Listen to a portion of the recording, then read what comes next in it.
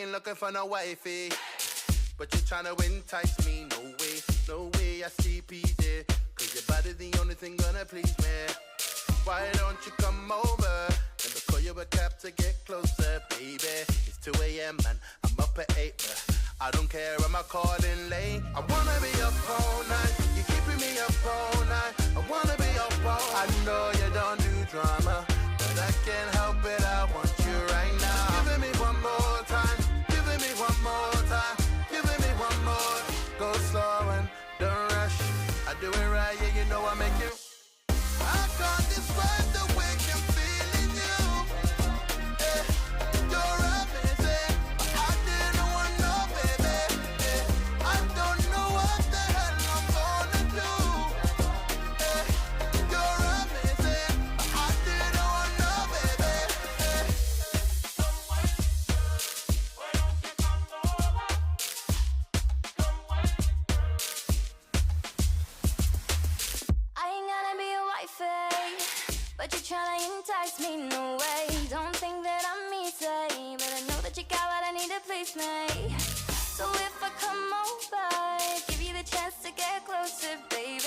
It's 2 a.m. and it's getting late, so make it quick cause I just can't wait. I wanna be up all night, you're keeping me up all night. I wanna be up all night. Oh boy, I don't do drama, but I can't help it, I want you right now. Giving me one more time, giving me one more time, giving me one more. Go slow and don't rush, I do it right, yeah, you know I make you. I can't describe the way I'm feeling you. Hey, you're amazing, but I didn't want no baby. Hey, I don't know what the hell I'm gonna do. Hey, you're amazing, but I didn't want no baby. Hey. Why don't you come over? Come wait. Come wait.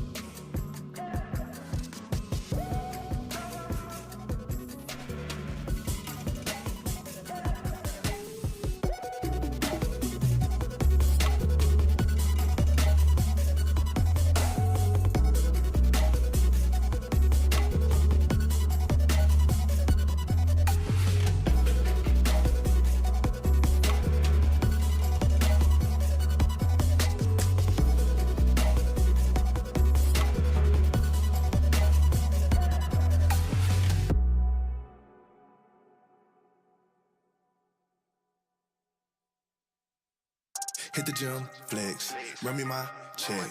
We on your neck, shooters on deck. All we do, win. All we do, win. All we do, win. All we do, win. Hit the gym, flex, run me my check. We on your neck, shooters on deck. All we do, win. All we do, win. All we do, win. All we do, win. I need a dub for shoulder. Bag and trophy, I need to go. You cannot match the glow. I'm covered, I'm shining from head to toe. Y'all ain't notice. Exhale like POTUS. And I stay open. Hold up, flex getting coldest, flex getting coldest.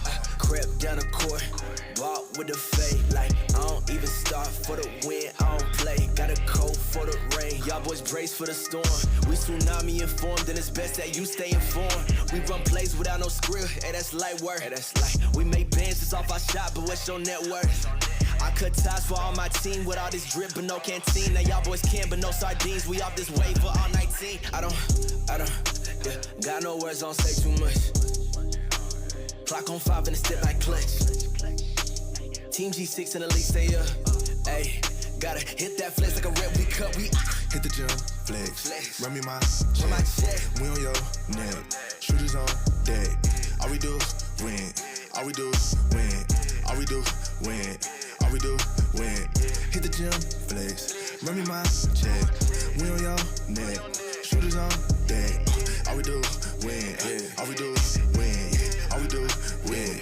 All we do, win.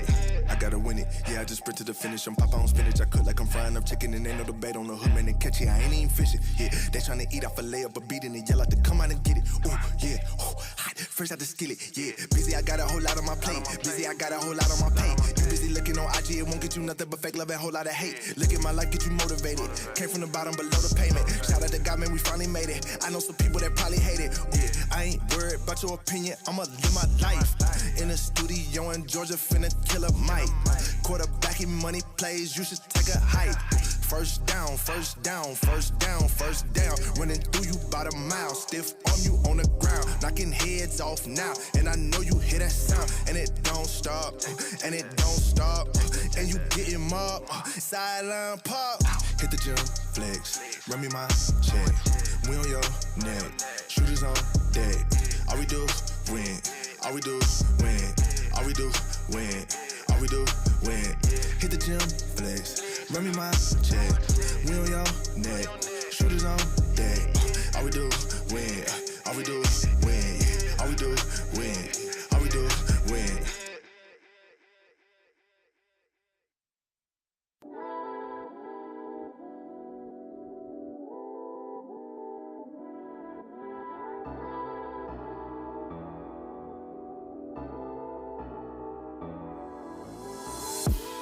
It could all just be so simple, baby. If you wanted to be mine, you don't gotta be shy. Relax your mind, relax your mind. Don't take your time, don't take your time. It's alright, it's alright.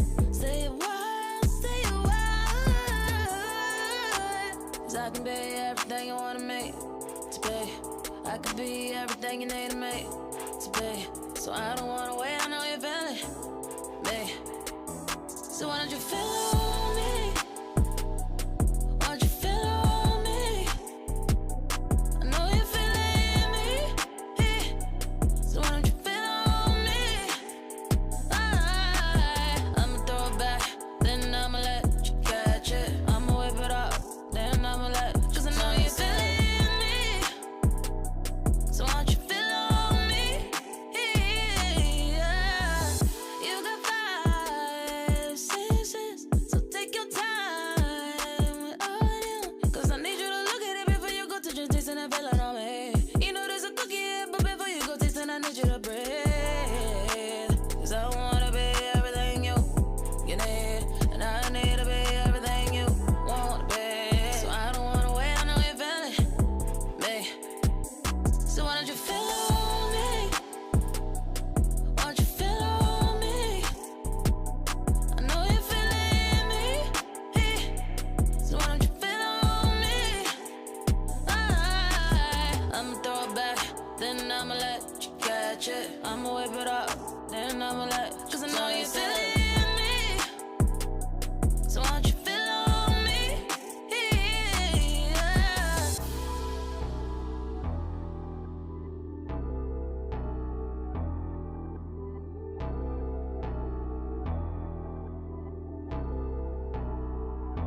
So why don't you feel on me?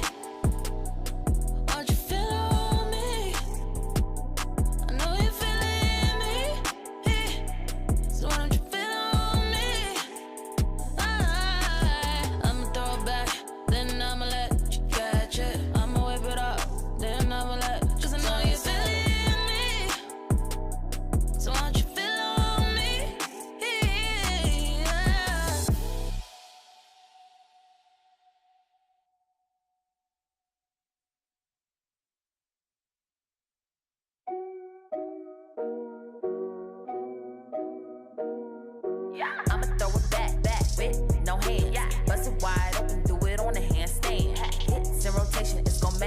dance. He gon' throw a stack, pop a rubber band. Pop, pop, pop, pop, pop, pop, pop, pop. I'ma throw it back with no hands. Bust it wide open, do it on a handstand. Bands rack it up, first of the month. Ice on my neck like the ice in my cup. Paddock on my right, shots to the face. So rock with the Sprite, he might get a taste. Feel like I'm Diddy, I'ma stand on the table. Champagne sip, take a flick, get my angle. Levitate, I don't hesitate. Cop shut us down, but we turn up anyway. I'ma throw it back with no hands. Bust it wide open, do it on a handstand. Hits in rotation, it's gon' make you dance. He gon' throw a stack, pop a rubber band. Pop, pop, pop, pop, pop, pop, pop, pop. I'ma throw it back with no hands. Bust it wide open, do it on a handstand. Patty cake, it's a 1, 2, 3. All that body on a fake, she can't twerk like me. You know I don't get tired, I can run on E. And if you ain't talking money, then the talk is cheap. Independent with my money, why they mad? Acting funny, if you tryna take it from me, better tell him go and run it. Need to go and take your tummy. And your man, I know he want me, taste like honey head, so good he a dummy. I'ma throw it back with no hands. Bust it wide open, do it on a handstand. Hits in rotation, it's gon' make you dance. He gon' throw a stack, pop a rubber band. Pop, pop, pop, pop, pop, pop, pop, pop. I'ma throw it back with no hands. Bust it wide open, do it on a handstand.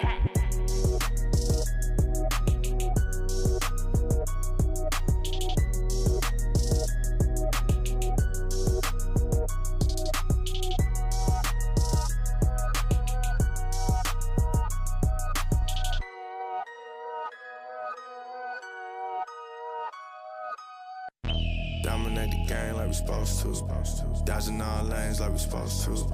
I just run the play like we supposed to. Gotta run it all like we supposed to. Hey, it's light work. Just looking at the wrist of that ice work. All this shit on me, like bust down. Shock him out the clutch and it bust down. She don't love me, she just want me for the team, I know. At the draw, I'm the pick, I'm that one lotto. Got that rocket and that power auto. You want air, braid the draw, gotta stay on auto. Mad it, all the wins at it. Need a new patty, it's a time cost. Then the bag ain't free like it's MK. I got that new kick gang, got that sensei since day. Don't believe us, we just gotta show 'em. Got a whole game prepped up, got 'em like it's loaded. Oh, they got it backwards like it's Yoda. On track, got speed, it's a locomotive, hey. Dominate the game like we supposed to. Dodging all lanes like we supposed to. I just run the play like we supposed to. Gotta win it all like we supposed to. Dominate the game like we supposed to. Dodging all lanes like we supposed to. I just run the play like we supposed to. Gotta win it all like we supposed to. Dominate the game like we supposed to. I'm just staying in my lane and I'm supposed to. Be 100 ain't a thing, I ain't checking for no lames. Only gang with the dudes that I'm close to. I don't ride a wave, I just float through. Drawing up the plays like a coach do. Come against the team, better pray like the Pope do. Cause we'll turn your little beef into tofu. We tryna rise to the top. Real recognize you ain't squad, you the op. Drip on wall paint, feeling like the greats. Appetite jumping and you looking like a plate. Team on 3, no fail when we break. Lombardi is the only L's that we take. Tap the pylon, then we all celebrate. Then it's back to the huddle, time to cook another play. Dominate the game like we supposed to. Dodging all lanes like we supposed to. I just run the play like we supposed to. Gotta win it all like we supposed to. Dominate the game like we supposed to. Dodging all lanes like we supposed to. I just run the play like we supposed to. Gotta win it all like we supposed to. Dominate the game like we supposed to. Dodging all lanes like we supposed to. I just run the play like we supposed to. Gotta win it all like we supposed to.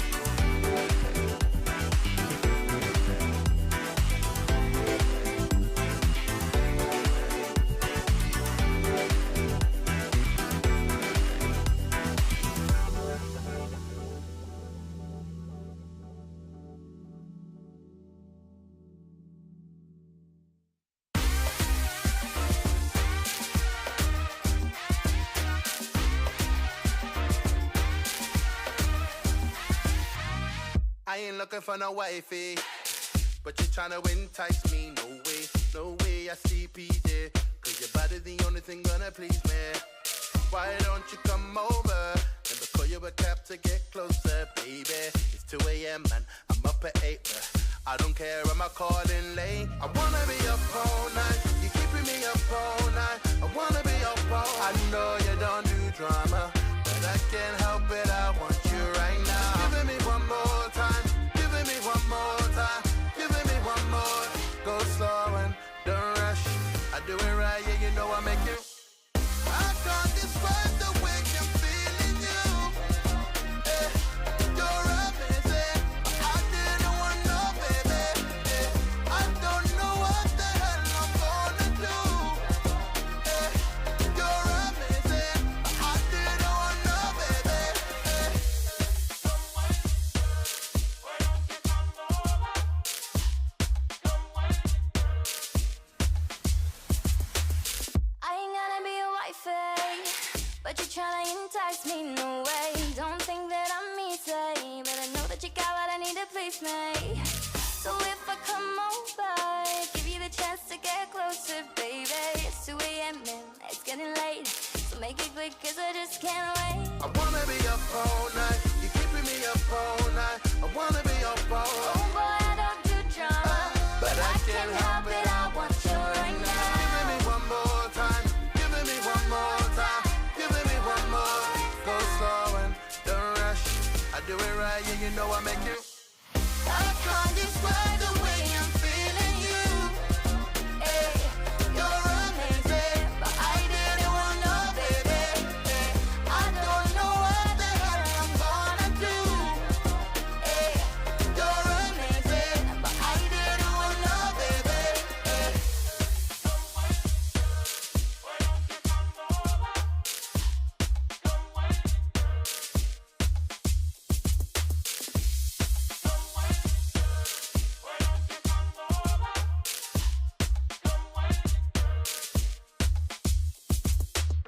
I can't describe the way I'm feeling you. You're amazing, but I didn't want no baby. I don't know what the hell I'm gonna do. Hey, you're amazing, but I didn't want no baby. I can't describe the way I'm feeling you. Hey, you're amazing, but I didn't want no baby.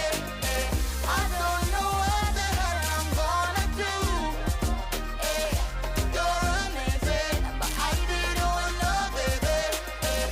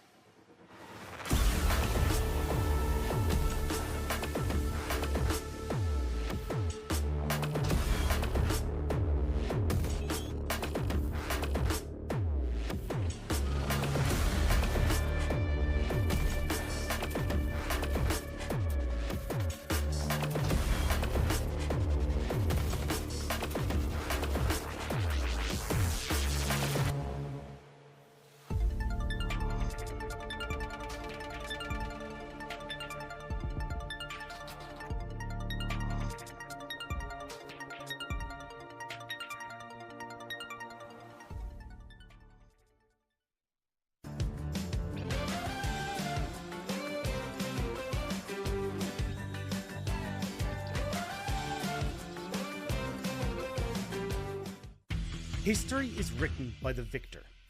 Back. Oh, he's not done yet! Boom! There's the splash! But victory can be decided in a split second. What a flash by Gala, my goodness. Championships are won in defining moments, where speed and reactions are the difference between titles and defeat. Going towards top The side of reaction. the map. No, there's no more Garda this time. Oh, iBoy steps up. Flash! What an instant flash! iBoy is an absolute monster! réflexe extraterrestre. iBoy est pas peut-être plutôt tout joli à cuire. Step down, King! Where iBoy can deliver. iBoy made a name for himself in his rookie split, winning the 2017 Summer Finals. Now he still shocks the world with his mechanical prowess. Behind everyone is beautiful as the collector gets iBoy a double kill. A veteran to carry.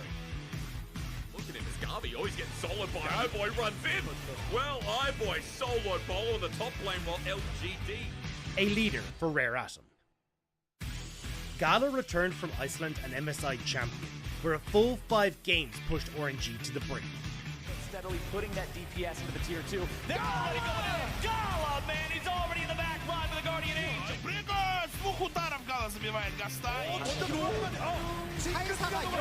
Everybody except the AD carry.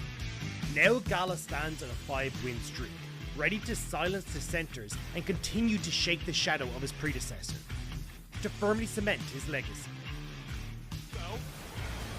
Great focus. They're going to go in with the quickness and the grand entrance. It's a lot of damage on Tomeko. And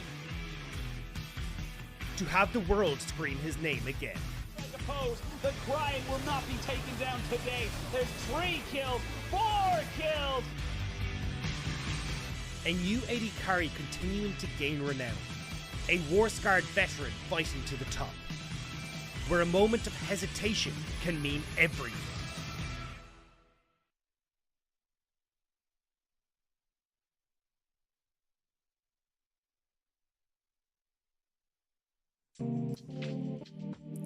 Ladies and gentlemen, we're finally back here in the LPL after your long wait of yesterday. You're used to 7 days a week, but unfortunately, due to the typhoon going through Shanghai, there was a bit of a delay for the safety of staff and all the players involved as well. Things were delayed back, which of course is for the best, and we appreciate that from LPL. We support that as well. But now, we're back into LPL here, Lyric. We're running into the 7-day schedule once again, starting on the Tuesday, where we have 3 matches at a very early time. It's only 4 o'clock in the afternoon here in bloody Sydney. Yeah, 11 p.m. for me here on the west coast of the USA. Definitely different. Pretty cool that we get a random banger thrown in on the schedule, you know, hopefully. Yeah, hopefully a lot of, viewership today, but hysterics. Like you said, it's actually weird. It's weird thinking about that we don't have matches yesterday to talk about. We do have matches on Sunday where me and you cast one of them. It was V5 against OMG. That's right. We'll bring it up on the screen for you. If you missed out on what Sunday was, again, only a 2-series day due to the typhoon, where we went to Shenzhen. We went over to Hangzhou, I believe, LGD's home arena. Yes, we did. And at least we got 3-game series, to finish off the week. I mean, V5 got their 2nd game win. That's what more true. can you ask for, Slowly making their way to get in that series when we talked about it, the LPL way. Once you're eliminated from playoffs, that's when you start picking up some momentum, and that is where our standings is left off. Me and you hit on the 6-loss club. It really feels like those 4 teams are the ones to keep your eyes on, right? Suning, BLG, JDG, and OMG really feel like the ones with most leeway to pick up those playoff spots. That middle of the pack is so competitive right now, and I love seeing teams like LGD, BLG, OMG, teams that have struggled and tried to vie a position for playoffs in the past. LGD an exception, considering they went to Worlds in 2020, but these are organizations that have been in the league for a little bit now, some longer than others, that are demanding respect here through this split. I want to point out quickly, 2 teams already making playoffs. It's FPX and EDG who've secured their spot. 4 teams out of the running already, so we are starting to crack down on our teams running through in the last couple of weeks. As Lyric, today, man, we already said it. Couple of big bangers. It is going to be a long broadcast for our audience. Yeah, it is. And, as we see, right, going to be a bunch of different stadiums today. Shanghai followed by Shenzhen and then Suzhou. So, this match starting early, so hopefully we, won't have to be on any sort of delay going to the next game. But, yeah, we got plenty of time. We've got heaps of time, so let's get right into it because IG versus Top Esports, the series to end week number 7 that you guys weren't able to enjoy, that now we roll into on a mighty Tuesday. And IG Top Esports, throughout the community, it has been given a name in the past. It has been a hype matchup once in regional finals, a couple of times in a Game 3 in the regular season. This is the Great Ninja War.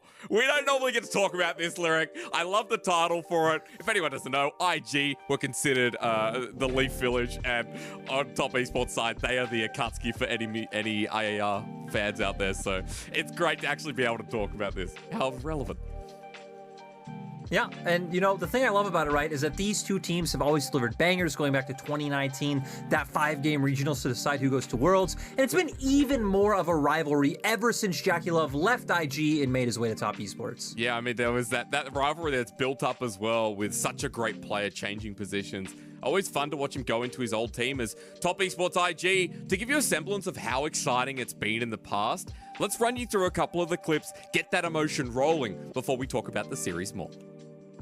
Be lights out for IG as they move on forward. Top Esports, they're facing their demons here in this series, and it looks like they found the answer to their fears. They push on forward towards the Nexus. Southwind has been found out because Jackie Love just ain't stopping. In they go onto the rest of the team, and down goes IG. Down goes the Legacy, and up rise Top Esports. Rewrite battling as the rest of IG moves into the base here. They want to try and turn things on their head. Still 15 seconds on the death timers right now. It's Caster that wins out the 1v1 between the junglers, but his base is in trouble. Baolan happy to tank the towers, but he's gone down to one of the towers. That is bad news. Caster doesn't have the ultimate available for himself, but he's got a stopwatch. Jackie Love now arriving with the Nexus. He's down to half. The shockwave from Rookie. On to Caster. They want themselves a pick. TP going through. Scan of the week was what started the fight. Lucas pulled back in. Haymaker in. The better of the Rookie supports. This 369 flies over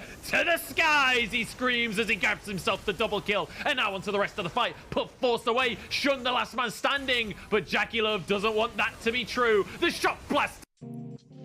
It's always been close in the series. It's always been close between these two teams. Similar characteristics. And even now, Lyric, you and I are having a chat about this in rehearsal. Somehow, things like stats even are closer than they look between IG and Top Esports in the current standings.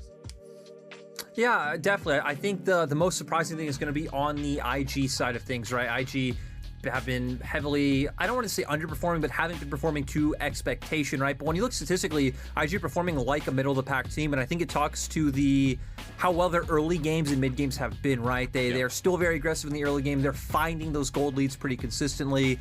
And the thing is, this is a very objective-focused team. They're going to contest you Dragon, and they're going to contest you Rift Herald. On the opposite side, Top Esports, I think everything looks pretty stock standard for where they're at. The most surprising thing for Top Esports is that gold difference of 15. Top Esports used to be the kings of this stat. It would be like 2.5k gold difference at 15 minutes in every other split, but with bringing in Xingtian into the roster, not having, I'd say, that same sort of thrive or die playstyle up in the top lane with 369 has been much slower, much more team fight oriented for them. But again, the big highlight for me is the Dragons and Heralds. Both of these guys fight for everything. They don't like giving up objectives. They don't typically trade for the opposite side of the map. So I feel like we're going to see a lot of action today. Which does get us excited, right? That is the style of these two teams and has been in the past. Looking for the fight, taking things that could be a 50-50, and taking a step back, talking about how, maybe Top Esports have changed a little bit with their gold difference stat, how they were so dominant in lanes. It hasn't just been Xingtian coming in that top lane. We know Yu Yanjia in the Rogue Warriors series was in there as well. And so it does raise a lot of questions about how Top Esports will go into this series and mainly for the rest of the split. But still, right? Top Esports, at least in terms of play style, are a very similar team to how they've always been. They are relying a lot on outplaying their opponents, using their mechanical prowess.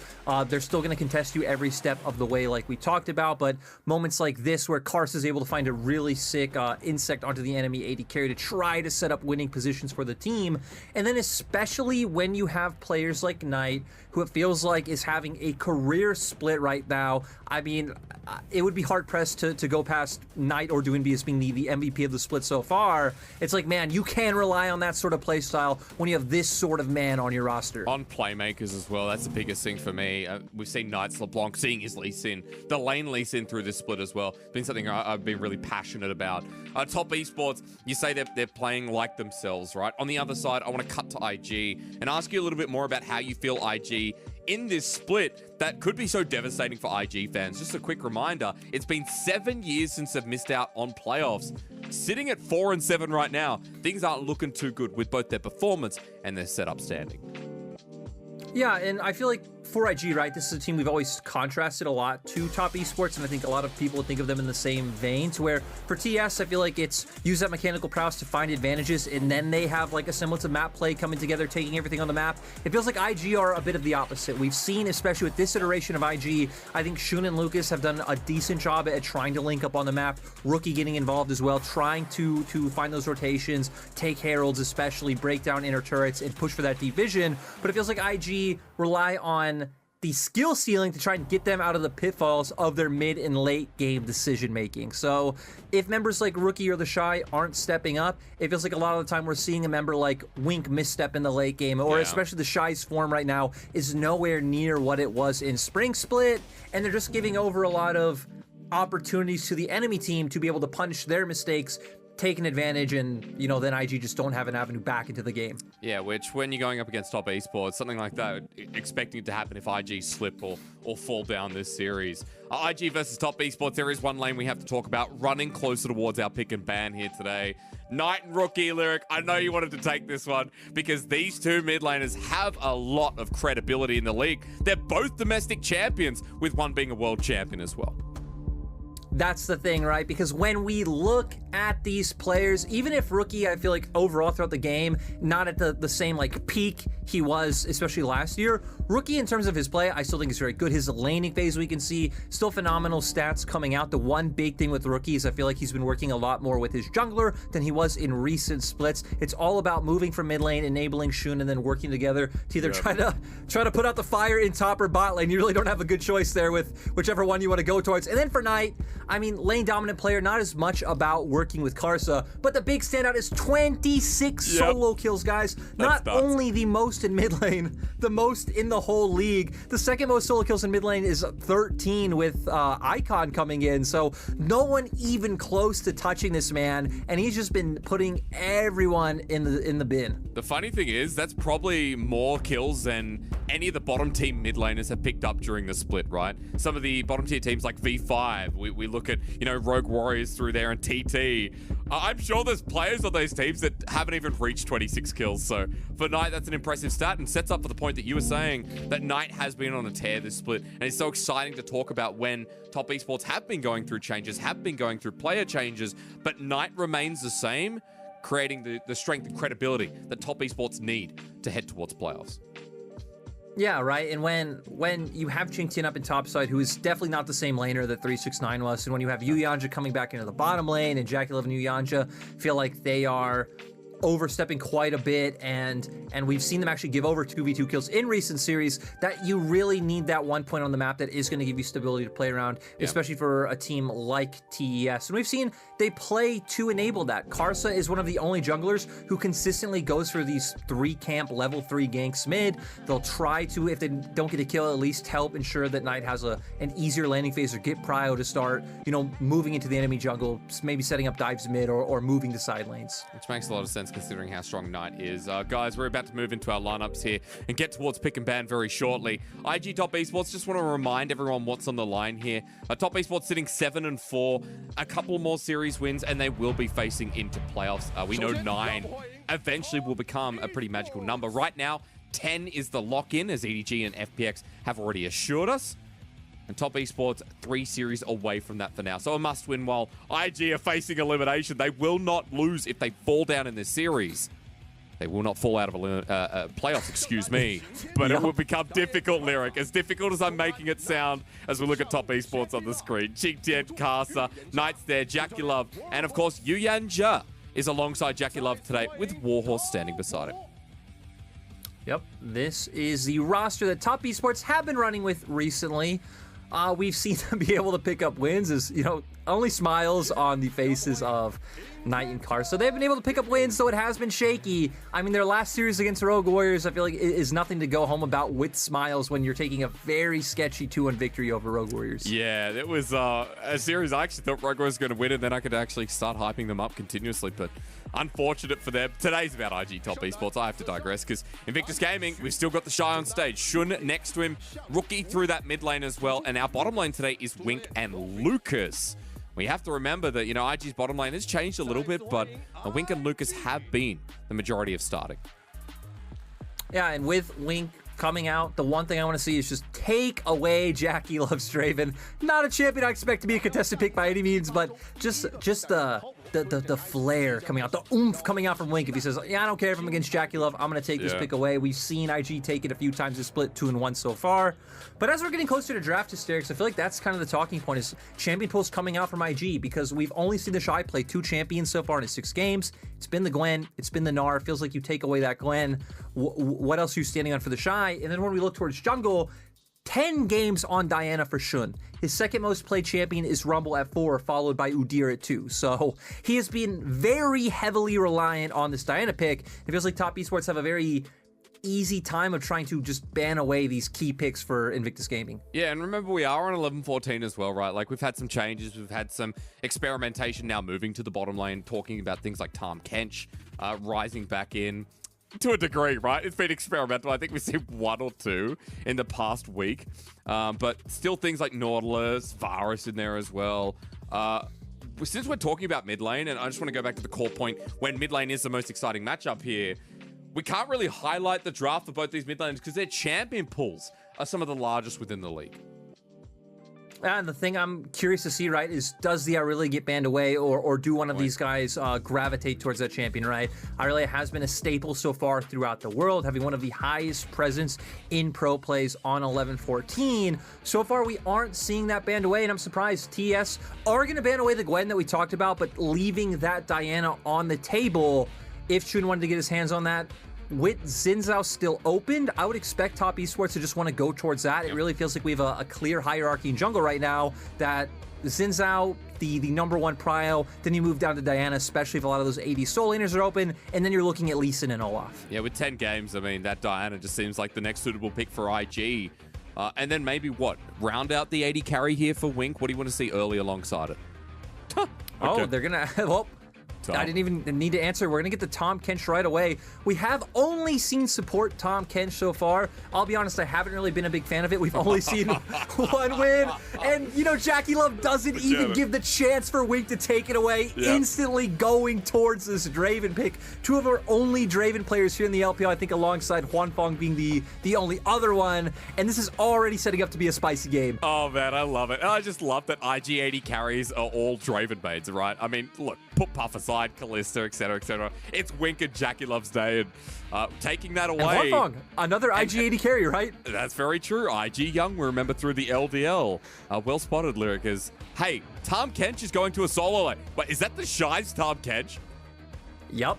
And this is where I've wanted to see Tahm Kench, right? Because this is where you were seeing Tahm Kench a lot in solo queue. It was all about playing up towards the top lane. You are a lot more of a lane bully since a lot of these changes have come out, right? You see now your Q is able to proc the damage on your passive. Your W now having a decent amount of damage, having the knock up and the stun. So maybe we get to see how the Shy gets to do with this new revitalized Tahm Kench. It seems a little bit risky here, Lyric, not gonna lie. We talked about the Shy's form wavering a little bit here in the opening segment, so now debuting with his 3rd ever champion since his return back on stage. Gotta look elsewhere though. Let's focus on what we're gonna see in the other lanes because we've got our support, we've got our bottom lane for Top Esports. A lot of solo laner bans coming through here with the Orianna against Rookie. And it's not too surprising, right? It feels like Rookie has I wouldn't say a small champion pool, but Rookie has like he has a certain pool of champions that he goes to enable the rest of the map. So we typically see things like the Galli on the Rise coming out for Rookie, which do have those semi-globals, the Lucian to guarantee lane prio, and other champions along this line. So TES banning out the Orianna, also going to take away the Ziggs, is going to mean IG locking the Ashe in the bottom lane. So all inning with more engage. That's the first time Wink's going to be picking up Ashe this split as well, just as a side note. So new champion down in the bottom lane, while bit of comfort here, especially for Knight. Knight on Akali. Tell me something better. I mean, the thing is, right, this has been banned, not banned, nerfed. So it's been a champion that across the world, we've seen a lot less of. Now not being able to proc the Q on your E-dash, your R2 damage getting nerfed quite a bit. So we have 3 supports. Quite interesting. Qingtian, though, going towards the Aatrox is something that I think is really interesting. It has been one of his go-to picks back when he was in the LDL. He's only played it once so far this split, but when I think of Qingtian back in the LDL, it was all about the Renekton and the Aatrox, and now Rookie going towards that more supportive role that we talked about earlier, right? It has been more about setting up your jungler, and that's what he's going to do here today on this Lulu. Well, Lyric, I see 3 supports. Even though Tahm Kench we know has changed, and you know, whether we definitely call him a support anymore with the solo lane presence in solo queue and now in pro play is a different story, but what do you look at this IG comp? There's a lot of disable, there's a lot of dive potential. Like, how do you define this? In my opinion, IG's comp is pretty much snowball or die, because you look later in the game and it's like, where's the damage coming from Hysterics? Yep.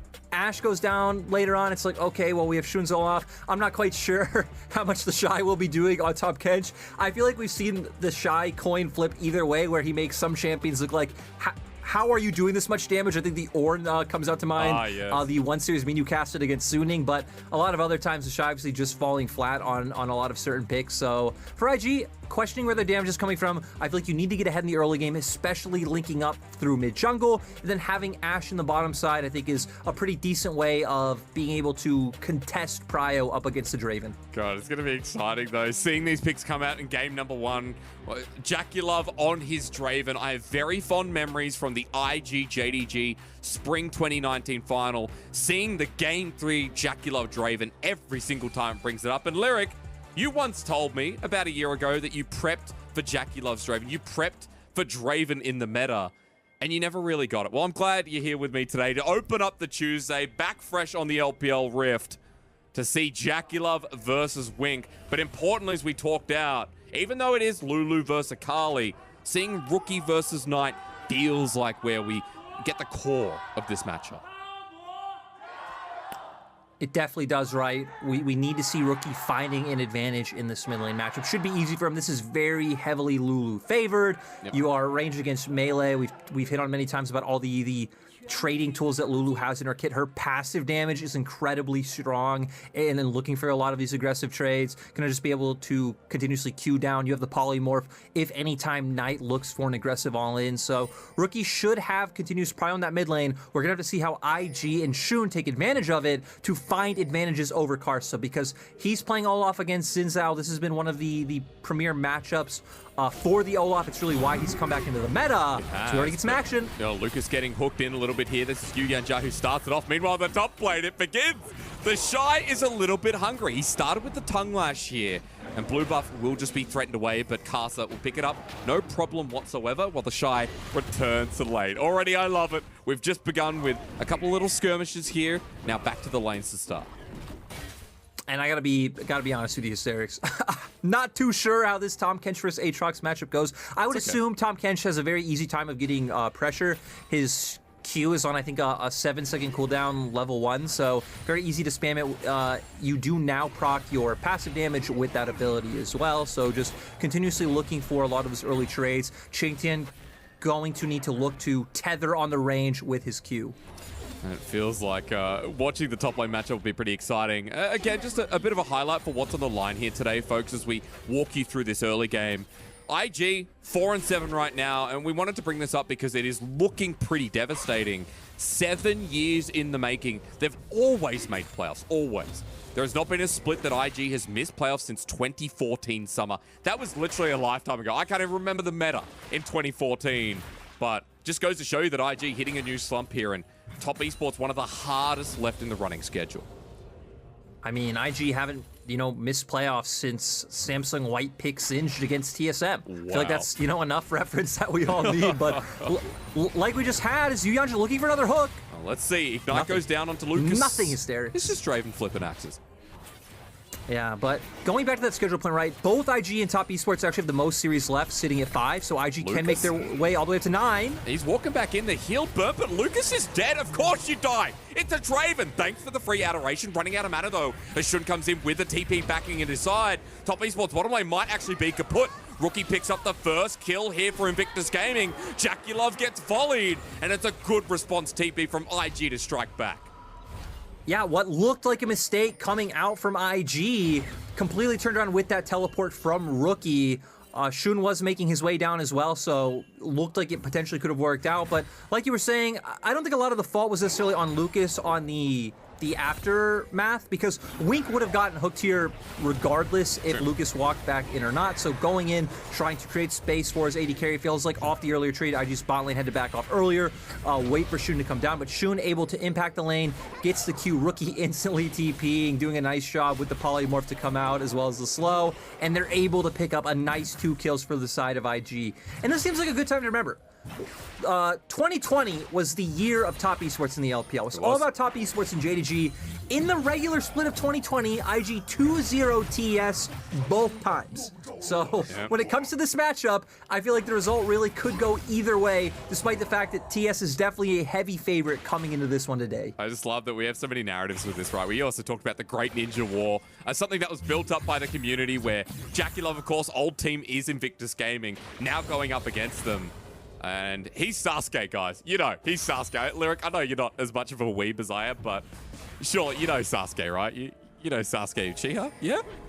Yeah, good. Of course, Hysterics. You know, not the Naruto type of weeb, you know, into more cultured things, but continue. Okay, no, that's all right. You are a cultured person from knowing you. I wanted to bring us back on track, though, just into the game that we've witnessed and we've started off seeing. Knight with a pretty aggressive trade. Rookie blasts into him for a moment. Has TP. I'm just confused why you started going into a reference. Asked me if I knew who Sasuke was, and immediately back off. I know that you're not as much of a weeb, but I'm trying to keep it, you know, balanced. Like, I'm trying to give you enough weeb to maybe watch Naruto one day and then maybe shift gears and go into gameplay. I accommodate you, Jordan. That's the important bit. Whoa. As I said in rehearsal, we are not on a first-name basis. Oh, sorry. As Knight TPing back to lane just to make sure he doesn't lose out on this wave of minions. But keep your eyes on the bottom lane so far because Shun is hovering around. Did stay right outside the edge of vision while Lucas was clearing out that control ward. Level 5 Olaf here. Bit of damage with the Iron Spike Whip, remember, but seems like he's going to back away with Top Esports bottom lane respecting that. And looking at the bottom lane again, and just will be the Dragon startup here for IG. We talked about them needing momentum, Lyric, getting the snowball going. With those kills and with the Dragon, this is a good first 6 minutes. It feels like they're hitting on their exact win conditions right now. They're playing through their pressure in both mid and bot lane. The Ashe being able to neutralize, spam those volleys, really be able to get pressure in that laning phase. Lulu, of course, going to continuously push in the 1v1 in mid. We've seen counter ganks come out bot. We've seen this Dragon go down. And with IG having a few minutes until the Rift Herald spawns, it feels like that should be another objective that IG are going to look for, right? Because IG, it's all about just snowballing this game off the lane prios that they drafted. They're going to be able to send Olaf back bot, find some kills, if not, get some pressure, bring those resets out later on and set up for a Rift Herald. So let's see if IG can make this play happen. And he's level 6 as well, so Yuya and Jar can't stop. That's the TP. It will be a 5-man bot with Rookie making his way. Jackulov goes down first. Thank you so much. But the Olaf joins his pursuit. The Shy down here as well as Qingtian made the pursuit himself. Onto Lucas, the Infernal Chains, the knockback, a couple more hits. Yu Yanjia not getting the hook, and there's the Abyssal Dive. The Shy jumping back under turret, but not doing too much for now, while Lucas gets to re-engage. The Wild Growth Wing flashes away. What is going on? Knight laughing at this point as IG burn everything in the kitchen sink. I mean, IG really are just I contest everything gaming. Yep. They had no reason to go back for that play. We saw Shun starting it off. They really wanted to take advantage of the window they had with Rookie being able to move first, but it sets up for Shun to go too early. The wave isn't being crashed in at the same time as we are going to see here. And Shun just going to be going in a bit too early. Actually, the wave is here, so I'm wrong on that one. TPs come out from both sides. Shun is getting hit incredibly low because he's the one tanking turret, so not not syncing up with Lucas and Wink all too well. And then this gets the more confusing part, I'd say, is the Abyssal Dive coming out from the Shy. Yeah. They are zoning off Knight on the opposite side, but still, this isn't a team composition that has a ton of early burst, right? All of your early burst is onto your Olaf, and once he is down, you just don't have the damage to follow up on that secondary play. You really don't. We're back to live, and the Shies just used Abyssal Dive once again onto Chinky, and Shun is here, though. This Aatrox might be in a bit of trouble. World Ender not available. Flash burn the last play. Caster gonna try and help out, but Shun just goes back into his ally in the Solar Flare at perfect timing. Lucas making the roam. The Shy gonna lick him to death. And Tahm Kench now in a great position. IG Lyric in a 1,500 gold lead. And this hasn't been something that has been, you know, weird for IG. They have done a pretty good job this split of finding early game advantages. I feel like Lucas and Shun have been pretty decent about linking up and making these plays around the map. The question for IG has always been, can they hold these advantages? Yeah. They are going for that Rift Herald play that we set up earlier, so they understand that with their composition, they need to be in the driver's seat, and so far they're driving it home. We haven't really hit on TES much, but when it comes to TES, I feel like a lot of what you're doing is just trying to answer and defend against IG's plays and get to the point where your comp is stronger than theirs and they have no damage. As we saw it happen, right? Qingtian pushing in the wave, just really nice timing coming out from the Shy with that Abyssal Dive, and then the rest of the team following up. Looks like TS really didn't expect the other members of IG to be there, but with IG's bottom lane having a window, it opened up that room from Lucas. And we have to look at, I mentioned in the play, it's a 2k gold lead now just about. The Herald's been picked up as well. You've got a lot of lanes with CS leads coming through now. At the moment, the Shy is the one up 1,000 gold. Herald placement where here Lyric as Caster tries to invade. I'm going to pause on that real quick. Is okay, no contest coming out. Thought maybe Top Esports would want to look for it from the fact that Knight did have the ability to move, but still not exactly the power spikes that they want to be at. I really feel like you're waiting for things like the Rift Maker to come out onto Knight and Qingtian to get towards that first item as well. But for IG, I feel like the only point you can really put this down is in that bottom side. The Shy does have a plate up in top lane, and he's going to continuously look for this aggressive all-in, but if you are able to unlock your Astrum lane, you're just going to have this very easy setup of moving Wink and Lucas around, setting up with the Enchanted Crystal Arrow, and looking for these kills. Yeah, especially with Wink and 2 items now. I can't concentrate. I'm just watching this top lane matchup continue. The Shy not really taking too much damage. The Grey Health, of course, still in a great position. Tongue Lash giving him healing back now as well. As he pushes on in, you look towards mid as well. Rookie doing the same. That Herald's still going to be the biggest question. Lyric, 10 minutes now, and I'm just waiting for the next play to come through, because Dragon's in 35 seconds, and I feel like we're going to have a mythic item, or at least a first item, for a couple of people in IG too. Yeah, it definitely looks like Wink should be pretty close to that Immortal Shield Bow. Jackie Love, though, going for the Essence Reaver build. Of course, getting the passive is very nice. It is cheaper than any mythic item coming out, so going to be able to do a lot of damage with that Spellblade passive. And I feel like IG are going to be in a pretty good spot to where they should be able to take that Drake, especially with Qingtian not having any sort of TP. I'd love to see the Shy start roaming down towards bot side, but he might get punished before he gets a chance to do it. Trouble himself. Abyssal Dive interrupted as he's knocked up, trying to take down Qingtian. He's eaten him though, wants to spit him back out. The Tongue Lash flushes into the brush, but he's maneuvering around even with the World Ender. Shield coming out, but the knock up too much. Close, a bit of a nice try, but Top Esports smack him back to where he belongs. I mean, like you said, it was close, and it's nice to finally see this Tahm Kench utilized as a lane bully the way it really feels like he's been ever since the rework came out. We've seen him so far in the support role. Doesn't really feel like he offers much now that he's not that third summoner spell. But with the consistent damage coming out from that Q, with the trades you're able to look for, with the damage even coming out from your ult, like we just saw. There's a lot of windows for TK to get ahead in lane. Sure, he does go down in the end. IG pick up Dragon on the opposite side, but IG not feeling too bad about the trades coming out so far. But for TS, they're actually not that far behind in terms of gold. Yeah, good point. Right, the Akali's getting through a free laning phase. I think that's an important point.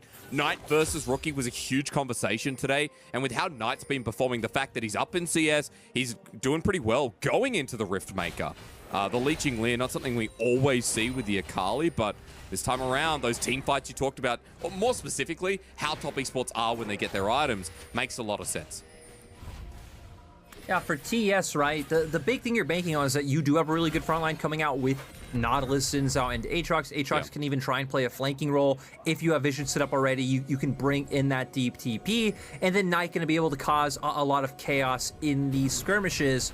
So for IG, it feels like it's really going to turn into a defend the wing comp at some point. Right now, I do believe that Shun is still the most critical member on this side. They do set the Rift Herald down bot like we talked about, going to try and get some more gold onto Wink, as well as unlock Ashen and start bringing him around the map.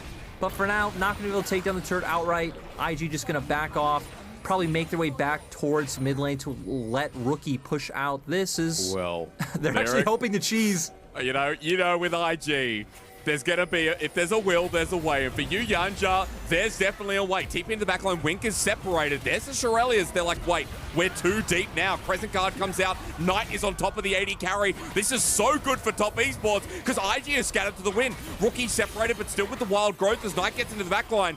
Lucas is separated. Caster slowed on down. Survives for now until into the back. The depth charge slows it all down. Top esports only get one, which could have been so much worse for IG. IG were the ones who set up that play as well. It's so strange. They were hoping, hey, we back off. They're going to think we went for our resets. They're going to think Rookie moved back over as Knight. IG are doing it again. How big brain is this? I'm not sure. The flash immediately for Knight, but he Shuriken flips undertow. Rookie's now on the chase looking for the glitter lands. He flashes eventually. Oh my God, it just never ends. I'm just going to say, no, It's a solid kill. Abyssal dive on the spot. Doesn't get the knock up here onto Qingtian. He can heal based off the World Ender's Infernal Chains. Gets the pullback, and health is now even. It doesn't end. You're right, Lyric. Good luck. Okay, well, I'm going to pause about talking about the bot lane play right now because Karsa now is making his way up towards the top side. Doesn't look like he's going to back off. The Shy would have no flash if they decide to look for this play, but TS now respecting the fact that they don't know where Lucas is on the map. They know that IG's bot lane went for resets. They don't have any information on Shun. But I love IG being probably one of the only teams that think, hey, we just went for this brush play bot side. It didn't work. Yep. Let's double down and look for another brush play. I'm telling you, I contest everything gaming. Just showing up in spades today. It's a good name for them. I'm surprised no one's thought of it sooner, but I love it. It tells the story of Invictus Gaming wholeheartedly as Yu Yanxia. Angling for the hook there, but a bit shy of hitting down Rookie.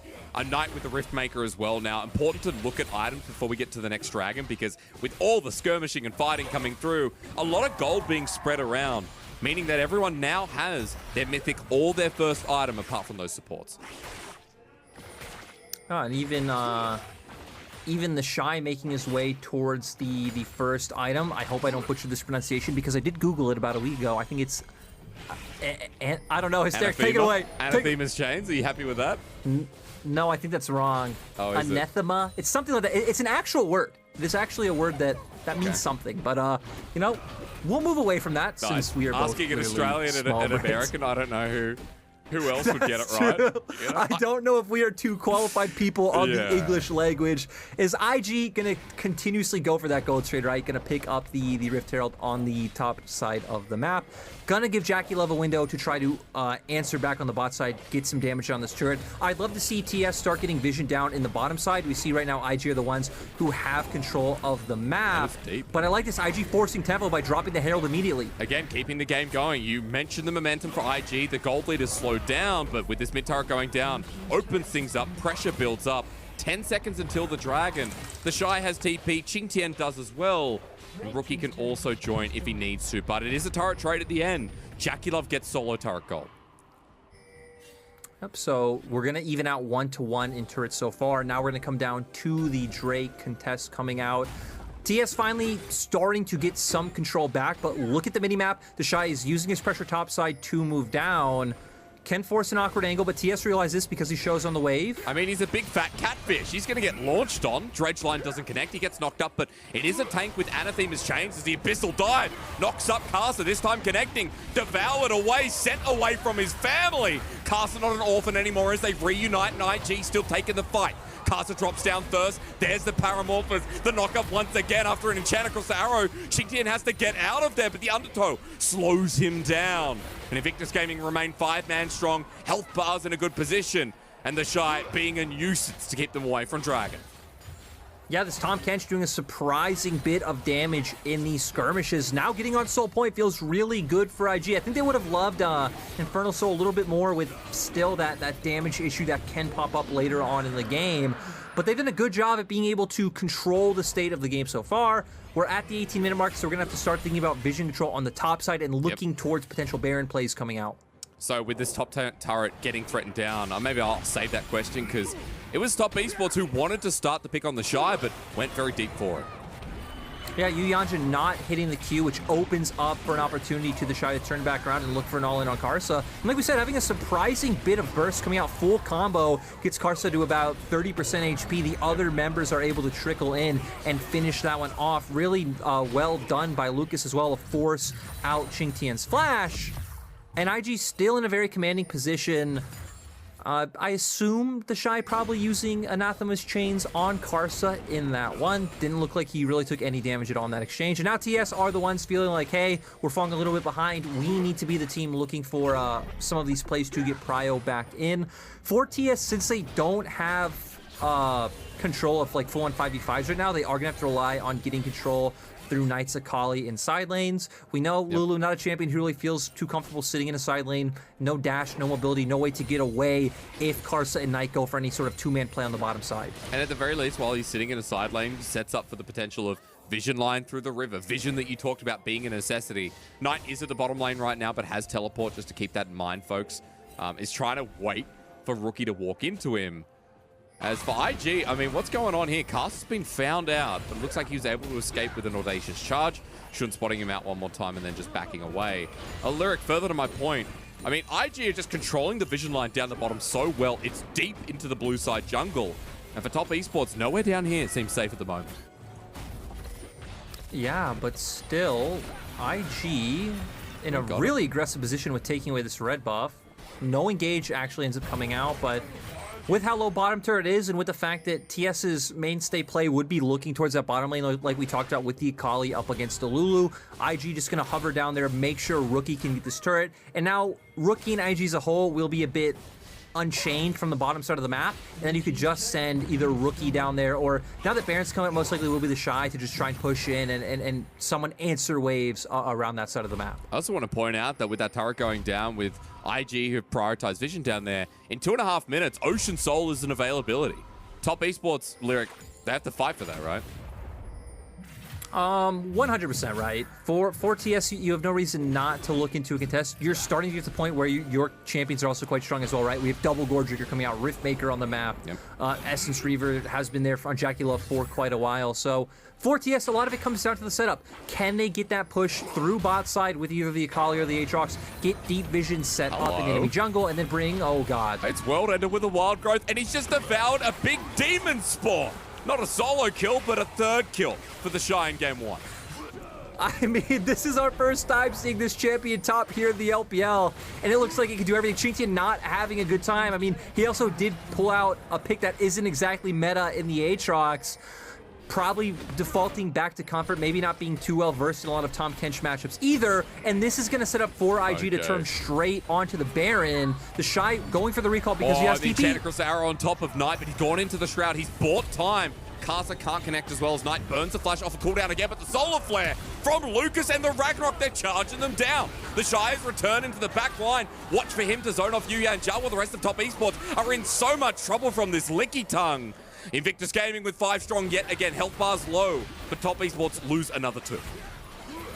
And now just easy reset, able to come out for IG, setting up for the Drake, which will be on the map in 1 minute.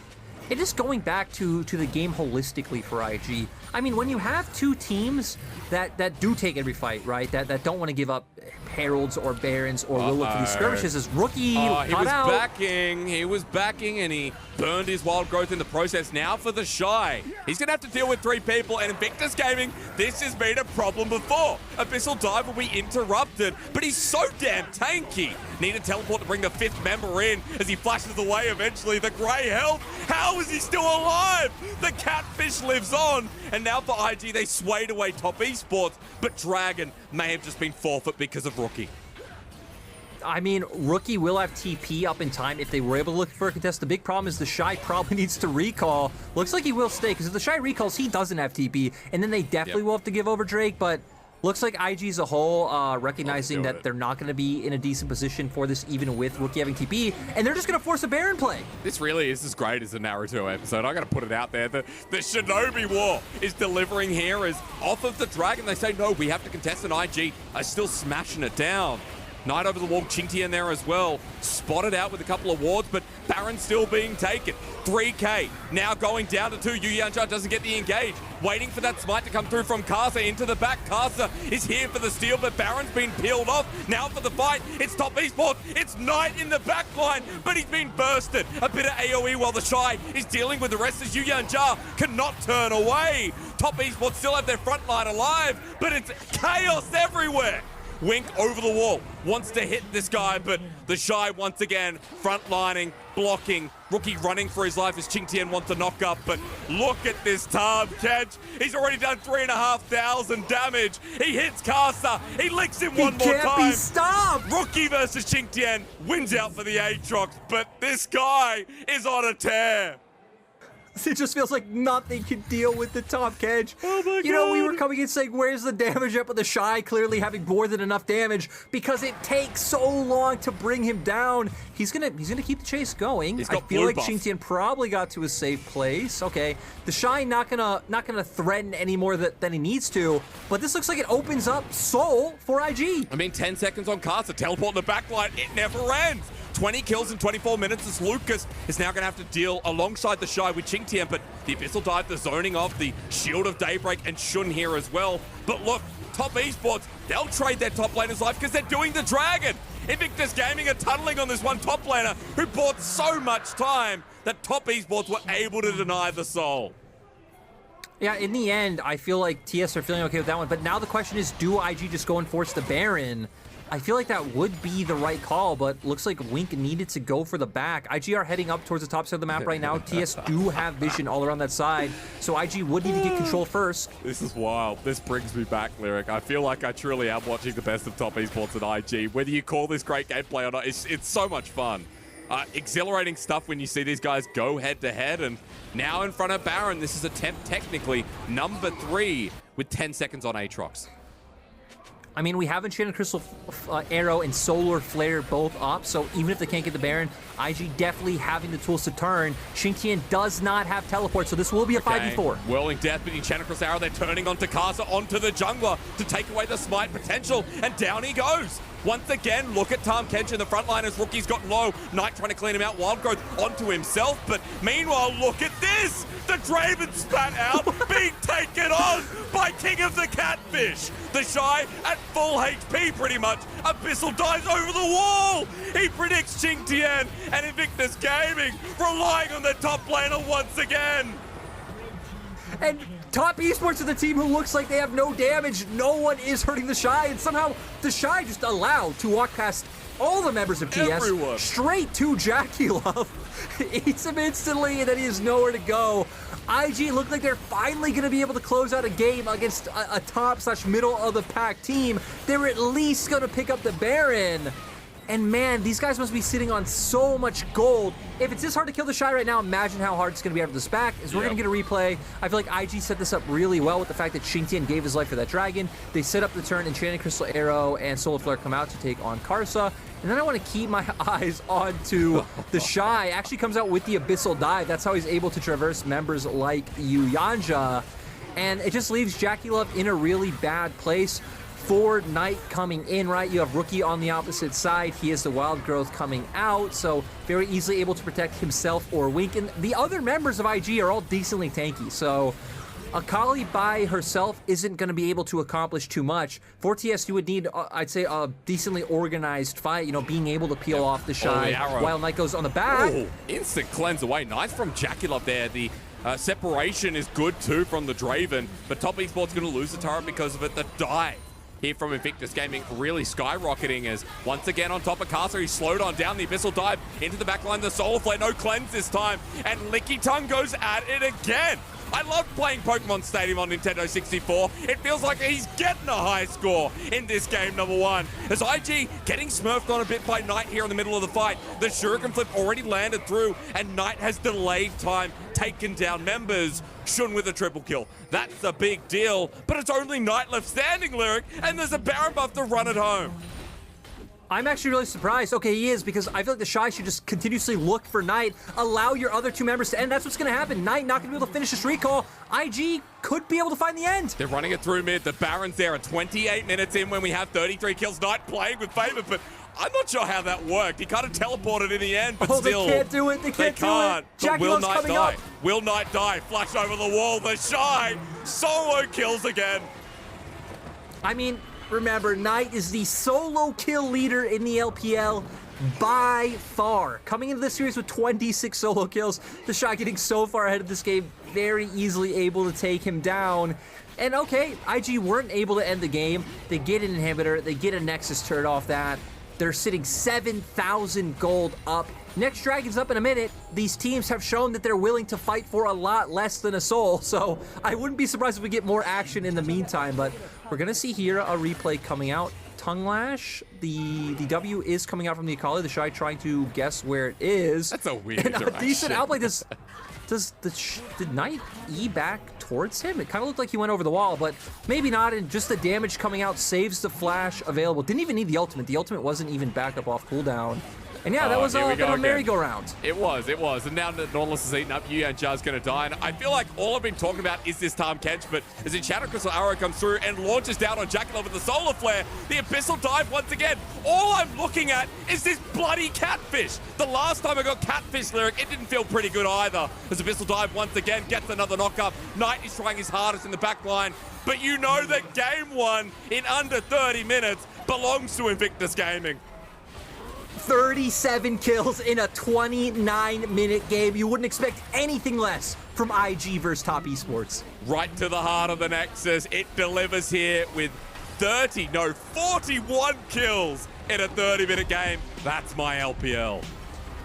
You know, this is our first LPL game of Tahm Kench. I have watched this champion a little bit in solo queue, so I'm gonna reserve my judgment on if it's supposed to be this overbearing and dominating every single game, or if that is just how, you know, the Shy played it and IG were able to set it up. But man, that was absolutely dirty coming out from the Shy. And Top Esports weren't able to do anything. Every time we watched a fight, what do you do as an AD carry when you can just continuously Abyssal Dive past the front line? The Shy never had to worry about any other member. Look at his damage. Now, you told me when we got into the later portions of the game, it would be about protecting Wing. I think it was more like protect the Shy. And to be fair, he also protected himself. 32k I was damage. going to say, I don't think the Shy is the one who needed any protecting. I feel like the members of Top Esports needed the protection. What? And, I mean, yeah. I'm not sure if this is how it was supposed to work out, but it did. The Shy getting so far at Xingtian just getting absolutely dominated early on. The Shy always did pressure. The Shy always making use of his abilities. Again, going with that first buy. I just give up. I'm not even gonna try to pronounce. Anathemus changed, brother. Just leave it. I pronounced it correct earlier. But point is, he took over the match. Anathema. Anathema. There we go. Okay, thank you. Well, I'm sorry, but I'm still going to use Anathema. Yeah, anyway, look, point is, first item buy came through. The Shy did well. He got Frozen Gauntlet, and then in front of Baron, there was some serious carnage going on. I want to point out as well that, you know, IG, for the first time in quite a while, we've seen them against V5, we've seen them against some of these other teams where it has been straightforward. I did feel like they had a good grasp on their win conditions and what they had to do in the early game. You talked about the snowball potential. We did see it, and we always saw tempo, especially coming out of Shun. I mean, they knew that they had to be the one to take control of the pace of the game, right? They had all the winning lanes. They were taking every dragon. They were looking for every Rift Herald. Yeah. They were continuously looking for those brush plays. Again, I love it. The one fails in bot lane Shy Brush to think, hey, they're not going to assume we go for another one around the Raptor pit. That one almost worked out. So only IG would come up with plays like this, and it worked out in the end, because if there's any other team that's going to go toe-to-toe for everything, it is TES. Yeah, it is. And that's why the series, I'm excited to see what Game 2 brings. If we do get Might Guy again, then I don't know what's going to happen, but hopefully Top Esports has something in the bag to bring out here, especially since they're the Akatsuki. Break, return for Game 2 after this.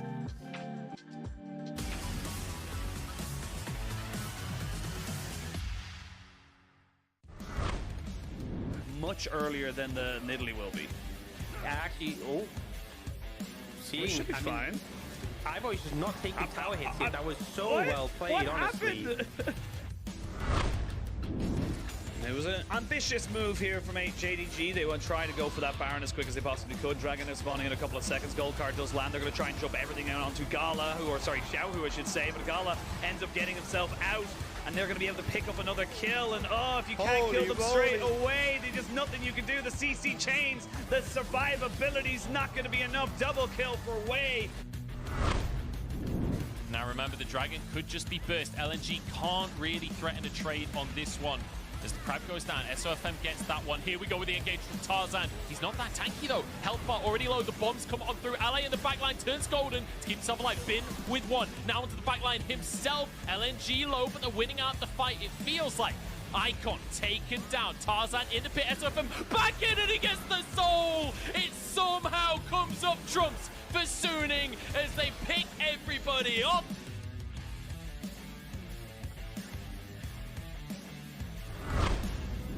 At the moment, View isn't really someone who can be dealt with in side lane, and Zeke is a problem as well.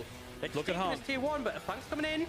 He's flanks coming in. Look at the quickness on top. They do drop down the Tempered Fate to try and keep everyone alive. iBoy gets one kill, but if they can take this fight, it'll be fantastic for the side of RA. They trade 2 for 1. There's a good Everfrost though onto 3 people, and this Wei pick is just too damn good. Triple kill for Wei. He's going for the quadra kill for Wei. Penta kill for Wei. Going to try. Hook comes in from Crisp onto on. Dumbie with the Everfrost. There's Baron gone, and Dumbie wants the fight as well. Jumps in with present guard, keeping himself safe for now. SOFM with the re-engage. Nuguri on the front line as the target here. Wonfong pre-firing. This Dumbie on the back line. I think it's going to be 1 for 1 here, but Wonfong is down.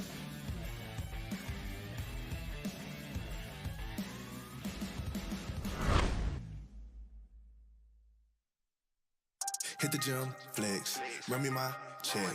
We on your neck, shooters on deck. All we do, win. All we do, win. All we do, win. All we do, win. Hit the gym, flex, run me my check. We on your neck, shooters on deck. All we do, win. All we do, win. All we do, win. All we do, win. I need a dub for shoulder, bag and trophy, I need to go. You cannot match the glow, I'm covered, I'm shining from head to toe. Y'all ain't notice, exact like POTUS, and I stay open. Hold up, flex getting coldest. Crept down the court, walk with the fade. Like, I don't even start for the win, I don't play. Got a coat for the rain, y'all boys brace for the storm. We tsunami informed, and it's best that you stay informed. We run plays without no script, hey, that's light work. We make bands just off our shot, but what's your net worth? I cut ties for all my team with all this drip, but no canteen. Now y'all boys can, but no sardines. We off this wave for all 19. I don't, yeah, got no words, don't say too much. Clock on 5 and it's still like clutch. Team G6 and the league stay up. Ayy, gotta hit that flex like a rep, we cut, we hit the gym, flex, run me my check. We on your neck, shooters on deck. All we do, win. All we do, win. All we do, win. All we do, win. Hit the gym, flex, run me my check. We on your neck, shooters on deck. All we do, win. All we do, win. All we do, win. All we do, win. I gotta win it. Yeah, I just sprint to the finish. I'm pop on spinach. I cook like I'm frying up chicken, and ain't no debate on the hood, man. They catch it. I ain't even fishing. Yeah, they tryna eat off a layup, but beating it. Yell out to come out and get it. Ooh, yeah. Ooh, hot. First out the skillet. Yeah, busy. I got a whole lot on my plate. Busy. I got a whole lot on my plate. You busy looking on IG. It won't get you nothing but fake love and a whole lot of hate. Look at my life, get you motivated. Came from the bottom below the payment. Shout out to God, man. We finally made it. I know some people that probably hate it. Yeah, I ain't worried about your opinion. I'ma live my life. In the studio in Georgia, finna kill a mic. Quarterbacking money plays, you should take a hike. First down, first down, first down, first down. Running through you about a mile, stiff arm you on the ground. Knocking heads off now, and I know you hear that sound. And it don't stop, and it don't stop. And you getting mobbed, sideline pop.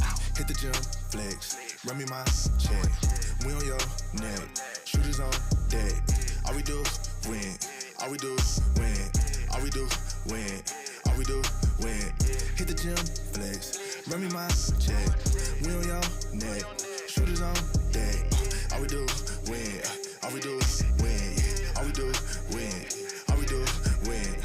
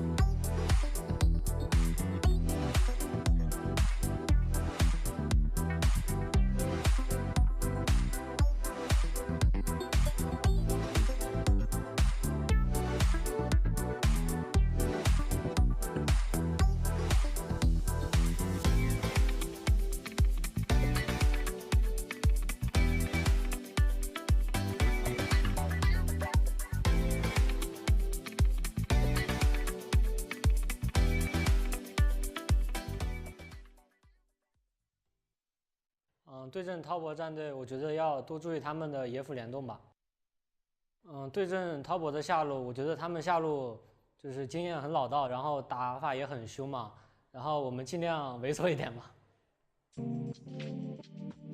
Sure thing. Direct combat, sure thing. I feel like we saw some direct combat in game number 1 from Lucas, so not sure if that's holding up, but in game 1, IG held up through the first 30 minutes because the game didn't go beyond that. Welcome back to the LPL Hysterics. This is Lyric. We are early today to make up for the games cancelled by the Typhoon, but boy, oh boy, have we started with a banger. I mean, the funny thing is, I honestly feel like the way IG won that game might be the only way they win that game, right? With the Shy getting so far ahead, he's just allowed to take over the game. That Tahm Kench was absolutely ridiculous. Unkillable tank, but deals so much damage. He's consistently able to 1v1, 1v2, 1v3, everyone on top esports. MVP. And yeah, this guy's going to be our man of the Rift. I think no surprise there. 75% kill participation with 30% damage as Tahm Kench. He took 30% of the damage, and he did 30% of the damage. It was ridiculous. He didn't have damage items. He had Anathema's chains, as you've corrected me on. There we go. And the Frozen Fist with a Thorn Mail. It was incredible. Watching him dive into the backline, Lyric, was the best part of that game. It was the most entertaining part as well. Yeah, and like, it looked like top esports arms were just up in the air. Like, what do we do? The Abyssal Dive comes out, and what do we do? He always gets past us. He always takes out Jackie Love right away. And specifically about Xingtian, not even about just like early on in the laning phase, like with instances like this, right? I feel like there were a lot of questionable plays coming out from Xingtian in this game where a lot of times we were left in situations where top esports were fighting at a man disadvantage. Yeah. And when they can't even win a 5v5, they definitely aren't going to be doing too well in 4v5 scenarios. And it just let the Shy flourish on this pick. I'm gonna go for a guess. We're not gonna see it in game 2. No, you think banned away Tahm Kench would make sense? Top esports, you know, we talked a lot about their composition lining up to this, where needed a bit of time, needed items to come through. It was all about IG spamming momentum at the start of the game. They definitely did that with a couple of kills, and then when we get to these later fights, they're so far ahead with items. They're in such great position, as you talked about. I mean, this Tahm Kench just picks apart the pieces and gets isolated targets. And just even looking at the rest of the fights, right? You look at how Knight was trying to play out those situations, and it's like, who are you going to assassinate? Because we saw Wink get to a very fast Immortal Shield Bow. He has the Wild Growth there, and the shield's coming out from the Lulu. Your other options are things like the Olaf or the Leona. There's really no choices for Knight in those fights, especially with the lead that IG were able to keep up. So I'm thinking that this is probably going to be the theme of the game, that whichever side, if you just draft a bunch of strong early game like compositions that can provide push, I don't feel like the other team stylistically is set up to where they're going to be able to get back into the game, because both of these teams are just going to continuously contest. They are going to look for opportunities to where they can outplay the other side. So I feel like looking at draft and who can come out with, more prio, more winning lanes is actually going to be pretty massive when you have two teams like this. And plus the jungle pick like that for Shun as well, where you talked a lot about him linking up with mid.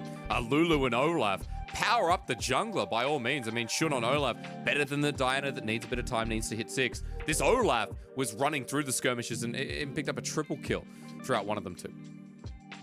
Yeah, and that's the big thing, because this was Shun's first Olaf game. That was something you highlighted in draft. We were actually curious to see what IG would do, because the Shy's pretty much only been playing Gwen since he came back, and it hasn't worked out to the best of success.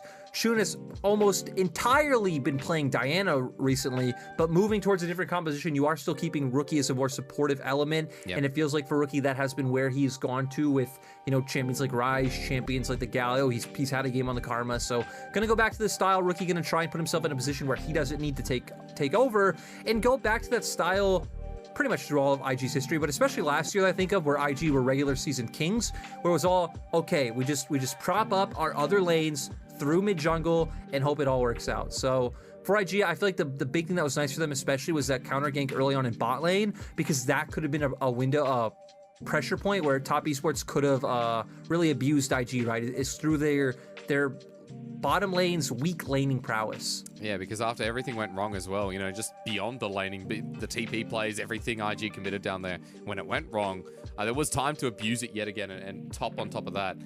I want to bring perspective into the next game coming through, because we shortly will be jumping into pick and ban. Top esports electing on the red side, I believe in my ear. So we're changing things up a little bit here, swapping sides, Lyric. And I'm kind of excited, because if Tom Kench has already been seen through. We got the Draven, even though it didn't get too far off the ground. We've already had those flourishing picks. We've already had fun drafts.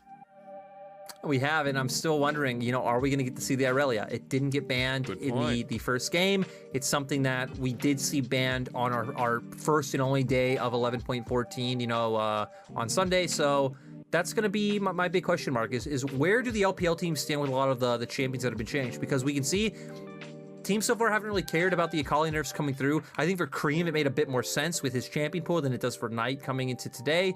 But Tom Kench so far being seen a lot in our games. Irelia was banned, I think, every game on Sunday, not cared about today. So What's LPL's read on the 11.14 patch? I feel like we're going to learn a lot today with 3 series. Yeah, we are. With 3 series, and with a series like this, where players will look towards tempo, as we said before, and see who can get off the ground first, right? Create those priorities. A lot of big words. I just want to see where this goes. IG on red, top esports on blue. I got it wrong. I apologize. We are on the same sides, and Tom Kench has been banned.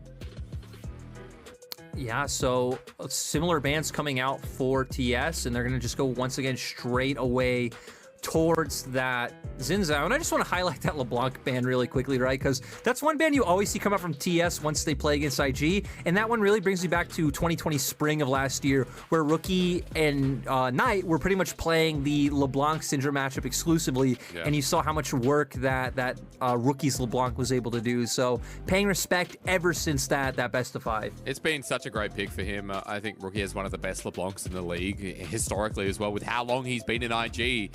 Has pulled that out on occasion, so respect paid. Top esports now going in a very different direction in that bottom lane. Brom picked up without a second thought. Yu Yanjia the Draven switch sides, and the Draven's on Wig. Yeah, that you couldn't get anything better, right? Seeing the Draven taken on both sides. I'm really curious what IG are going to do with this pick, though, because I feel like Aphelios Braum should be way too safe. For IG, you're going to have to be trying to set up a lot of dives or heavy trades to enable dives on bot lane, because there should really be no opportunities to look for 2v2 kills coming out from Aphelios' range and coming out from just Braum being able to mitigate a lot of what Lucas will be able to pull out on Shun. But we've seen from IG, they have been a team that have continuously loved to go for these 5-man dive spot. They bring Rookie down, they bring the Shy down, and they just really look to all in on punishing the enemy team's bot lane. Did it in game 1, hoping for it in game 2, especially with solo laners not yet picked. We'll see how they can enhance that vision, because IG have started banning solo laners of their own. It's the same exact bans with the Mundo, with the set against TES. Qingtian has played both, and more importantly, we know that Qingtian on the set has been one of his favorites. So top esports getting solo laners out as well, Lyric. and we continue to see what we get. The Irelia you talked about, still open. And I'm curious if they go for something like that, or if they just want to bring out something along the lines of a Lulu again, just for the fact that they do still have the Olaf. This time around, they don't really have any big frontline champions like they did last time around with the Leona. Looks like they're going to be trying to shore that up by taking the Renekton. This is Qingtian's go-to pick. We actually see this banned against top esports so frequently, so that's my instinct to why IG are taking that away. Yep. And IG going to go back to a similar plan to game one. Try and get a lot of these strong early game skirmishing, can contest lane prio and just win out and snowball the game from their play style. Well, you got Knight and something that can maybe move around the map. I mean, it's something that Rookie's done as well, so it could also be seen as a nice little takeaway. Yeah, and this is going to be Knight's first game on the rise of the split. TS having a much more, I'd say, defensive composition this time around. With the fact that he's blind picking the Rise, it is going to open up Rookie to go for a counter pick, so brings out the Syndra. So feels like Rise is going to lose out in terms of that push early on. Rookie's going to have a lot of options to look for these trades. Not a champion we see all too much of lately, but it's still the same distinction in my mind. IG going for these aggressive lanes, going to want to push out, going to want to take every Dragon, take every Rift Herald, try to just brute force the game. So our top esports are going to need to try to hold on a little bit. They don't have any engage, so if the game does go later on for TS, if they want to force fights, they need to be on objectives first. They need to be pulling IG into them and then looking for the re-engage, maybe using the Realm Warp to send either Karsa or Qingtian onto a backline and then winning fights that way. So to me, it feels like TS have to weather an early game storm and then be a bit more creative later on, but they do have the Rise and the Aphelios to fall back on. Yeah, they do. And so again, we rinse and repeat. IG building up momentum, the Draven on their side this time around, Renekton, Syndra, and the Olaf for Shun once more. I do like that we're revisiting similar conditions here in game number 2, Lyric, because IG got the ball rolling in game number 1. Top esports couldn't deal with this massive top laner, but this time it is a Renekton. I mean, it is a different animal. The Shy is pulling out the zoo here this morning, and hopefully we get a similar performance and see if Qingtian can match this game number 2. And for Qingtian, I feel like a lot of the pressure is going to be on your shoulders to be able to fare better against the Shy. You now know as Qingtian to expect plays like Lucas being able to roam up, right? Because sure, you might not have that same 2v2 kill pressure in the bottom lane, but with the fact that you are up against a Braum means Wing shouldn't feel too much pressure when Lucas does find windows where he's able to roam and impact the map. But still, we would like to see IG put a lot of focus on their bottom lane. Let's see, because going into game number 2, IG have already won game 1 in what is such an important series. Remember what we talked about, IG sitting 4-7, and this team cannot afford a single series loss if they even want to be thinking about making playoffs as per usual. It has been 7 years since they missed out. Back in 2014 summer, they did not hit playoffs, but every single split thereafter, they'd been there, present, punctual, and on time. This time around, IG facing defeat. Very uncharacteristically for top esports. I mean, we can still say the same, Lyric. They may be at 7 wins, but every series at this point, when you're not already locked in like EDG and FPX, count a hell of a lot. Definitely do for both sides. TS and IG still having the most series left to play out of any teams, if you include this one. Including this series, they're both playing 5 series left, so a lot of wiggle room in terms of the standings of where they can end up. Both can either climb incredibly high or fall incredibly low, so that will be something to keep our eye on. And this mid lane matchup is one I'm really interested in as well, because sure, we know Knight plays Rise, we know Rookie plays Syndra, but it is both of their first time pulling it out this split so far.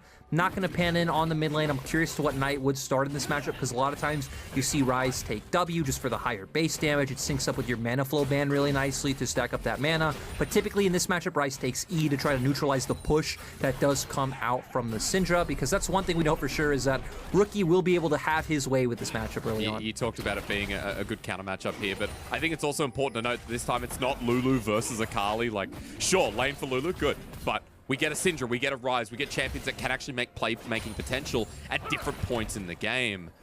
But I also feel like, you know, with talking about mid, we also, in the early game, need to talk more about this bottom lane, Lyric.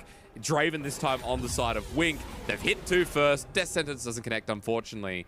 But you did talk to me about this bottom lane having a lot of meaning for Invictus Gaming, especially in this early. I mean, they drafted the Draven, right? So they're already signaling they want to go for heavy trading, they want to go for pressures, they want to stack up those adoration stacks and cash out. But against an Aphelios and a Braum, it feels like it's really going to be hard to be able to force any meaningful action. They will be able to guarantee prio like we are seeing right now. If they force out a death sentence, it gives them opportunities to where they can walk up, maybe trade back depending on the guns that Jackie Love does have, but they'll be continuously playing on the back foot. So for Karsa is pathing down towards that bot side, can try to set up a gank with the fact that IG's bot lane is pushing, but Shun matched that clear towards bot side, so if it does devolve into a 3v3, IG can be in a pretty good position. Is Knight getting the push in on the bounce back. Bot lane Scuttle's coming out. I wouldn't be too surprised if we see a skirmish already. But I mean, Karsa's here first, straight to the bottom lane. Wink's in the middle of the lane. Dark Passage beautifully done as Lucas flashes away. Means Draven doesn't have to burn a summoner. And that's a bit disrespectful from IG. Karsa going with the 5 clamp clear. Ooh, it does hit the death sentence, but it is against a Braum, so it doesn't mean too much. But Karsa going with a 5 camp clear as compared to Shun, who did just full clear his own jungle, so that's why Karsa desyncing that timer a little bit. Nice scout of the week coming out from Rookie. But they turn for the Rune Prison straight onto Rookie. He's left without a hope. He's sat by himself, and Top Esports pick their targets wisely. Yeah, not the, I'd say, greatest idea coming in from Rookie. Like nice, you hit the scout of the week, but it just looks so easy for IG to look for Top Esports. I'm sorry, to look for that kind of play where all of your pressure and ability to make that play for IG is coming from your bottom side. We are going to see IG go for a bit of a swap. Looks like they just wanted to have the Shy catching that wave and was already making his way down, so that's probably why that happened. And yeah, so the Shy was actually already making his way down for this, but as we see, it's very easy for TS to just turn and look for this play because IG and Shun specifically were hovering from the pressure that their bottom lane was bringing with Wink and Lucas. They were already wrapping around on their way, so nice little window that TS did take advantage of. And it did give the Ryze first blood, gave the Ryze that you talked about in the matchup wasn't going to fare too well a way to mitigate any losses he has in CS, while IG actually going to be diving the top lane, normally towards the Shy, I'd say, but Rookie was up here first as Undertow not going to connect, and now Qingtian is on a bit of a roundabout. Knight doesn't have the Realm Warp to join up, as you see on the minimap. Qingtian flashing away. He's trying to buy so much time, but I think this is still a death wish nevertheless. The Shy over the wall will slice and dice. Scout of the week doesn't connect. This is a big chase, folks, as he finally... No! Wait for it. Undertow? Wait. Who's going to get it? The Shy will get it in the end after about a year of waiting. I think giving it to the Shy is the right choice when you want him to be the one pressuring his matchup. Is we're actually still seeing this bit of a trade coming out. Sure. I would still expect them to swap back because, right, they're the ones who got to pick their matchups. They do have strong 1v1 laning matchups. The fact that the Shy continuing to look for the chase, Rookie just able to go up towards top side and catch that wave. You would expect now the Shy doing the same, going to push us in back, and they are going to swap out. And TS going to use this opportunity to look for a play on bot. But let's see how they go. Caster's level 5 here. Lucas still has himself all of his abilities. Importantly, Wink has double summoners as well. There is no cleanse this time on the Draven. Instead, it is just a regular heal. Against Graviton, against the Braum in the bottom lane. Might not fare as well, but Wink getting damaged out heavily. But Lyric, I want to bring us back to one point. Dragon's still up. It's 6 minutes in the game. I feel like when we're talking about IG having similar conditions, that's where we should look next. Yeah, that's what you would want to see IG go for, right? The fact that they have had bot prio early on in the laning phase. Not able to have bot prio right now because we did see that IG were just all showing on the top half of the map. So TS know that. We saw Karsa hovering around this side. So it's giving TS the window to where they are able to push in, get vision down, and Karsa... I'm a little bit surprised he's going to go for this. They do have wards to spot out if Olaf decided to walk in, but it does look like Shun just going to path towards his top side. So no contest going to come out. Okay. The Shy does have TP available, and he actually has his ultimate, so it feels like this could have been a really good window for IG to look for a fight, but they don't want to go for it. Especially when we saw what happened in game 1. It was the dragon stacking. It was forcing Top Esports to fight around that 4th dragon or make a decision. This time around, Top Esports give themselves a little bit more time with a simple objective. The kill we saw before. Gold is pretty much even as well. A much better early game to complement this time around that IG won't have the same momentum. Still, IG will have that a big hole in topside to take advantage of, right? That's why Shun's making his way up there right now, because the Shy does have so much pressure, he's able to just push Qingtian off the wave. Winning by 30 CS right now, Shun gonna steal away all these jungle camps. They're gonna be able to continuously force dives or even just threaten dives to make sure that Qingtian loses out on EXP and gold, and it's going to slowly whittle down these turrets for IG. So that's going to be our pressure point, our win condition for the side of IG. Looks like TS, knowing they still have that scaling to default back to, and that Aphelios and Braum have really come into this matchup solidly with some levels under their belt, are just going to look to answer and try to thwart any of these aggressive advances coming in from IG. I mean, JackeyLove with 3 bits of turret plating as well. Something to consider as we roll throughout this game. Watching the Shy up at the top lane, though, I love that you pulled up the 30 CS advantage. Something that's just closely been brewing, especially with him picking up all the mid-wave. But the Shy, once again, 1-0 here. The advantage you talked about. And with Herald now spawning, I truly wonder if IG can afford to give this one away. I mean, you already have a back coming out from Rookie. Wink's not here. Rookie doesn't have TP available, so this Herald is definitely going to go towards top esports. Looks like they're finally realizing it with pings coming down now, so Wink starting to run back towards the bottom lane to try and get plays, but IG realized that play way too late. Yep, so lose yet another objective here. Top esports continue to hold themselves strong, and a Herald as well, Lyric, you know, with plate still up and available. I feel like it's an important discussion point. You can knock down bottom turret. You can equalize top lane. You can open up mid a little bit as well. A lot of options here. For TS, I think you're looking towards bot lane, right? You've already gotten a ton of plates down. Even if you aren't necessarily going to drop the Herald on that one outright, bringing Karsa down is, ooh, nice play from IG. But he's knocked up right for Ragnarok. The Olaf's going to take him away. Crescent Guard will not stop the Ignite from Lucas. Now for IG, they have to run away from the jungle, so it seems. Still going forward, a nice steal from Rookie. Thank you for the leash, Punk. Shun will pick up yet another buff, and that time around, Lucas picks up the kill, but Top Esports lose another. That was a really nice read coming out from IG, though, right? They pick up Herald on top side. You know TS are going to be looking towards that bottom half of the map. You can't really salvage the top lane situation at this point in time, so you just need to all in on your strength. They are the ones who had to push in mid lane from the fact that they weren't going for that Herald play, so Rookie'd already gotten off a reset, moved to mid lane to push it out first, and that sets up for the invade on the enemy jungle, where they are able to punish Karsa accordingly. So Karsa's still going to be hovering around this bottom half of the map, but IG definitely buying themselves some breathing room with that pick they were able to find. Yeah, but now for Knight in the mid lane, good little trade here, trying to deny away the cannon, but Rookie gets it anyway. Knight just doing pretty well. From the lost chapter, he's able to pick up after getting that starting kill. And Lyric, what do you want to see now? Like, what's the go? We still got to look for that Herald, right? Okay, good. I've answered my own question. Now it's your turn.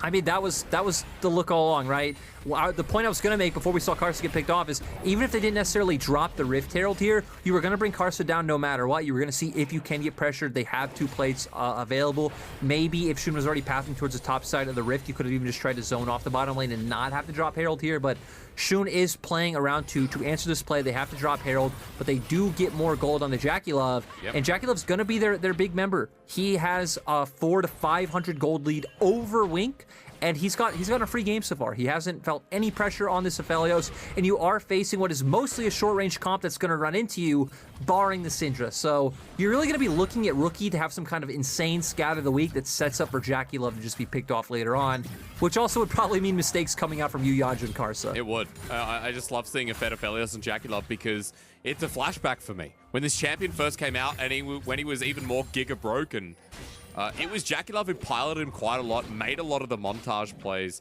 A lot of screaming was done because of it. So seeing him back on the champion again and in a good position this game sets up for a bit of success here for TES and gives a bit of a highlight. I also want to point out that when he's going up against his old team, there's never a better time. The Shy's trading aggressively top lane. Wink's now here as well, Lyric. Looks like IG want a turret back in return, and they say, forget it. Forget the dragon side of the map. Yeah, but top esports are here. Lucas might be caught out. He might be. He's got a Glacial Fissure on top. He's dead. Lucas was like, do I path around or under? And IG just give away another one for free. And we see both teams making their way towards the top side of the map, right? IG trying to all in on the Shy's advantage, so bringing Wink and Lucas up to try to force something. They don't expect Top Esports to match us right away. They probably think Top Esports will rotate their bottom lane towards mid first. But Jackie Love, I don't think even showed on the wave at all, just making their way here. Gets the CC chain down onto Lucas, where he's not even able to react with his flash before he does go down. That is a very big Aphelios. A very big Aphelios who's trying to gather more plating up in this top side. Shun's on his way here, Lyric. Lucas trying to make up and gets the flash flay. Now the box down, slowed down. Teleport in the backside, but it's being matched by IG. It's a double TP as the Death Sentence connects, and there's going to be no Realm Warp for Yuyanja, who has been abandoned by his teammates. No way out, no hope as Wink stacks up Adoration. You know, I don't know if there's just something symbolic about Yuyanja being the one left behind. I'm gonna leave that up to everyone else's interpretation, but yeah, IG, they find the pick. TS are gonna answer on the opposite side of the map by taking away the dragon. We see Qingtian pushing in midway, but this at least should be a first turret going over to IG's side. I think there was 2.5 plates left on this turret, so not sure if it'll be able to be broken down right away, but you would expect it just a matter of time before IG get it. But with the fact that Karsa can start making his way back up the top side now, they will be pushed off and kept at bay for this moment. So a little bit slower than expected, but I want to point out as well, Top Esports with a couple of dragons. Lyric, does this feel like, again, I've been referencing the momentum of Game 1 versus Game 2 with similar kind of drafts coming through.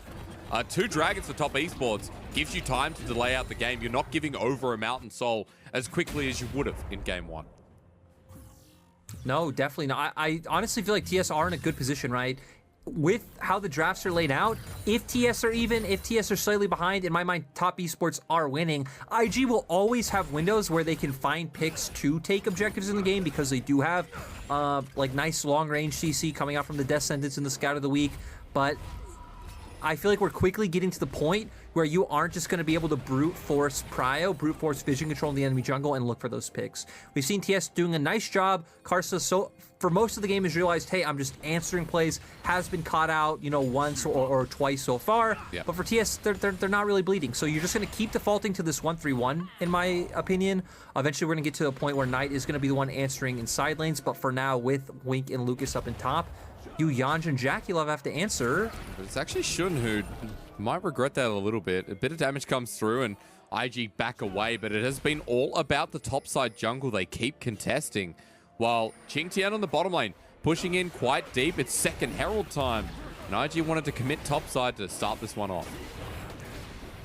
Pretty surprising to see TS not contest an objective. They are just going to look to have Qingtian push out on the bottom side. They realize they can still wait for more. Oh, no, they don't. Hysterics. No, they don't. Wink flashes over the wall, and yeah, they're going to contest it after the fact and take a summoner for summoner trade. Yeah, at the end of the day, I mean, it is worth, right? You get Draven's Flash only for losing Yuyanja's. They are still going to be the ones that have tempo on the map, and they're forcing into Lucas once again. Flays down, boxes down as well. Shun thinking about going back in, but Karsa still has ulti. It was a flash for flash trade once again here, it seems. Or at least ulti from Lucas, while Top Esports try to get top lane turret, and Knight now picking off the Olaf. Remember, still a bit of damage here with the Everfrost as TS continue their rampage up in this top side. Yeah, so TS go for this, but Knight realizes he has to concede mid-turret. They don't see the Shy anymore. Shun just walks right past him, says, I don't care about your stun coming out onto me. They drop the Herald, so it is going to be a tower for tower trade. Knight does need to be a little bit careful. If he takes an Olaf Axe into a Scout of the Week, that could just mean certain death for him. Rookie's still doing quite a bit of damage here now with the Luden's Tempest.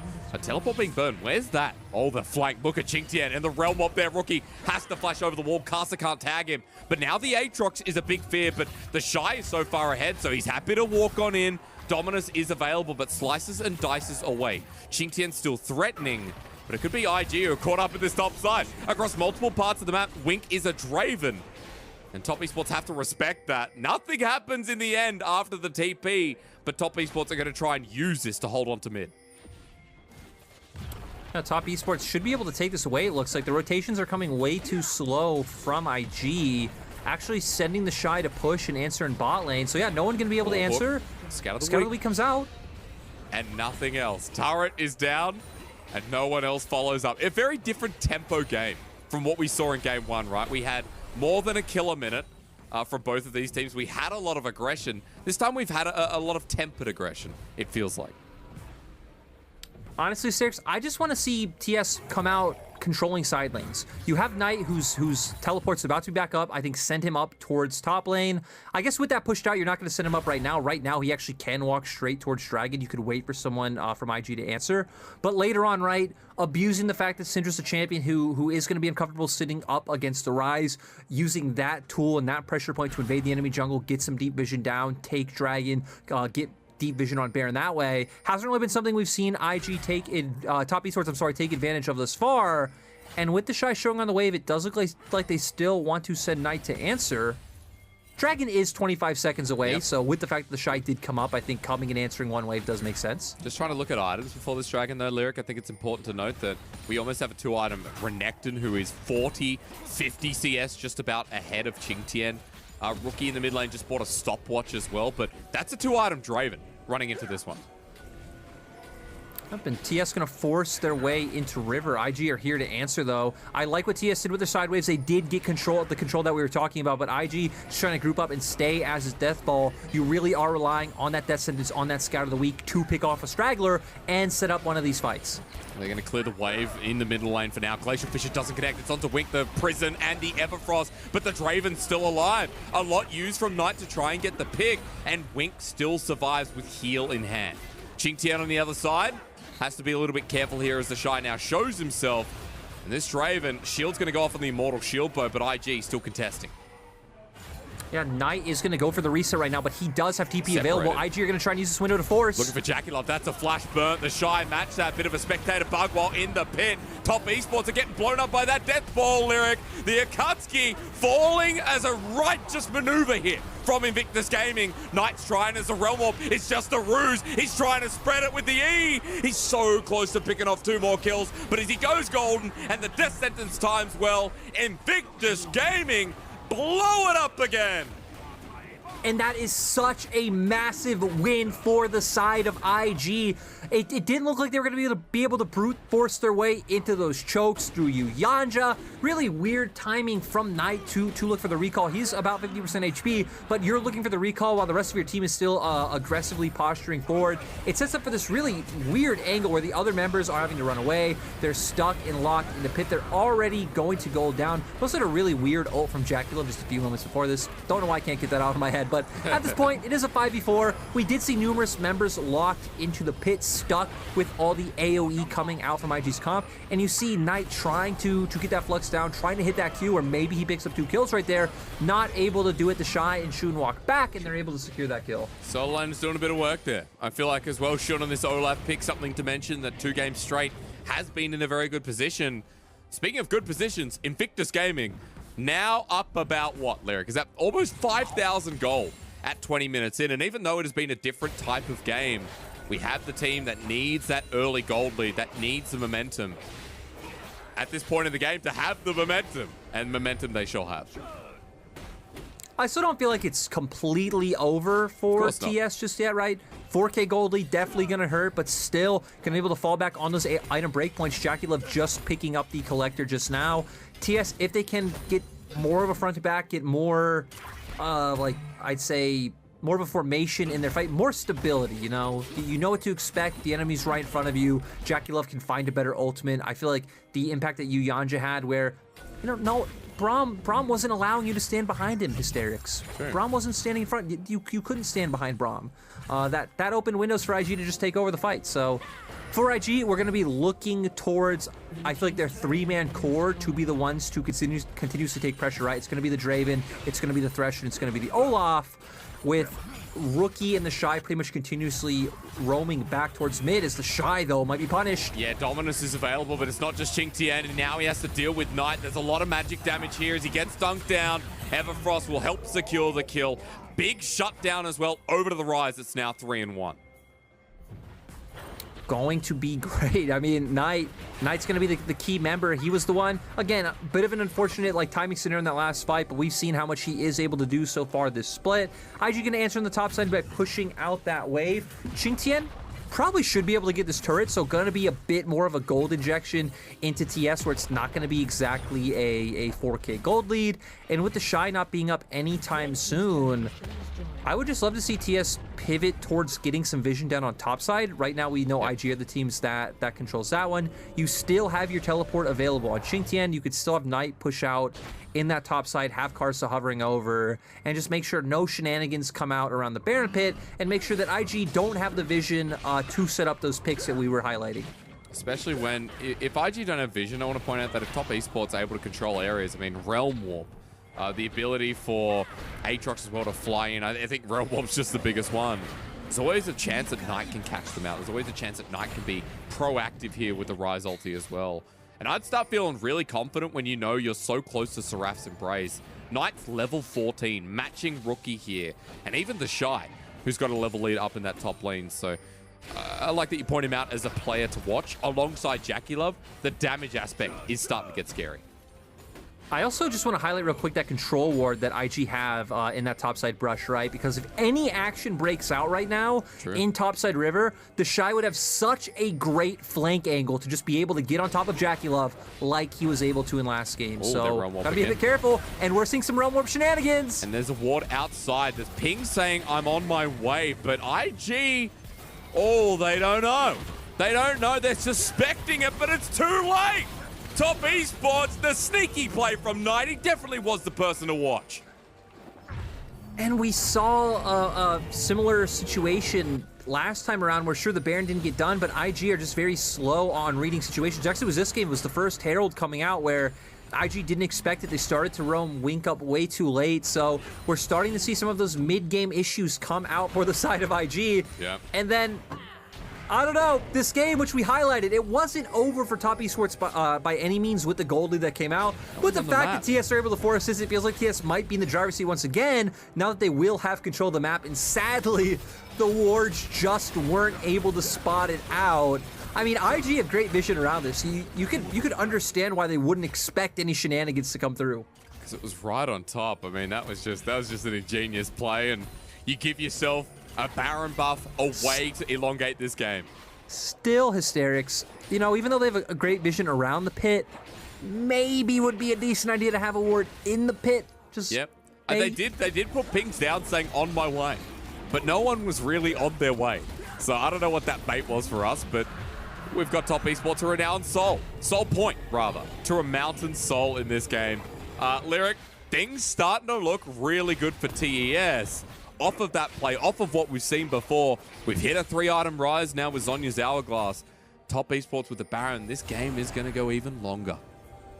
I mean, let's be real, hysterics. We knew, we were expecting, and it's looking like we are getting a 3-game series. Oh, yeah. I feel like it just had to happen, as TS going to just force IG out. I don't think they're going to be in a position to force anything, but hey, Xingtian finding a really deep TP. A deep TP and cast with the angle on the Realm Warp. The Shy is so deep himself, but so far away. IG trying to buy time for the Dominus Renekton, but that's a 4-man Moonlight Vigil as the Shy goes on in. They're trying to throw all bums against the wall, but Cast has delayed them in the backline. Wink's gotten low, and top esports now just have to deal with a Renekton without ulti, but Rookie's still alive. Xingtian in some trouble. Wink flashing over the wall, somehow alive himself. It's chaos once again. Knight is the person to watch though. Stand aside from Wink is beautiful, but Knight running forward, he can blast them. He can blast them to hell. As Rookie with a full mana bar scatters the weak, but Yu Yanjia was not weak in that situation. And the big thing is that Jackie Love was taken out right away. You highlighted the big flank coming in from the Shy, but Knight still wants to look for it. He's hit, he knows they're in there. Into Sean, now onto Wink, the Everfrost. Knight gonna 1v2. Sean jumps into him, going golden as well. Can he get it? He's so close, but it's adoration in the end that delivers to Wink. Knight almost makes another hero play, but Shun just flashing on top of him, forcing that Zhonya's to come out, setting up for Wink to get the kill. And man, it is so rough for Knight when he's put in these situations where he needs to look for these hero plays. Could have walked away, didn't need to look for those kills, but maybe feeling a bit of the pressure coming up from these fights. We see here, TS tried to be the aggressors. They weren't exactly able to get on top of IG with the globals that came out, so it left Jackie Love just completely unprotected. The Shy deletes him right away, but this is where it gets a little bit weird, right? Because TS are sandwiched between the two sides of IG. Knight almost able to pull it out with a double kill, but Wink did have flash and was able to get away. And in this scenario, if IG did keep forcing on, Knight definitely would have been able to clean up the other members of IG. They back off, they're going to steal away these jungle camps, and then we're going to see here, he knows exactly where they are. The E does come out, even locks down Wink, but the flash coming out from Wink, getting him in lethal range. I wonder if, you know, it depends what abilities were up on cooldown, if he could have just instantly deleted him. Sorry, Lyric. I gotta be prepared, man. There's something going on live. I'm not sure what just happened, but we've got a bit of a trade coming through on the bottom side jungle. It's IG going aggressive, and the Shy on the wing. They're gonna take this. Caster gets scattered. The Wink though. Look at that burst damage. Qingtian can't join in the play as this Renekton is keeping him far away. Wink now over the wall as well. Stand aside. Realm Warp needs to get him out, but the death sentence, Yu Yanjia once again will not be going on that family paradise. And it's one of those things where, I mean, Karsa's definitely not had a good game this time around, gotten picked off numerous times, but I feel like Yu Yanjia's positioning on this Braum has just not been it. You're leaving so many windows open as a team for different members to get picked off by the various CCs that IG brings. I just don't really see the point of this Braum if top esports aren't utilizing it effectively. And with 2 picks, sure, death timers are short. I'm not sure if IG can force a turret, but at least going to put a ton of pressure on the side of TS. They still are able to keep control of Vision. And maybe we're wrong. Maybe this isn't going to go to 3 games because top esports just keep making mistakes. They do. And you talk about Braum again. Yu Yanjia here. I mean, Karsa goes in and it starts off pretty rough. You know, okay, this one I gotta forgive you, Yanjia. I have no idea. I have no idea what Karsa was thinking with that. I think you walk in as a unit, right? Braum walking in first, Xin Zhao following slowly behind. You know they're in that brush, even though they do have a control ward, so you don't exactly know the number, but that's also why as Xin Zhao, you don't just, you know, just woo. You don't woo, yeah. Yeah, I know. I mean, I just feel bad for Yu Yanjia because that's the second time he's been pulled out of a Realm Warp, the second time that he hasn't been able to go on the family vacation. You know, he's left behind. There's Home Alone 2, Lyric. I had a golden opportunity. I kind of missed it here. So let's see if Yu Yanjia can make a 3rd movie or if IG might give something back to top esports this time around, because you've been talking about TES giving away a bit too much here. It's a 7,000k gold lead. 7,000k? It's a 7,000 gold lead. Hysterics. This is Karsa's one chance. Your one chance to redeem the whole game. If IG try to force a dragon play, or if any kind of dragon play comes out, is IG actually going to go to the opposite side? They're going to try and say, hey, you can have soul, we're going to go for Baron. But as long as Karsa can get a smite down on this dragon, which he will be able to do, because IG are just giving it away. Oh my god, Hysterics, what's going on? Forget it, what's Team going B. on? Here we go. Oh my god. It's a fight around the Baron pit, but Baron's already gone. IG are going to pick it up. Top esports are on the back and they're spotted out. We're doing the do-si-do. We shouldn't spot it for a quick moment. Top esports are on the wrong side of the rift. TP from the Shy. What happens next? This team has a Mountain Soul, but Baron here for Invictus Gaming to try and push the waves. And Qingtian's over the wall. Lyric? I'll be honest, I don't know why TS are posturing for this. I don't know why TS didn't just like maybe back off, try to wait out, you know, certain plays. As IG, I think correctly now just turning towards me and pushing that wave. Or force them to a choke. I'm ready for the Konoha Village music to come up here. Invictus Gaming, show us Might Shy and the rest of the crew. As they're going for one pick, it's only Qingtian, but top esports are trying to back away. Caster, chilling smite, the backstop, and here we go! Onto the Shy, he's getting bursted down, he jumps into the back line. Rookie zoned away, it's Qingtian doing so much here.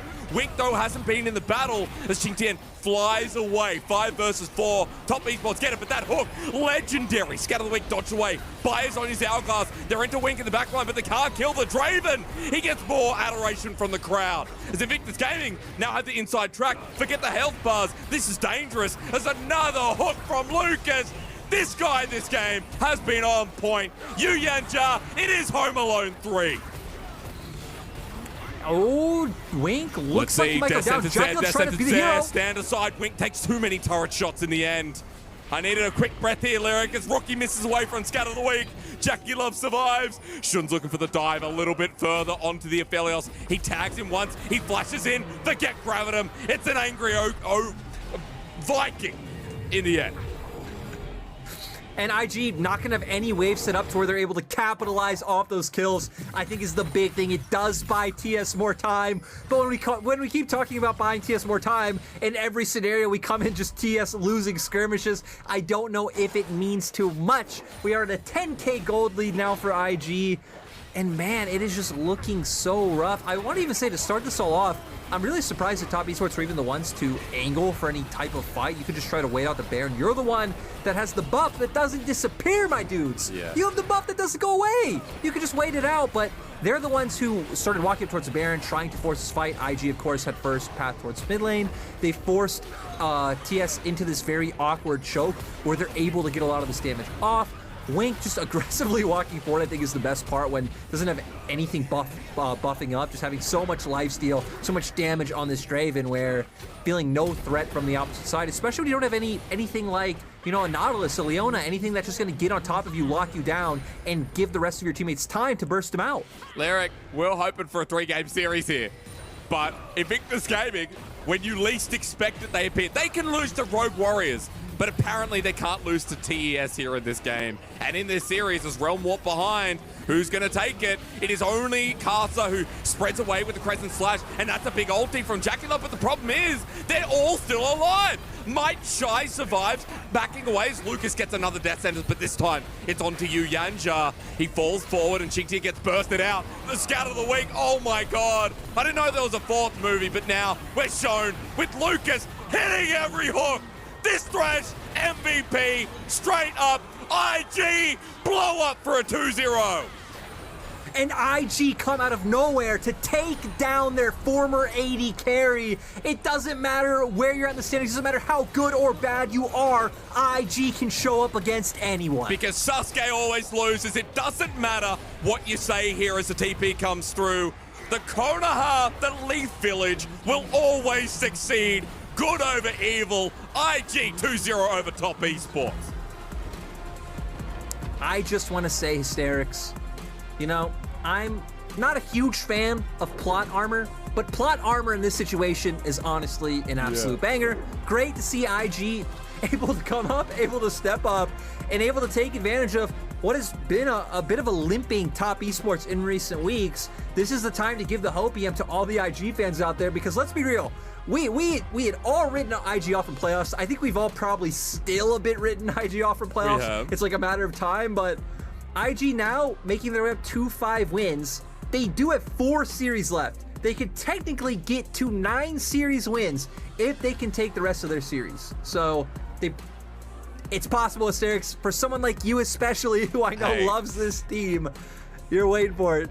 You know, I may not be an IG fan. You know, a lot of people know me. They know I'm not the biggest fan of IG, which is absolute BS. I'm a massive fan of IG. The hopium, Hysterics, the hopium. Massive hopium right now. And even though, like, fan of IG, I'm gonna be honest, I'm a fan of Top Esports as well in a very big way. Watch this team develop. A sad way to end the series, but coming back to IG super quick. 5-7 is possible. You know, I have seen crazier things in life, and 5-7 means you can make a run. You can still hit 9 wins, which has been the magic number. That rookie damage, though, is insane. We were hitting on it in the draft, right? You are the one, like, long-range champion that can have a massive impact in these team fights against the composition that TS are running. And he definitely did it with the help of Lucas. You hit it, brother. The death sentences coming out were great to see. And let's be real.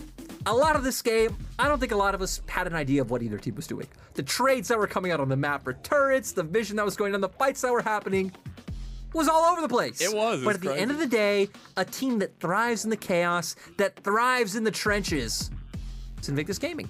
You understand the OG trenches team in my mind, right? Yeah. If there's one team that's going to do great in absolute chaos and nothingness, it is them.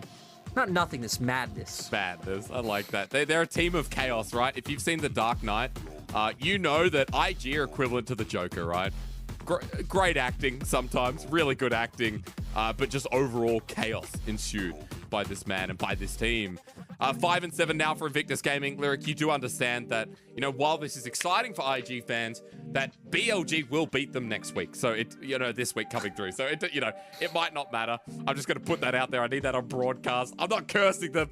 It's just the truth, and it is. You are. It's just how IG works. They won't beat BLG. The biggest thing here, though. No. Wait. Just real quick to interject. I actually disagree with you. What will happen is they'll beat BLG, WE, and RA, and then they'll lose to TT, which it'll be a game where if they win against TT, they'll make playoffs, and that'll be the one that loses. True. I feel like that one's a lot more IGS. It'll be TT. You're right. You're exactly right. They'll get all the fans will get their hope up, and then it'll be TT that take them down. You are an IG fan, aren't you? I knew it. I knew it all along. Only an IG fan would call that. Some would say I am an LPL connoisseur, but on the opposite side, real quick, for TS, I mean, we're still not really seeing anything that we haven't known before, right? With like in terms of how they're playing out the games. I do feel like Ching Tian is still consistently the worst performing player on this team. We saw that in game 1, but he's a rookie. Karsa game 2, though, I mean, that was just not it. I do think Karsa is too heavily criticized by some portions of the LPL community, but Karsa definitely has some egregious lows, and this was not the best game on the Xin, but for me, the biggest problem with top esports will still always be just with the way they play. There's no like consistent way to get results when there aren't the same systems there, and you are just trying to rely a lot on out-mechanicking your opponents, getting those early game leads to convert that into trying to have some sort of map control. Yeah, I would like to talk more about top esports and like their trajectory in a second. I want to come back just quickly. We've heard MVP. You and I highlighted him. Lucas deserves this. This man with a homing missile, like, I got some real OG Thresh vibes, some of the best in history. I got that feeling from that game. So props to Lucas for getting his first MVP in a team that has been struggling a little bit, that has been like, all right, a rookie performance here, a Shun performance here. Lucas doesn't get talked about, but he does have great performances like this every now and again. And this was the player on IG coming into 2021 I was so excited for. I was so excited to see him get a chance to start. And if we remember at the beginning of 2021 spring, he actually wasn't the starter. He wasn't the one who came in. I think if I remember correctly, it was Balan who came in first, and they eventually brought Lucas in later down the line.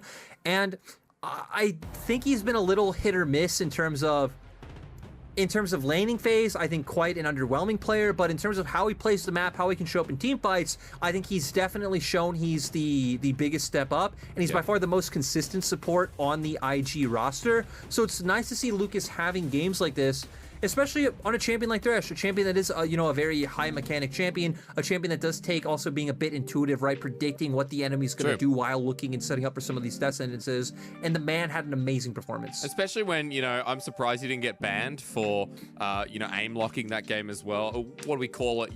Using developer software. It was obvious, man. Play that Thresh game. Whoa.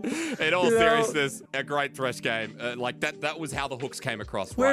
It was you're supposed to be going with the weeb references, my friend. The weeb references. Come on. I don't know which character Lucas is. Of course, IG and top esports have changed a little bit.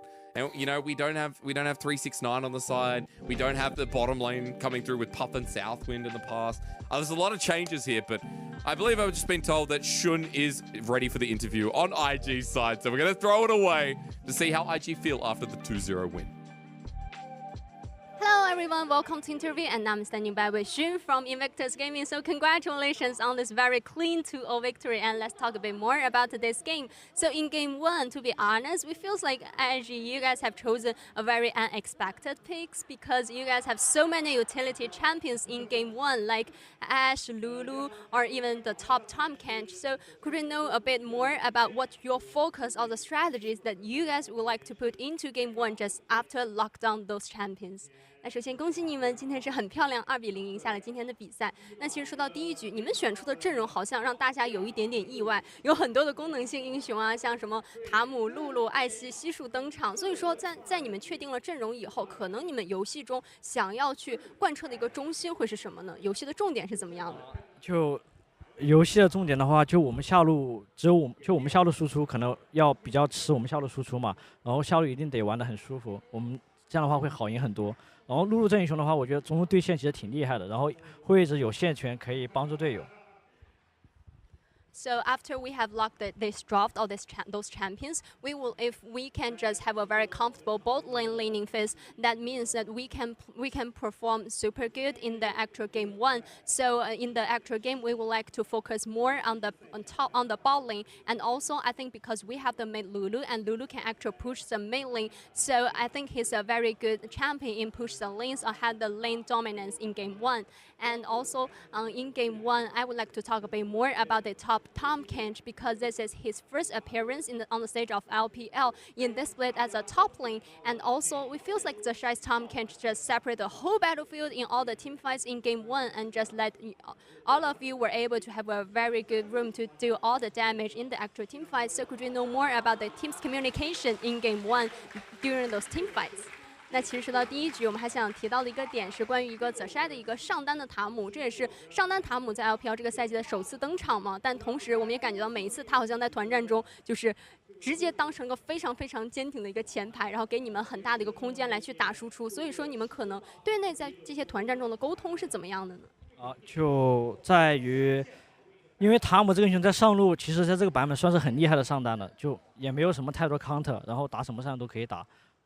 然后打团也会特别厉害，因为他有一个 R 的位移嘛，就是可以送队友进去杀对面 AD。So to be honest, I really feel Tahm Kench, or the top lane Tahm Kench, can be a very strong pick in the current meta because he didn't have such very strong counter pick against him, and also he can just play against any top lanes currently, and also he can be super strong with the ultimate in the team fight because he can just send another dealer into the team fight to just separate the whole battlefield for the opponent's team. And definitely in game 1, you guys just performed so good. And I would like to talk a bit more about the game 2 because before the interview, you told me like in game 2 you guys would like to see so many very aggressive team fights continuously through the whole game. So what's the overall strategy for game 2?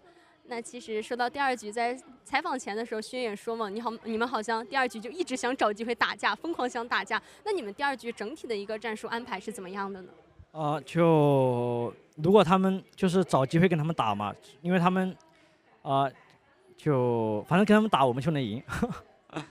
To be honest, we feels like in game 2, we just would like to seek so many different opportunities to make the hard engagement in the team fights. Basically, we feels like if we can just have so many team fights in game 2, it can be a very easy win from us. And definitely, I also think after today's win, you guys still have a very decent possibility in getting into the LPL playoffs.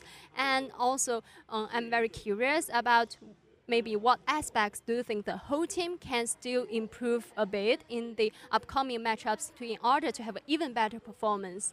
那下一个问题也是想问一下，就是其实现在你们赢下了今天的比赛以后嘛，接下来还是有很好的来进入到季后赛的一个可能性的。但是对于你来说，可能在哪些部分如果再提高的话，可能队伍在接下来的比赛还会有个更好的发挥呢？就尽力打好每一场嘛，然后每一场发挥如果都能特别好的话，我们应该有机会能赢下。去季后赛。So in the future, we would like to just put 100% put full effort into every single games. If we can just perform gorgeously in every single game, maybe we have a good chance to get into the playoffs. And my last questions, I feel like after today's game, maybe all the IG fans, they may feel a bit relieved. So any message to all the fans? 那最后一个小小的问题也是在今天的比赛赢下之后，应该很多 IG 粉丝有种松下一口气的感觉。那最后跟所有的包括海外的 IG 的粉丝们也说一句话吧。就感谢大家感谢大家一直以来的支持吧，然后我们会继续加油的。So I really appreciate all the supports from all of you all around the world, and definitely will keep working harder in the future. And thank you so much, and congratulations again. 再次恭喜你们，后面也加油。And see you guys tomorrow. Bye bye. Thank you to Wendy, thank you to Shud for that one.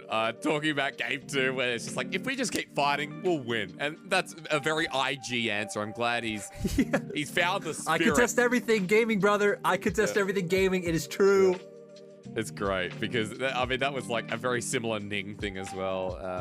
Wherever Ning may be at this point. So Feels like Shun has definitely become part of the crew, part of the ship here from Victus Gaming, who, if you're just tuning in now, we thought this could be a 3-game series. We thought Top Esports being, you know, the better ranked team at the moment would look like favorites, but IG with a 2-0, unexpected as ever. Now sitting 5-7. You know, Wendy, a bit ambitious, seeing that, you know, there is a decent chance for IG. It's still very hard, but every series win gets them closer towards that goal. I'm just saying, I'm calling it here, right? They beat BLG, they beat WE, they beat RA. Deciding match against TT is where we'll find out where IG's medal is made. I could be completely wrong. They could lose the next series outright, but that just feels like LPL. It does. It really does. I think more specifically, it feels like Invictus Gaming here, especially with how we've seen them and against Rogue Warriors. That was something we'll never forget. But for Invictus Gaming, they'll take the win there, folks. Again, starting off with a 3-series day. That's IG versus Top Esports. We're going to go to a bit of a break. Of course, I believe, are still waiting a little bit here for our next series coming up. But Penguin and Orcs will be taking you through for the last 2 of the night. We'll see you then.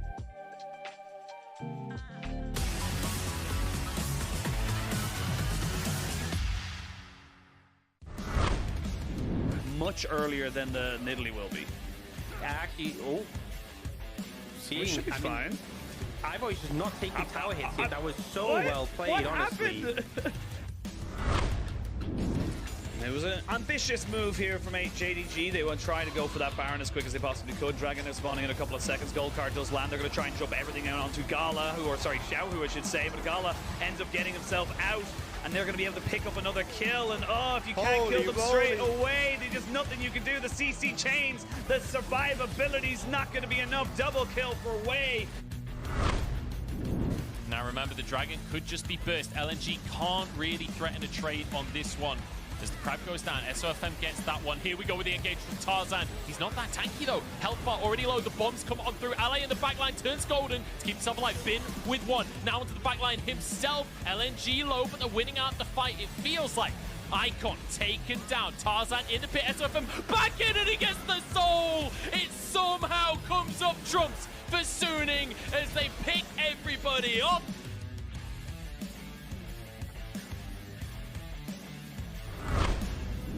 At the moment, View isn't really someone who can be dealt with in side lane, and Zeke is a problem as well. Look at him. Tier 1, but a flank's coming in. These flanks coming in. Look at the quickness on top. They do drop down the Tempered Fate to try and keep everyone alive. iBoy gets 1 kill, but if they can take this fight, it'll be fantastic for the side of RA. They trade 2 for 1. There's a good Everfrost though onto 3 people, and this Wei pick is just too damn good. Triple kill for Wei. He's going for the quadra kill for Wei. Penta kill for Wei. Going to try. Hook comes in from Crisp onto on. Doomby with the Everfrost. There's Baron gone, and Doomby wants to fight as well. Jumps in present guard, keeping himself safe for now. SOFM with the re-engage. It's Nuguri on the front line as the target here. Wonfong pre-fired. This Doomby on the back line. I think it's going to be 1-for-1 here, but Wonfong is down.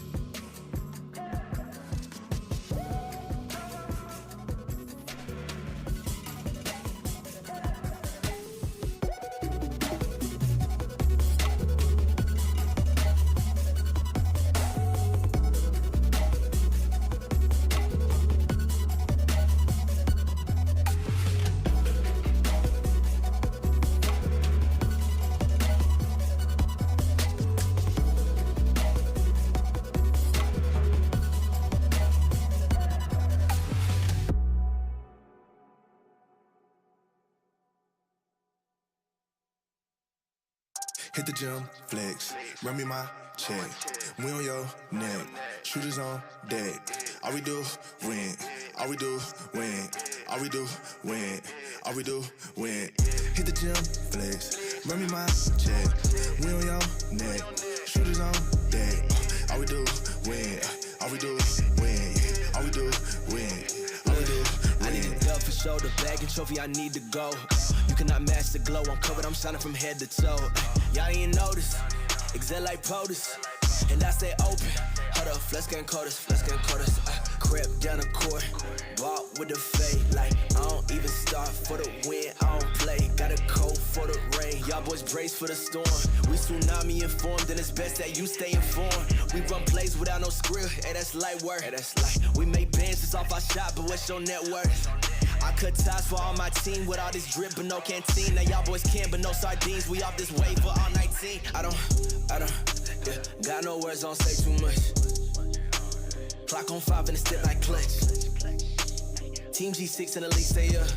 Ayy, gotta hit that flex like a rep, we cut, we hit the gym, flex, run me my check. We on your neck, shooters on deck.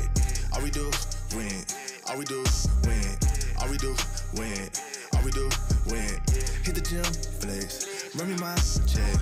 We on your neck, shooters on deck. All we do, win. All we do, win. All we do, win. All we do, win. I gotta win it, yeah, I just sprint to the finish. I'm pop on spinach, I cook like I'm frying up chicken. And ain't no debate on the hood, man, they catch it, I ain't even fishing. Yeah, they tryna eat off a layup, but beating it, yell out to come out and get it. Ooh, yeah, oh, hot, fresh out the skillet. Yeah, busy, I got a whole lot on my plate. Busy, I got a whole lot on my plate. You busy looking on IG, it won't get you nothing but fake love and a whole lot of hate. Look at my life, get you motivated. Came from the bottom, below the payment. Shout out to God, man, we finally made it. I know some people that probably hate it. Yeah, I ain't worried about your opinion, I'ma live my life. In the studio in Georgia, finna kill a mic. Quarterbacking money plays, you should take a hike. First down, first down, first down, first down. Running through you about a mile, stiff on you on the ground. Knocking heads off now, and I know you hear that sound. And it don't stop, and it don't stop. And you get him up, sideline pop. Hit the gym, flex, run me my check. We on your neck, shooters on deck. All we do, win. All we do, win. All we do, win. All we do, win. Hit the gym, flex, run me my check. We on your neck, shooters on deck. All we do, win. All we do, win. All we do, win. All we do, win.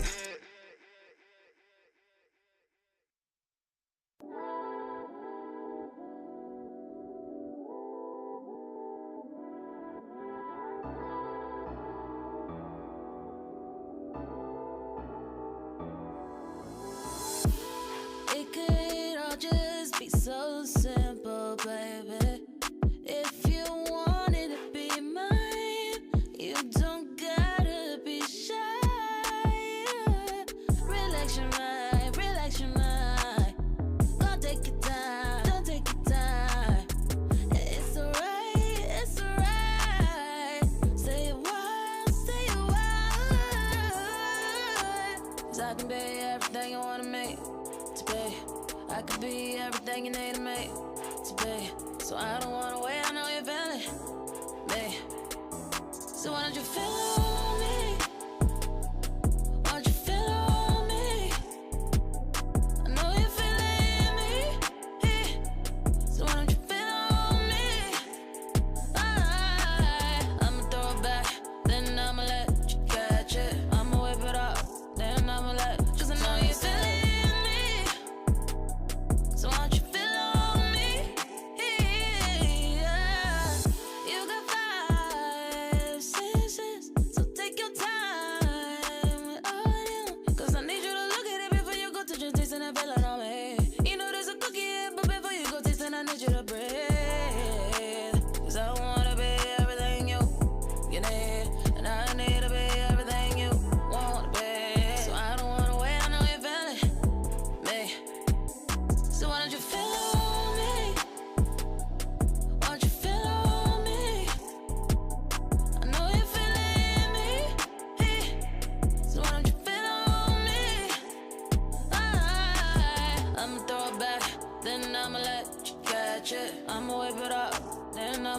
'cause I know you're feeling me.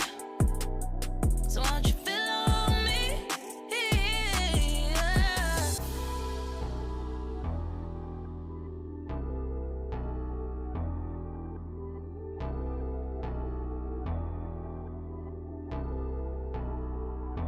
So why don't you feel on me? Why don't you feel on me? I know you're feeling me. So why don't you feel on me? I'ma throw it back, then I'ma let you catch it. I'ma whip it up, then I'ma let, 'cause I know you're feeling me. So why don't you feel on me?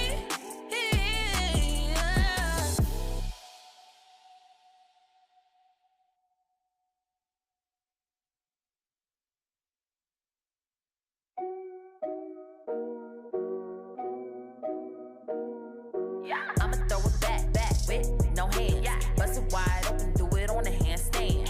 Hits in rotation, it's gon' make you dance. He gon' throw a stack, pop a rubber band. Pop, pop, pop, pop, pop, pop, pop, pop. I'ma throw it back with no hands. Bust it wide open, do it on a handstand. Bands rack it up, first of the month.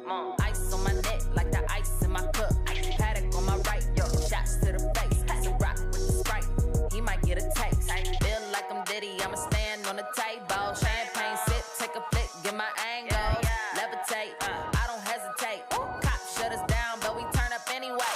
I'ma throw it back with no hands. Bust it wide open, do it on a handstand. Hits in rotation, it's gon' make you dance. He gon' throw a stack, pop a rubber band.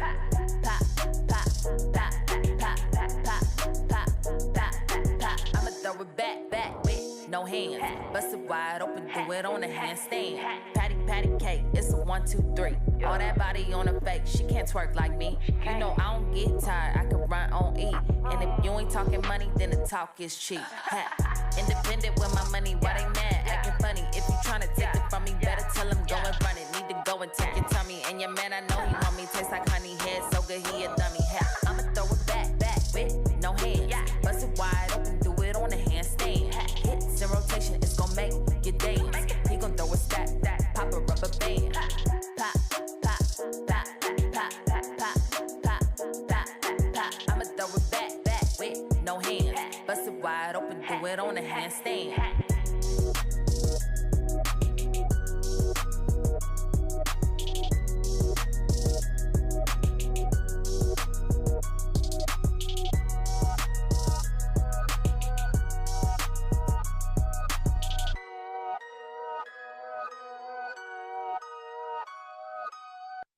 Dominate the game like we supposed to. Dodging all lanes like we supposed to. I just run the play like we supposed to. Gotta run it all like we supposed to. Hey, hold up, hey, it's light work. Just looking at the wrist of that ice work. All this shit on me, I bust down. Shock him out the clutch and then bust down. She don't love me, she just want me for the team, I know. At the draw, I'm the pick, I'm that one lotto. Got that rocket and that power auto. You want air, break the draw, gotta stay on auto. Mad it, all the wins at it. Need a new patty, it's a time cost. Then the bag ain't free like it's MK. I got that new kick gang, got that sensei since day. Don't believe us, we just gotta show 'em. Got a whole game prepped up, got 'em like it's loaded. Oh, they got it backwards like it's Yoda. On track, got speed, it's a locomotive, hey. Dominate the game like we supposed to. Dodging all lanes like we supposed to. I just run the play like we supposed to. Gotta win it all like we supposed to. Dominate the game like we supposed to. Dodging all lanes like we supposed to. I just run the play like we supposed to. Gotta win it all like we supposed to. Dominate the game like we supposed to. I'm just staying in my lane and I'm supposed to. Be 100 ain't a thing, I ain't checking for no lames. Only gang with the dudes that I'm close to. I don't ride a wave, I just float through. Drawing up the plays like a coach do. Come against the team, better pray like the Pope do. Cause we'll turn your little beef into tofu. We tryna rise to the top. Real recognize you ain't squad, you the op. Drip on wall pay, feeling like the greats. Appetite jumping and you looking like a plate. Team on 3, no fail when we break. Lombardi is the only L's that we take. Tap the pylon, then we all celebrate. Then it's back to the huddle, time to cook another play. Dominate the game like we supposed to. Dodging all lanes like we supposed to. I just run the play like we supposed to. Gotta win it all like we supposed to. Dominate the game like we supposed to. Dodging all lanes like we supposed to. I just run the play like we supposed to. Gotta win it all like we supposed to. Dominate the game like we supposed to. Dodging all lanes like we supposed to. I just run the play like we supposed to. Gotta win it all like we supposed to.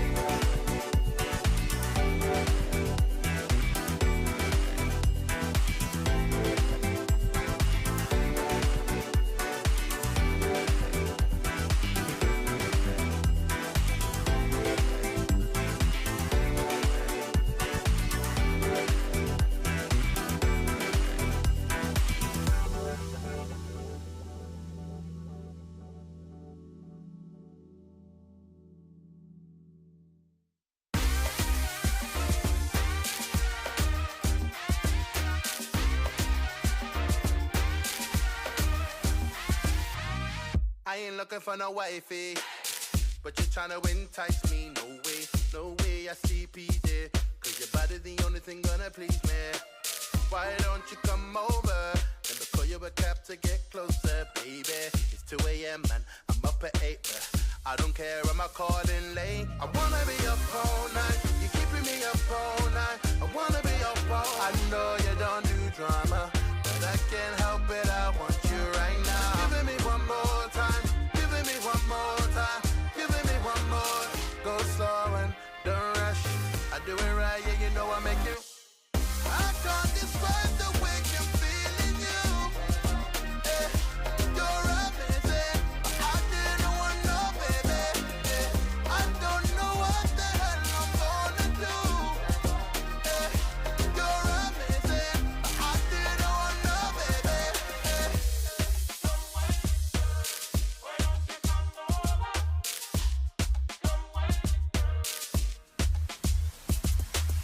I ain't gonna be a wifey, but you're trying to entice me, no way. Don't think that I'm easy, but I know that you got what I need to please me. So if I come over, give you the chance to get closer, baby.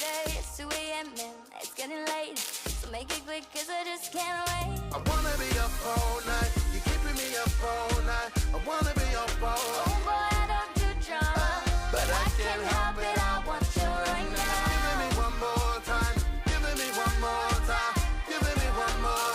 Go slow and don't rush, I do it right, yeah, you know I make you. I can't describe the way I'm feeling you. You're amazing, but I didn't want no baby. I don't know what the hell I'm gonna do. You're amazing, but I didn't want no baby.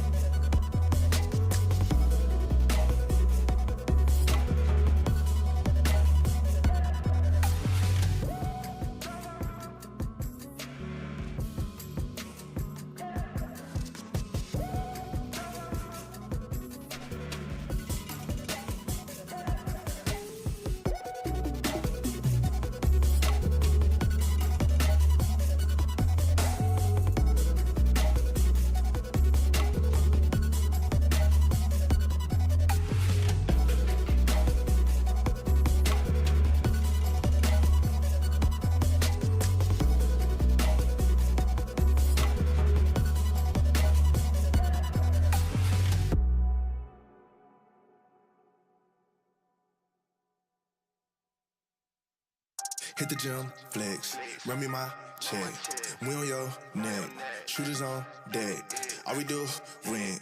All we do, win. All we do, win. All we do, win. Hit the gym, flex, run me my check. We on your neck, shooters on deck. All we do, win. All we do, win. All we do, win. All we do, win. I need a dub for shoulder, bag and trophy, I need to go. You cannot match the glow, I'm covered, I'm shining from head to toe. Y'all ain't notice, excel like POTUS, and I stay open. Hold up, flex getting coldest, crept down the court, bought with the fade. Like, I don't even start for the win, I don't play. Got a coat for the rain, y'all boys brace for the storm. We tsunami informed, then it's best that you stay informed. We run plays without no script, hey, that's light work. We make bands just off our shot, but what's your net worth? I cut ties for all my team with all this drip, but no canteen. Now y'all boys can, but no sardines. We off this wave for all 19. I don't, yeah, got no words, don't say too much. Clock on 5 and a step like clutch. Team G6 in the league, stay up. Ayy, gotta hit that flex like a rep, we cut, we hit the gym, flex. Run me my check. We on your neck. Shooters on deck. All we do, win. All we do, win. All we do, win. All we do, win. Hit the gym, flex. Run me my check. We on your neck. Shooters on deck. All we do, win. All we do, win. All we do, win. All we do, win. I gotta win it. Yeah, I just sprint to the finish. I'm pop on spinach. I cook like I'm frying up chicken, and ain't no debate on the hood, man. They catch it. I ain't even fishing. Yeah, they tryna eat off a layup, but beating it. Yell out to come out and get it. Ooh, yeah. Ooh, hot. Fresh out the skillet. Yeah, busy. I got a whole lot on my plate. Busy. I got a whole lot on my plate. You busy looking on IG. It won't get you nothing but fake love and a whole lot of hate. Look at my life, get you motivated. Came from the bottom below the payment. Shout out to God, man. We finally made it. I know some people that probably hate it. Ooh, I ain't worried about your opinion. I'ma live my life. In the studio in Georgia, finna kill a mic. Quarterbacking money plays, you should take a hike.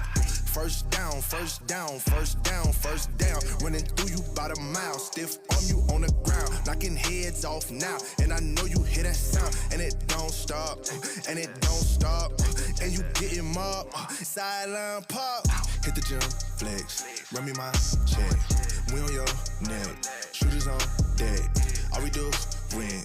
All we do, win. All we do, win. All we do, win. Hit the gym, flex. Run me my check. We on your neck. Shooters on deck. All we do, win. All we do, win. All we do, win. All we do, win.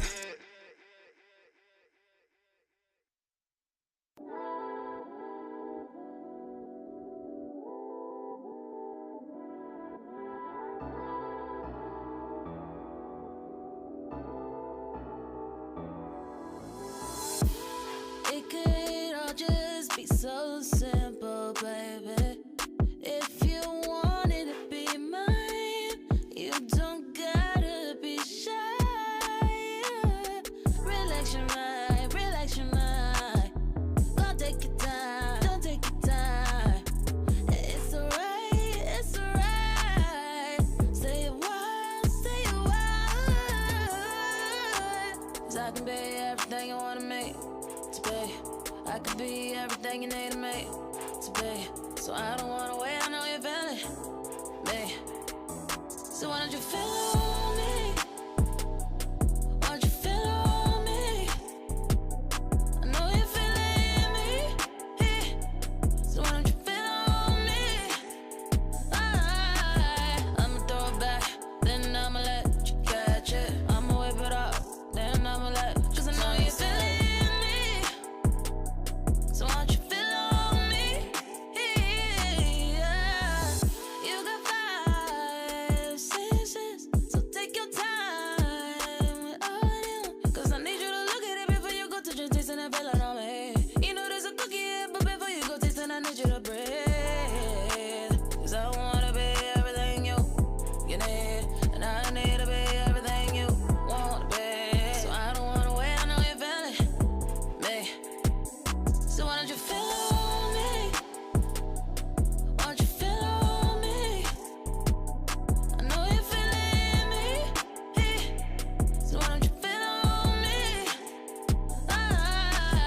I'ma throw it back, then I'ma let you catch it. I'ma whip it up, then I'ma let, 'cause I know you're feeling me. So why don't you feel on me? Yeah.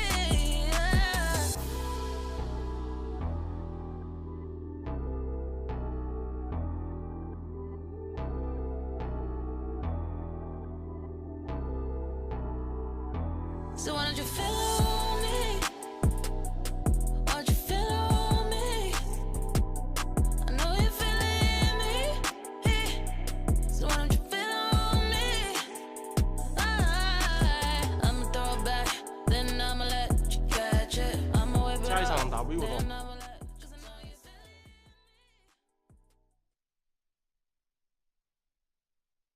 下一场 W 的话，我觉得我们只要做好配合，沟通好，以我们的实力是可以赢他们的。11.14版本刀妹加强了挺多的，所以我后面的比赛是有可能会用的。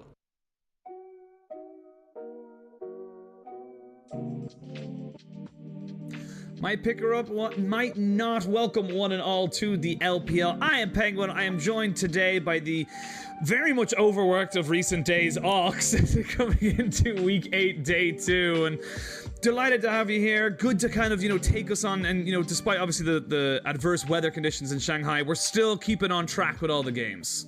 Yeah, obviously had some issues on the weekend, but it just means we got to delay those games. We're going to have some... It's kind of like we moved out of the Super Weeks section of the split, but we're still getting a little bit of a taste of that with some games coming in on the weekend. So yeah, Super Tuesday. It's all right. Super Tuesday. That's the new thing. It's the new meta.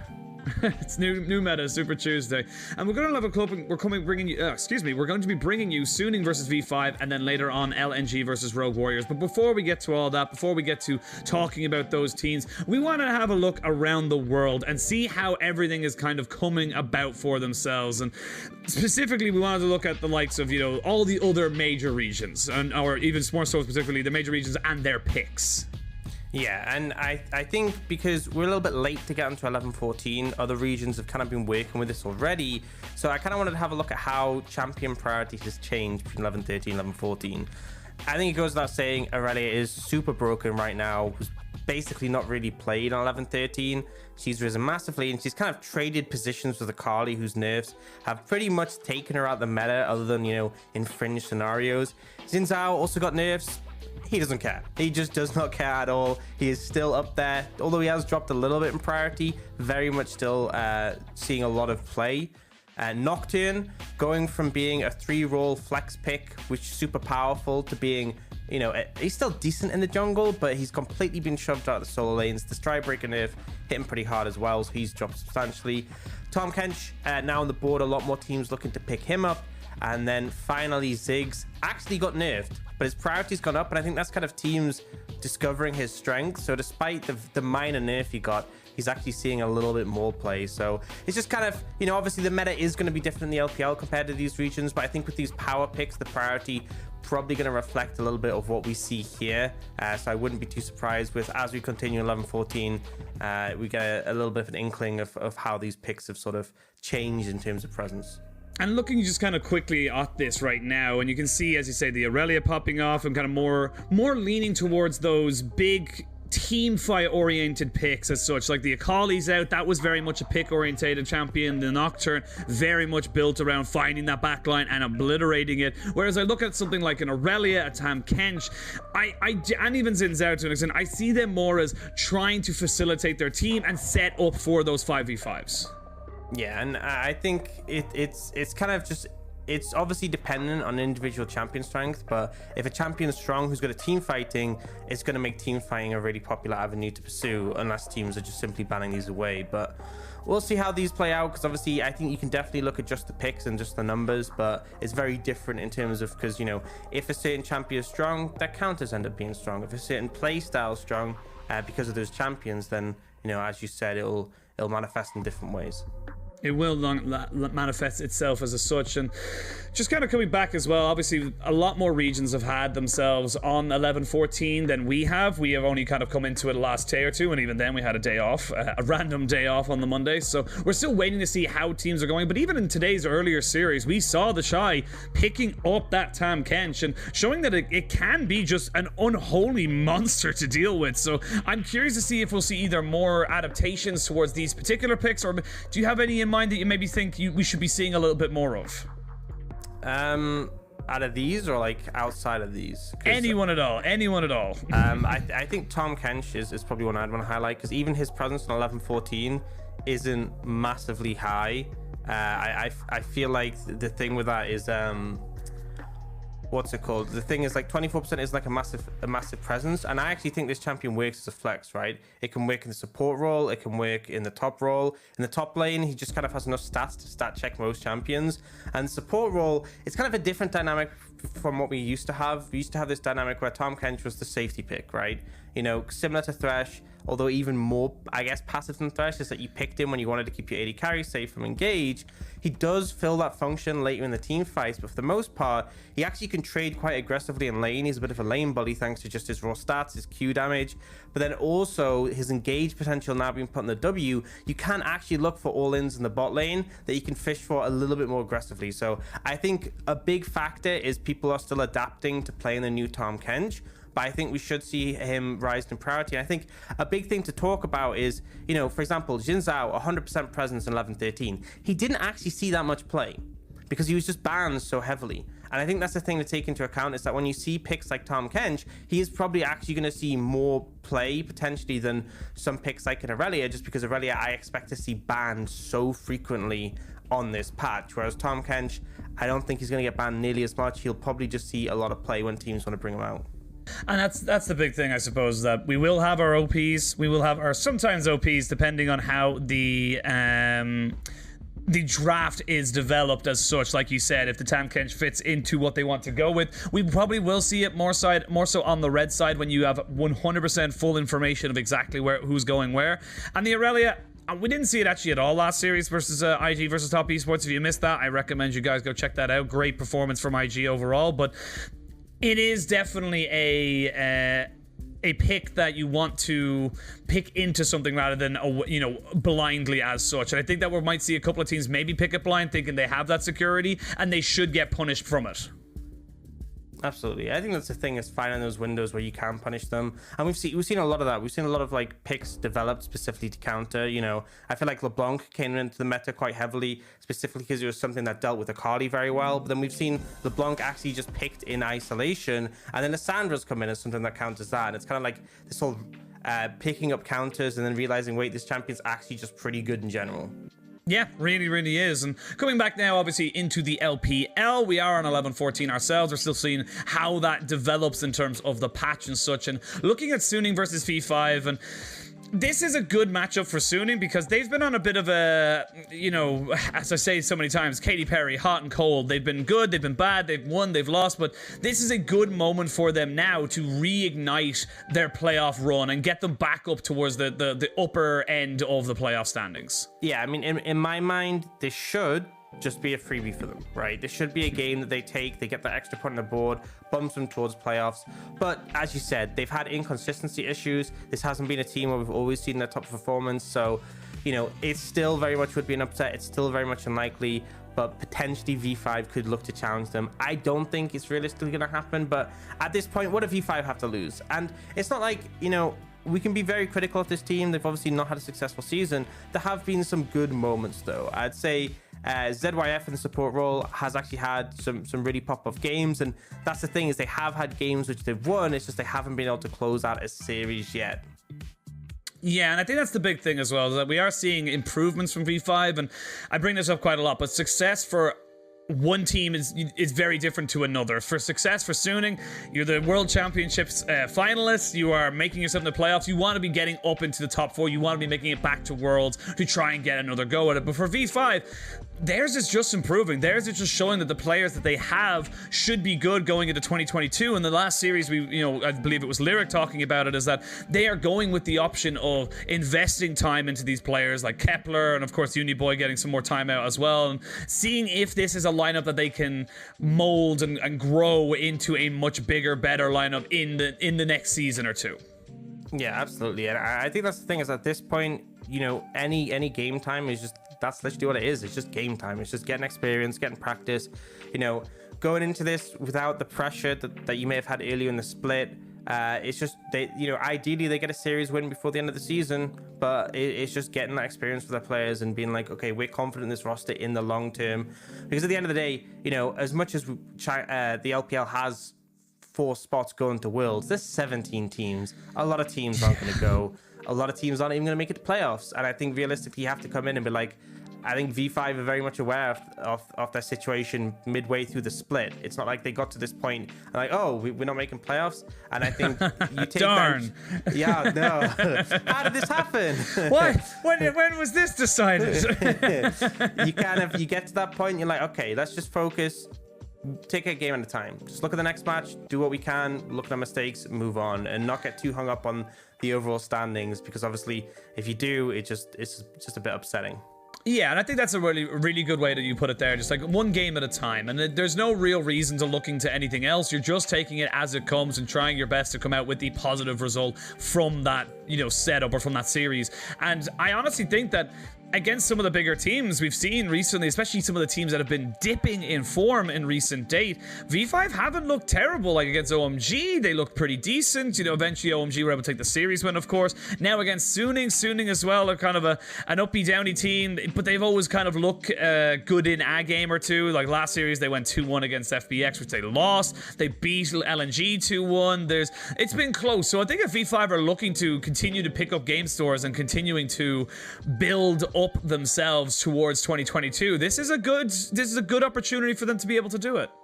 Yeah, I mean, at the end of the day, as we've said before, nothing to lose, just go in. I think what has favored them is when we've seen moments where like PZX has been able to be more aggressive in the jungle, get that early pressure.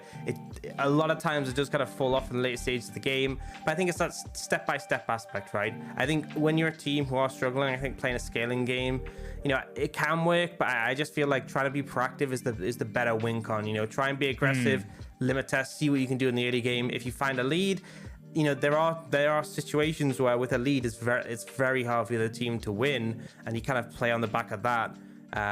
But yeah, so we'll see what they can do. I think Suning, as you said, sometimes inconsistent. I still think they should be heavily favored in this matchup. I think everyone who's watched even a little bit of LPL will definitely agree with that. But we just have to see what they come out with. Yeah, and for Suning as well, they have a pretty, I wouldn't say easy, there's no such thing as easy in the LPL, but definitely a more comfortable run to end off the season. They only play one game this week. They play today against V5. They have a week off. Then they play a Rare Atom. That's a pretty decent, matchup that, could go either way. I think they're pretty equal in stature there. And then they play TT to round it off. So they could still end the season 10-6 if they're able to win off all those games. And 10 wins is a good enough to maybe put them into 6th, maybe even 5th, depending on how all the other results go. But, and this is the big but, you lose today, there's massive question marks over you. And like we mentioned, there isn't really a lot to lose for V5. You win the series, amazing. No one's going to bat an eye if you lose either. So you just can go out and have a little bit of fun with it. But I feel like Suning do have a lot of expectations on them. Yeah, I think for sure. I think Suning should be crushing this. Suning should be crushing that game against TT and putting up a good contest against Rare Atom, because I think they're at the point where this team is very likely to make playoffs, right? But we've talked about this a lot. That's just one step. Making playoffs is one thing. Getting into a position where you feel comfortable in playoffs, where you're going to make a deep run, is another. And so you want to see them at their final form. You want to see them going into that series against Rare Atom, which I think is an important one, and coming out convincingly. But it starts here, it starts today, and hoping that they sort of have one of their more consistent performances. We will see. We are jumping into the lineup there. Suning coming out onto stage. Stoneface ready for whatever may come their way. They know they have a job to do today. It is technically easier and more comfortable than most, but you still got to do it. The LPL is notorious for having teams who are already knocked out throw in an upset or two. And for Suning, they just got to get the job done. It sounds very easy, but nothing could be further from it. Yeah.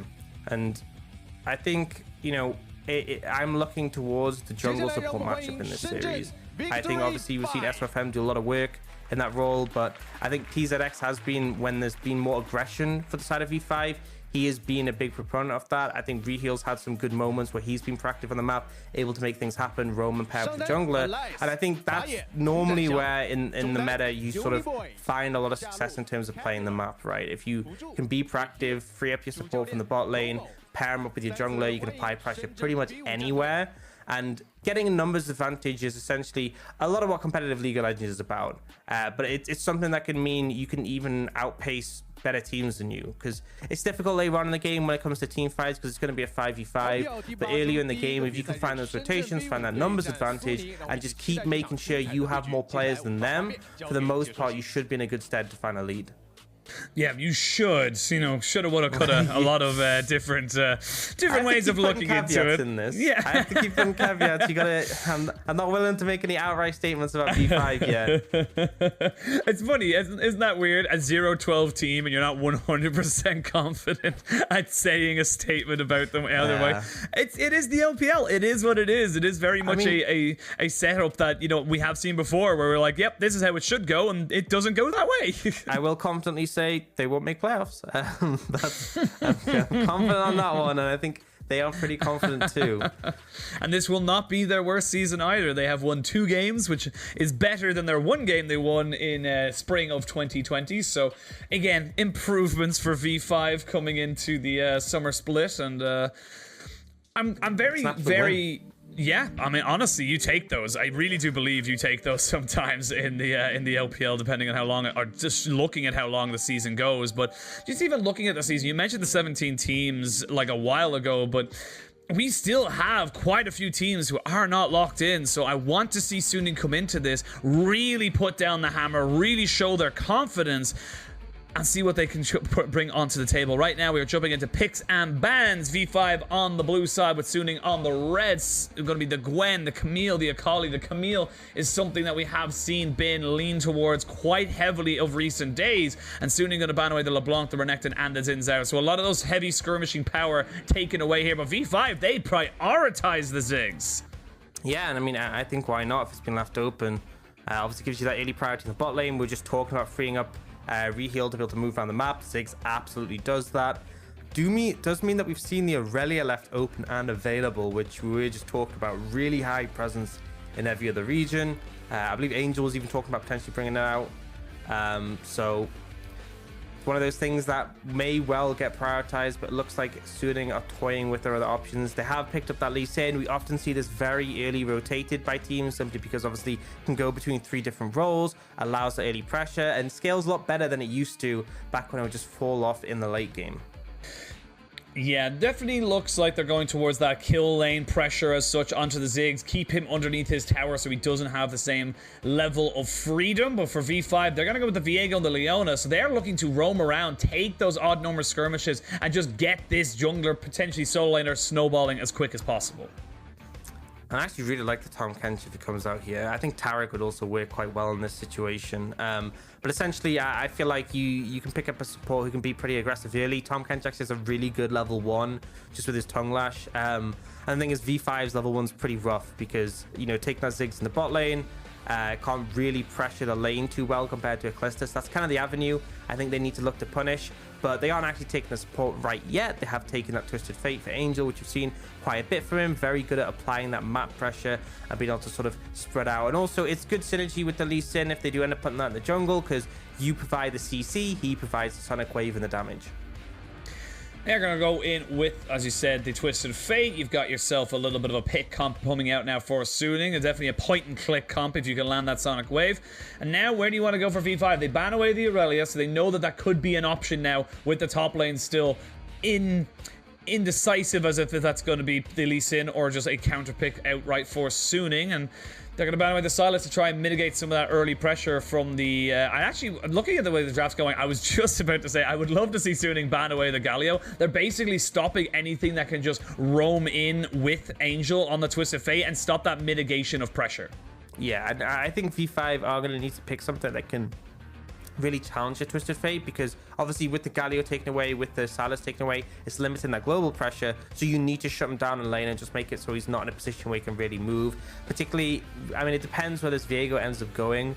Definitely a factor there, but it looks like Suning, although they don't prioritize the Tahm Kench earlier, they are still going to pick this one up. And this is technically a flex. This could still go into the top lane instead of the support role, so they do have that option there. It keeps things a little bit open for the side of Suning. But at V5, I like the Lucian. I like this as a pick that can really challenge Twisted Fate, keep him down. Rise is something that can apply priority, and although he's not as global as the likes of a Galio or a Silas who's stolen a TF ult, he can still roam a decent amount. But I think the priority is the critical thing. Shut down that aspect, and obviously keep Angel trapped in the lane. My only concern is they are heavily investing in AP so far for V5.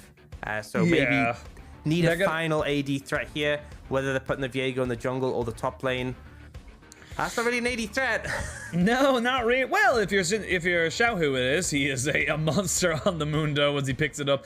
But the Mundo is going to be on to allies in that top side. And now you got pretty much whatever you want here. You can put the Tam Kench in bot side. You can pick up your counter pick top. That's exactly what they're going to do. So they're going to go with the Gnar for Bin. So good heavy team fight engage should Bin find himself in a good flanking position. And for Suning, I think they're pretty happy with everything they got. I actually really love the Tam Kench pick right here because if there was any kill pressure onto the Kalista, it's gone now because you just can't really do anything against this massive health bar that the Tam Kench will have even early on in the game.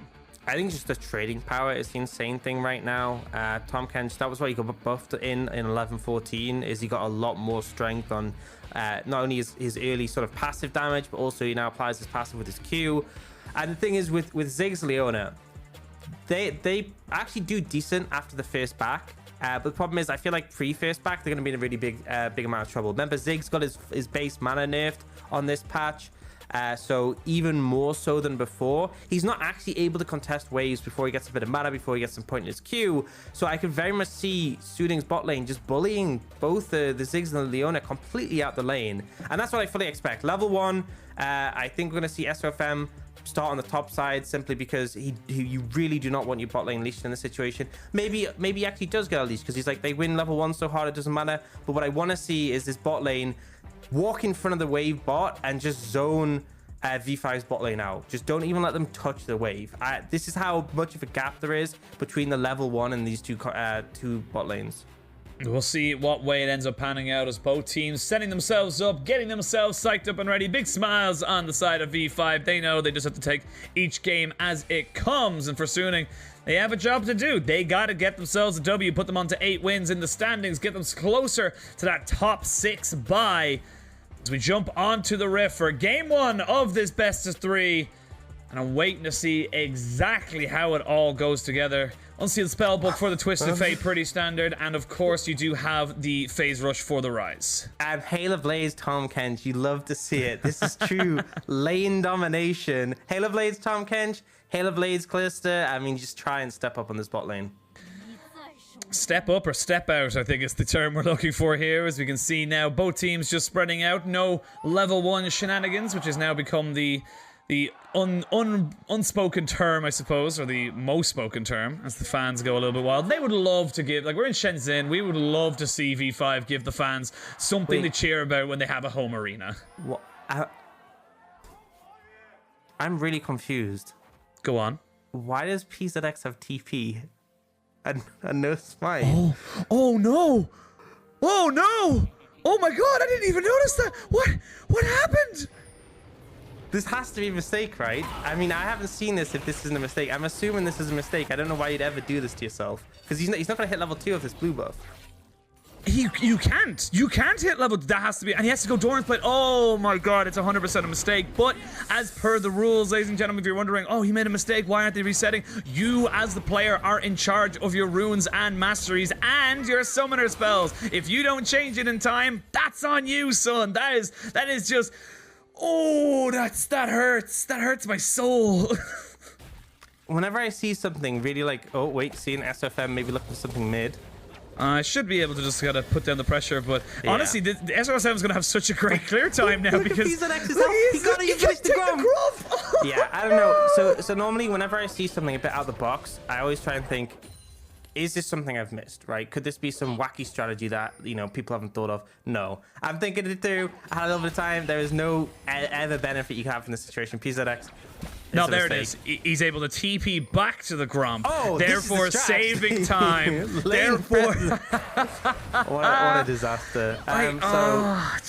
Oh no. Okay, we will come back to it. It is what it is. There's nothing else we can really talk about. In the great words of Munchables, it is what it is, and we'll come back into it. But I gotta say though, like you said, the early level 1 from Suning in this bot side is very much in their favor. They aren't pushing it maybe as hard as you would have liked, but still coming out with a slight advantage. Yeah, I would have hoped to see them zoning them a bit more. Obviously, we do see V5 getting pretty safely that level 2, but again, still expecting that pressure advantage to come in early. And SOFM, a lot of efficient clearing 2 camps at once, whereas PZX, wait, he's still level 1? Oh, he's still level 1, but he actually gets level 2 off of that now. Huanfeng still putting spears in. And, yeah, you can kind of see the trading power from this bot lane 2v2 of Suning. Just the sustained pressure, and that's the thing. Like, Tom Kench has quite a bit of sustained damage, quite a lot of sustain. Not just in the Grey Shield, but also if he lands a Q, he gets some health refunded. And Huanfeng just able to do a ton of damage on the back of this Clister. And now they're setting up for a dive. And why not? No one's going to be here. PZX certainly isn't. Yeah, he used his TP already, so he can't even join this fight. But with the Tongue Lash missing, it does mean that they are not able to make anything else go for it. You can even see the minefield being put down there just behind Reheal to make sure there was no last-minute turnarounds. But this isn't too bad for the bot lane of V5. We thought it'd be a lot worse for them. They were able to get back, get a tier onto the Ziggs, and get back into lane. Now PZ... It's gonna be a rough one for PZX, and I think that is how we have to just look at it from now on. They will have full knowledge of where he is at all times, and he will have no pressure. I know you're like, you know, we should just move on and talk about it, but every time I see him just like level 2, I'm like, oh my. Well, you know, you got to try something new. I put a spanner in the works. See if you can catch people out off guard. You know, keep it fresh, keep it moving. This is the training weights, right? This is they've strapped on extra training weights. The Ninja War was last game. That's not us. Yeah, I don't think V5 needed any more difficulty in that game, but. You know what this is, right? You know what this truly is? You know in solo queue, how if you get assigned to jungle, it automatically switches to smite. That's you know you need that on tournament realm as well. You need that allegedly you need that. PZX does. Yeah, he's got Sheen. You know, it's gonna. Wait, he just cleared Krogs and he's still level 2. Yeah, the thing is, when you do not have the jungle item, it just mitigates so much of that early XP. It was specifically designed so that junglers weren't just CC bots, and they made it so that they made it so, just in case anyone was unaware, they made it so that you did have things like Diana, Rumble, Hell Morgana for a while coming back into the meta. And this is why we see people saying you kind of have to take it. It's just too powerful. That was essentially the thing, is what we had is like, if you add more XP to the jungle, then you'd often see non-junglers just take the farm. But this kind of made it so like, you can't just, I mean, it was also a thing about when you had those scenarios where you'd, what was the term for it? Where like, you'd have Master Yi and like Taric mid, where they'd just take all the farm. Oh my god, I know exactly what you're talking about. It's on the edge of my mind, the phrase. I cannot think of the term. I'm sure someone on Twitter or Twitch chat or YouTube will tell us and we'll get an update from it. I know exactly what you're talking about. Zaya was there for a while as a jungler, way back a couple of seasons ago. Yeah, it was exactly as I said. It was just a lot of XP, so they had to find a way of mitigating that. But still having XP for the junglers. And now SFM, yeah, no, sorry, PZX, you don't get that. No. I wonder how SFM feels about this situation. Probably pretty good. Probably pretty good about this one. Not really too much of a contest. This is painful. I don't know. This is painful. Yeah, funnel strat. Thank you, Hysterics. Funnel strat was the term. That was the term there for. Or reverse pyramid for anyone else. Reverse pyramid. Yeah. So we obviously saw that, and then they made this change so they would still be able to have XP in the jungle, but obviously the laners couldn't steal it and have as much value, which. You know, a lot of junglers liked, because I don't think there's any way you can irritate a jungler more than taking their camps as a laner. So yeah, don't do that in your solo queue games if you want your jungler to like you and gank you. Yeah, don't do it. You get more XP from the camps as a jungler, so it is always better to give the scuttle if you can to the jungler. Unless it's super late game, then, you know, whatever. But I don't know if we can take this 1v1 right now. PZX gonna struggle big time, but now it's a 2v1. It's a 2v1. He has to back away. He can't take this fight anymore. The turret doesn't even hit the my god. I got a little scared. I won't lie. Man. We've got fun. I'm gonna be honest. We have gone completely off topic, off rail, because there's nothing to really talk about. The whole structure of the game is based around certain criterias being met, and when you just completely separate someone from the game and say no, you're not allowed to play, the game's just not the same. So it's hard to break it down. Yeah. But I'm going to leave it to you to try it. I mean, we can obviously SFM is just taking over the jungle right now. He's able to farm PZX's jungle. He's able to farm his own. He's basically able to do what he wants. And as a result, you know, we haven't really seen too much pressure. I mean, it's Bin's had priority top lane. Suning's bot lane's had priority. Angel's been doing pretty fine mid lane. It's just kind of rough. Like, nothing's happened, and Suning are 2k gold up. So, yeah. Yeah, it is going to be a slow death by 1,000 cuts if Suning continue upon this this trajectory. They are 20 CS up in the mid lane, 20 or 30 nearly in the jungle, 20 in the mid lane, 20 in the bot lane. Like, it's 20, 20, 20 all around. You know, 2020 was last year, but my God, Suning are just smashing right now. And it is obviously down to the fact that PZX isn't a champion right now. He's going to be very far behind on levels. He's going to be very, very far behind on gold, and that is just how it is right now. We do see a little bit of engagement here, but you do have the abyssal dive coming in there, forcing the flash from reheal. And V5, yes, you can look for that 2v2, but you're a Ziggs with no mana. There's not really a lot you can do about that. Yeah, Kepler gonna have to reset. They're gonna get some plate damage. Suning getting some plate damage made.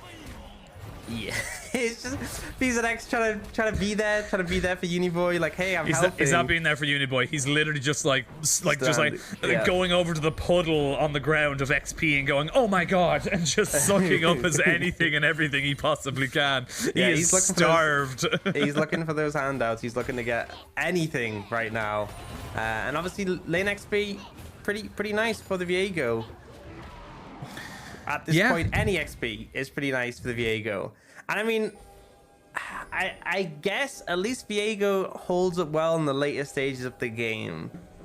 Is my... I like to call it a copper lining, right? It's not a silver lining. It's a copper lining. The iron lining. Yeah, at least PZX, at least his champion isn't like an early game champion who you need a ton of pressure on. So...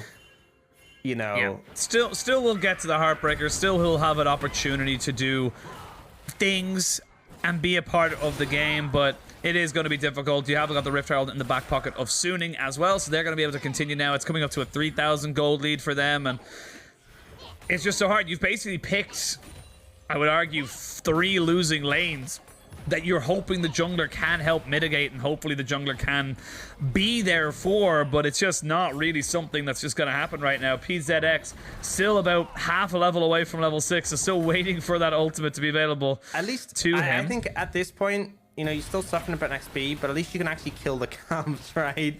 Yeah, at least he's not losing with relative 1v1s. ease. Yeah, he's not losing 1v1s to the Gromp anymore, or 2v1s against the Croaks. He's actually able to clear them, so that's something to be said.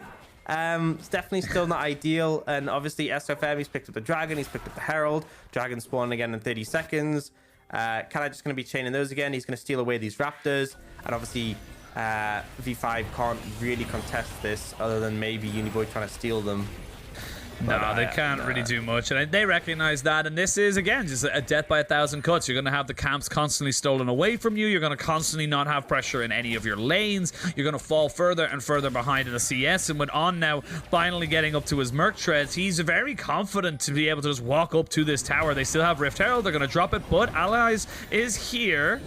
And they're going to maybe look for a fight here. All of V5 are roaming in, but do they get the charge off? It is going to end up going because you cannot. It's charging. They put it right in front of it. It took so long, though. It kind of looked like it ramped up, stopped, ramped up, and then I was like, okay, finally. I was like, is it going to die or even does anything? But yeah, it got it. Unfortunately, because V5 had to bring 5 members mid, they lose a lot of plates in the top lane. You can actually see Huang Fong on the bot side pushing the wave in. SFM's still invading. I think the thing is that you actually don't want to fight in this situation if you're Suning, because that's the way PZX gets a lot of golden experience, is if you botch your fight. If you don't fight and you just stick to farming, then it's like a guaranteed this Viego's going to be useless. So yep, basically that's the play. This could be probably the This honestly could be a game where 5 kills go the way of Suning and it ends the game. That's how I could see this game going, because V5 know just how far behind they are. They're just going to continuously, you know, concede all of these different objectives, and they're just not going to try and fight at them because they can't. Even going for a dragon fight doesn't make any sense. You don't have a smite. You can't 50-50 it. Think about Baron later on if it gets that late. It's just like Suning can start it. They have Callista and smite compared to nothing from V5. This is such a tragedy, honestly. I have no words. It's just gonna be such a painful experience in the long term. Mid tower's now gone down. But what we can say is that for Suning, where's your copper lining?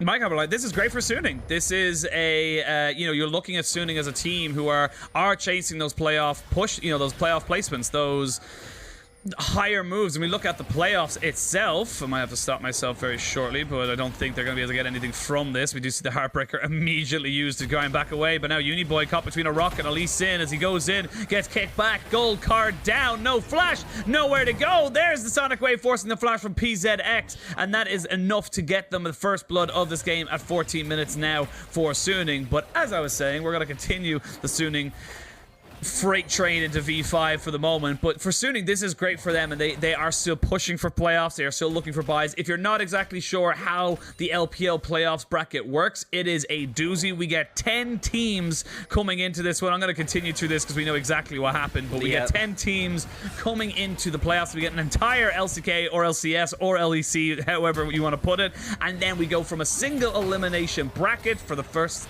few rounds that then move into a double elimination from the top 4. So where you are at the end of the season is incredibly important for the teams, and it can be the difference between playing 5 best of 5s and 3 best of 5s, which is a lot. Yeah, and also making it into that top 6, having that safety net is such a massive thing, because just it means if you do end up going against like a strong early opponent, you know, maybe RNG, who obviously aren't that high in the standings compared to how the current power is, you do have that extra opportunity to sort of restabilize, get everything together, and still make a push in playoffs.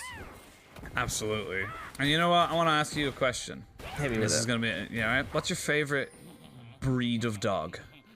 Breed of dog? Yeah, do you have one? Or are you a cat man? I'm more of a cat man myself. All right, what's your favorite color of cat? Yeah, I like how this is such a thing. It's like everyone's like, oh yeah, I have all these breeds of dogs that I like, and they're like, what sort of cat do you have? And it's like, orange. Cat owners just don't care, you know. There's occasional few who care about the breeds for the most part. Yeah, it's like the only breed I know is like Siamese, and that's the only breed of cat that I know of. Yeah, I'm aware there are different breeds. I just don't know them, right? Yeah, go on. What's your favorite color of cat? Black and white. You know, I've had a few black and white cats. Yeah. What were their names? Socks, because you had like little white socks. Booties. Oh, so cute. Jess, because she looked like Jess from Postman Pat. Oh, nice. And then this is a real zinger. Fluffy, because he was fluffy. Well, speaking of fluff, we're going to finish with the fluff right now and go straight into this team fight that has just sparked up. They are done with hearing about cats, and V5, they'll get themselves back over with the Realm up, but only to see certain death for reheal. We can see Bin, not even Mega right now, using the Mini-Nar to his absolute fullest advantage. They flash forward, gold card, Angel picks himself up one more, and this game is now a 10,000 gold lead at 17 minutes. Anyway, back to cats. Well, have you seen the movie? No, fortunately. Although honestly, probably would have been easier to watch than this right now. This is kind of just a little bit painful for V5. Yeah. So obviously, I'm guessing you're more of a dog person. What's your favorite breed of dog? So I have a favorite breed. Well, actually, we'll give a quick look at this one, because this actually was a good setup from Suning, as they just said, right, we know we're stronger than you, and we can just take this full fight. Yeah, it was actually a nifty realm warp to relocate, but then it kind of relocated into the Everfrost from Angel, and it's just like, they know they win, they know they're super far ahead. Even before this fight, there was a 7k gold lead, so it's kind of just like, let's just kill everyone. And V5 are like, stop, please. But Suning aren't slowing down. Yeah, my favorite breed, if I was to pick one, is corgis. I absolutely adore them, but that's fair. I am very much an advocate for adoption, not buy. So I know I'm going to end up with like 100 greyhounds because greyhound racing is really big in Ireland, and I know that I'm going to have to adopt all of them because they're just really sad long boys. Yeah, a lot of walking because. Oh yeah, they're quite, but they're incredibly friendly dog as well. Funny enough, they're very good for family pets. They're very docile, that's which is nice. yeah, it's very nice to see. They can be very they don't bark that much. They just kind of sit there being long boys, you know, being slightly sad looking, and you just kind of give them treats. I don't know. I love them because they look so sad, which is a weird thing to love in a dog. It makes you. I guess you have empathy, or whatever, sympathy. Yes, empathy. I think also empathy is the one where I can feel it. Sympathy is where I can understand it, I believe. Okay, probably sympathy then, I guess. Yeah, probably sympathy. I have sympathy for V5, is what I'll say. Yeah. Well, they're surviving this engage. They were not able to get Bin to get any kind of purchase on his Meganar, so really nicely done there. But it is, again, like I said, a slow but sure. It's like watching the ceiling collapse down on top of you, but it's going at like an inch a minute, so you're kind of like just waiting for it to slowly keep pushing down, and there's no escape, there's no rooms, there's no doors out of it. You're just accepting that it's dead.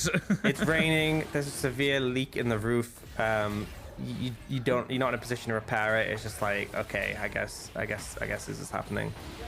Yeah, it is what it is. So. Now we're looking at a sole point for Suning. They've got themselves a 12,000 gold lead. We're not even at 20 minutes. Funny enough, actually, and this is the weird thing. This isn't even our fastest game of the split. This isn't even going to be close to our fastest game of the split. Fastest game of the split was FBX versus Rogue Warriors, which was dusted, finito in 17 minutes and 7 seconds. This is, you know what? If anything, I'm disappointed. You know? I think, you know who I blame for this? I blame SOFM. He saw an opportunity to farm every camp in the game for the entire... He's like, this is full PvE for me. I can just farm PZX's jungle. I can farm my own jungle. I can farm everything. And so he's just kind of enjoyed that. Angel running with the Ghost Cleanse special thanks to Spellbook. Oh, they found SOFM. They got a kill. That's it. They did it, ladies and gentlemen. They've gotten a kill down, and that's SOFM away. Don't call it a comeback, as V5 picked themselves up their first kill of the game. It shall not be a perfect game today, Suning. You had one job. Come on, it's a win, right? This is a win for V5. They're back on the board. You know, sure, they are still 11,000 gold down. The longer this game goes on, the less gold means anything, the less experience I mean, there's a world, not many, but there are universes where this game does go to 50 minutes and we do end up having it. But I'm going to stop myself right there, as we do see the Destiny gate had to be used here, as Alia's just tanking up all of this right in front. Huanfeng untouched and just pumping down the spears. The Realm Warp, though, just about gets Corporate Mundo out of the base, or out of the way into his base.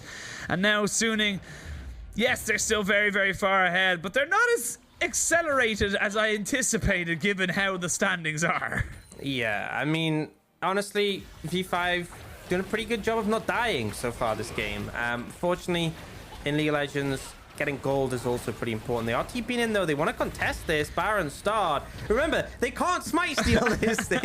They are looking for the fight. They are looking for the fight. They know there's a debuff with the Baron buff as well, so you have to use a smite. SOFM had to use his smite. He gets knocked up. The 6th man of the Baron trying to help out V5 and the Faithful. As we can see, Reheal forced to flash over the wall. Bin about to go Mega, looking for an opportunity. It's 2v2, though, as Huanfeng and SOFM go up against Allies and Uniboy. But here comes On. This is a very, very scrappy fight, as V5 are holding on, trying their very, very best. And now Reheal will go down, but he will soak up so much time and resources. But a double kill for Bin means that V5 have no way of contesting this, and now they're a little bit pinched. 3v5. They're trying to see if they can catch out Bin as he makes his retreat. But V5 did their job. They stopped the Baron. Yeah, they stopped the Baron. It felt very messy from Suning there, a little bit disjointed, and then Bin was kind of just like, look, guys, I'm going to kill the bot lane. I'm tired of this mess going on.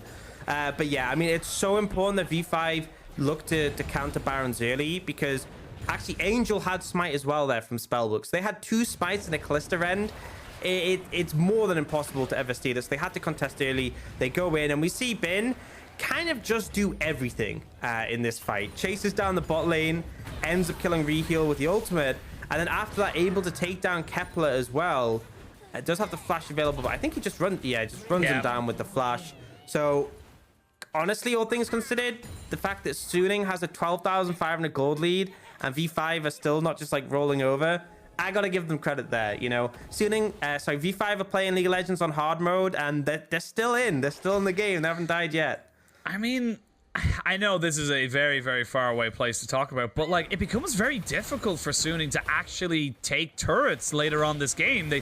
They have got the rapid fire cannon now for Angel, but he is full stun bot mode. He is not going to be pumping out damage. The Callista very, very short range as well, and it becomes very difficult to actually kill off this Mundo, who has got a massive amount of HP and armor. And now, with Suning separated, they're looking to try and find people out. They're going to use the Destiny is on, gets the Fate's Call out of the flashing Huanfeng, and that's going to be Angel finding a kill maybe on the backside of this, but he's not able to take down Kepler. Kepler trying to see if he can keep running away, throwing out this DPS as much as he possibly can. V5, they're almost getting pinched down. The kick is great from SOFM. Gets himself right on top and picks up the first kill of this fight. Now they can turn on to Allies. But speaking of turning on, Bin jumps in, picks up one more, and finally Suning find the trigger on the smoking gun and fire it. They will take the clean ace, and they could look to break open the base. What was that kick from SOFM? He was playing snooker there. He just lines up the shot and takes it out. That was so good, honestly. Highlight of this game for me. That was beautiful. V5, I actually really like their attempt to try and force the bot lane of Suning and like just run at them when they had a numbers advantage. I actually think it's 100% the right call. Yep. The problem is, it's a Callista and a Tahm Kench. It's actually a very hard bot lane to get on top of. You saw the dive coming in from the Tahm Kench to get space, but I just want to see this again from SOFM. Literally playing snooker, kicking PZX into Kepler. Look at this shot. Oh, that was nice. That was so good. Like, just the fact that so many people, and he just only hits the zigs there to kill him. But yeah, I think V5 had the right idea, but you're so far behind in gold, and obviously Huanfeng and On have so many tools to get themselves safety. It's kind of like that leapfrogging. Like, you have the Tahm Kench can sort of tunnel under and take the Callista with him. The Callista can obviously Fate's Call the Tahm Kench out. So very hard for that play to work, but it still felt like that was the opportunity. It's just when you're this far behind in gold, you know, 15,000 in favor of Suning, Mountain Soul in favor of Suning, it's very hard to make anything work realistically. Yeah, and with Ziggs in the base, there's going to be no Mega Inferno Bomb to try and even attempt to steal this one there. You could maybe look towards that, but not going to happen. Still perfect scores across the board for Suning, apart from SOFM, who did give up that one kill to stop the perfect game. And now V5, they've got a Baron buff, they've got 15,000 gold, they've got everything to look forward to as Suning now put that full power right at their front door. And all right, actually, they got a tower on bot side. So again, positives, moments of positivity here for V5. But Suning should be able to just pretty much walk this one in and get themselves everything and anything. Yeah, I think maybe, you know, V5 do have 4 teleports. Maybe they go for the heavy TV flank. But realistically, I think maybe engaging onto one of the side laners is a decent option. But yeah, it's just, the thing is, this 1-3-1 is very difficult to deal with. Suning super far ahead, and they're just able to push the Baron minions in. And V5, they want to be grouped to try and find a 5v5. But, you know, if they don't kill someone from Suning very quickly, which is very hard when you have, like, the Tahm Kench there and available. Here we go. That realm will pin. Oh, nicely done. Flashing forward, stopping the Destiny Gate, but the TP's going to be committed. You can see Angel flashing in towards the base. Now Bin is here. Doesn't have his Mega just yet, but they're just too far ahead. They're smashing them with their wallets and their smites right now as SOFM goes deep, trying to see if he can catch out Kepler, and Reheal will be able to help his team pick up some more kills. And in a much longer than anticipated game, you can see Huanfeng, he wants it. He knows he can go for it. He's just trying to kite around on the bottom side. Has so much attack speed right now with the Hail of Blades, and they're going to be able to take the Nexus turrets. The Nexus falls, and that was a game of League of Legends, Ox. Yeah, it was. I'm not going to try and dive too deep into analysis. Copper lining, This is rock bottom for V5. It can't cannot possibly be get worse than this. So only uphill from this point. And I have a very simple fix, a very simple adaptation going into that game too. That should honestly make things a lot better, because often you come out of a game and you're like, that went wrong, but you try and look at how, why, what can we do? And sometimes it's difficult. This is so easy for V5. Take Smite in the jungle. There you go. I don't know, man. That seems some like proper high level challenger tier stuff right now, and I just don't know. It's mind blowing. We'll see. We'll see. Damage, by the way. Look, it is, as in the immortal words of Munchables, it is what it is, and Suning try to take full advantage of it. I'm still mad that we didn't get a perfect game. I feel like we should have. I feel like losing the tower and that kill were avoidable assets to give over to the side of V5. It was a 21k gold lead by the end of that game. Oh my god, it's just you know what? Yeah. We forget this game ever happened. I know V5 won too. You know, just wipe it clean. Wipe it clean for the memory. I certainly will be, because I don't want to think about this game ever again. We will move on. swiftly on. And we have discovered that Lyric, if you don't know, his favorite type of orange cat is Persian, and they are little dumpy little men. And I'm sure he'll tweet a photo of it, as they're very, very, very cute. And I don't know. I also like. What are they called? The cats with really short legs. What are they called? What are the really short leg cats called? I don't know. You know what I'm talking about? You know? I don't know. They're really dogs, dumpy. but I don't know. Yeah, but it's the one from the original meme of "Oh Lord, he coming." You know that one? I don't know what they're called. The only ones I really know is I know Siamese, I know Persian, I know Maine Coon, like the massive big fluffers. Oh yeah. I don't know that many cat breeds, honestly. Isn't there like the short hairs, the ones that have like the cute little faces and the little ears? I don't know. Cats are cute to me. That's it. I look at a cat, I'm like, that's a cute cat, but I say that to every cat, so it's kind of like, you know, that's okay, Ox. That's what we have learned from this game. We're gonna throw it to a quick break, reset all of our mentals, and come back for pick and bans of game 2.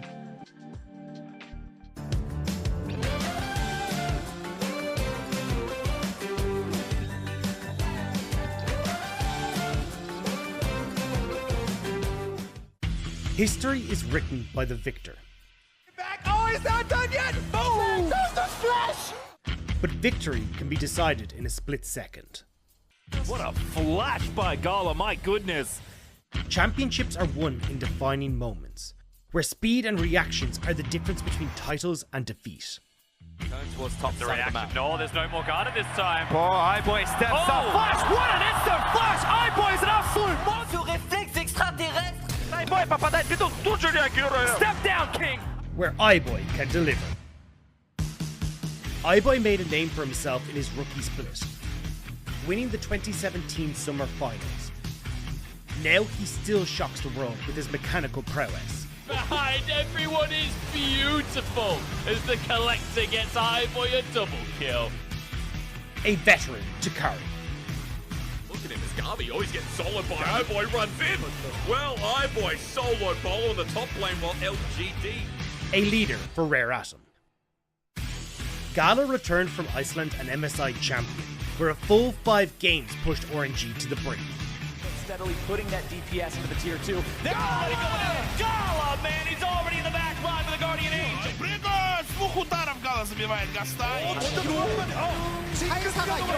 Everybody except the AD carry. Now Gala stands on a 5-win streak, ready to silence dissenters and continue to shake the shadow of his predecessor, to firmly cement his legacy. Great hook, because they're going to go in with the quickness and the grand entrance. It's a lot of damage on Tomeko. And to have the world scream his name again. I suppose the Crying will not be taken down today. There's 3 kills, 4 kills. A new AD carry continuing to gain renown. A war-scarred veteran fighting to the top. Where a moment of hesitation can mean everything.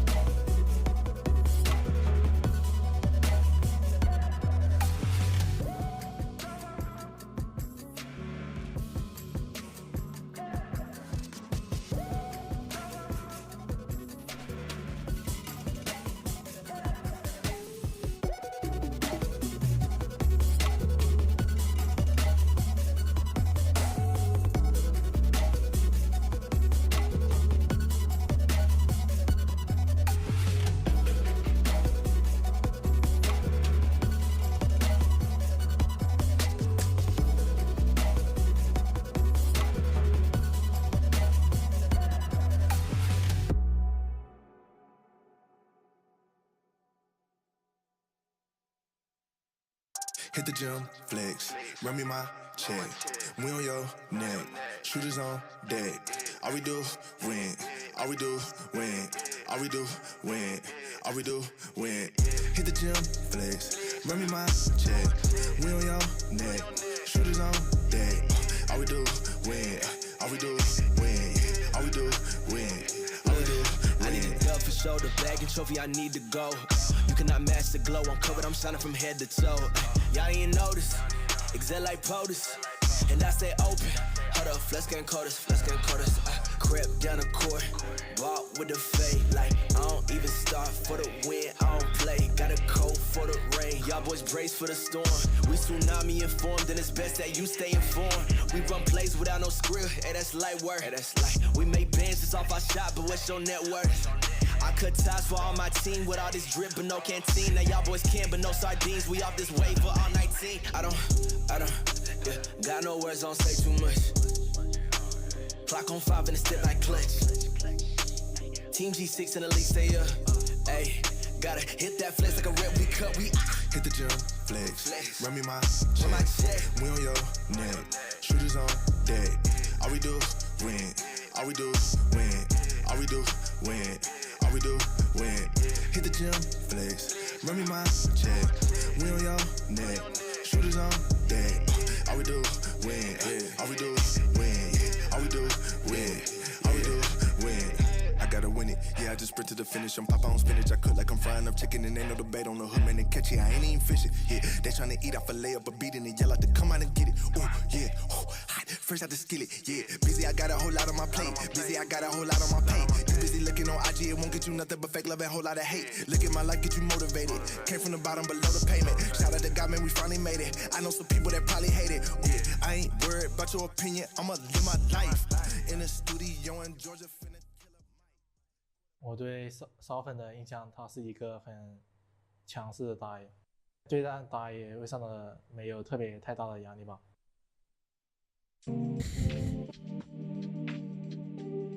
SOFM is in fact a very strong jungler. Very difficult to go toe-to-toe with him when you're 3 levels behind, sadly. But I digress. Welcome one and all back to the LPL. We have just been setting ourselves up, I suppose, for the next game in this series. We first got to talk about our MVP from game 1. It is going to be SOFM, and that's the last thing we're going to say about that last game. Yeah, I have nothing to add. In fairness, Good job. there was that nice kick from SFM. It was. Kind of felt like it was playing against no one though in the jungle, which, if you are just tuning in now, PZX unfortunately didn't take Smite.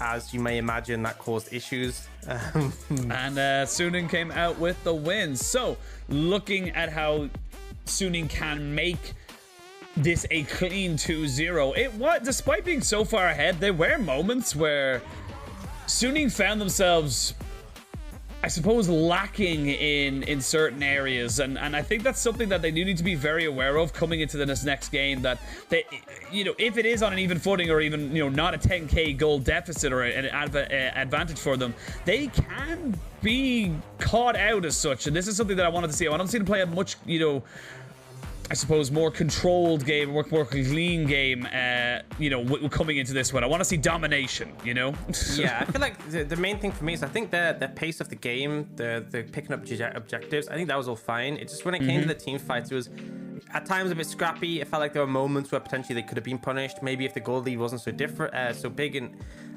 or maybe if they had a bit of a different composition against a better team.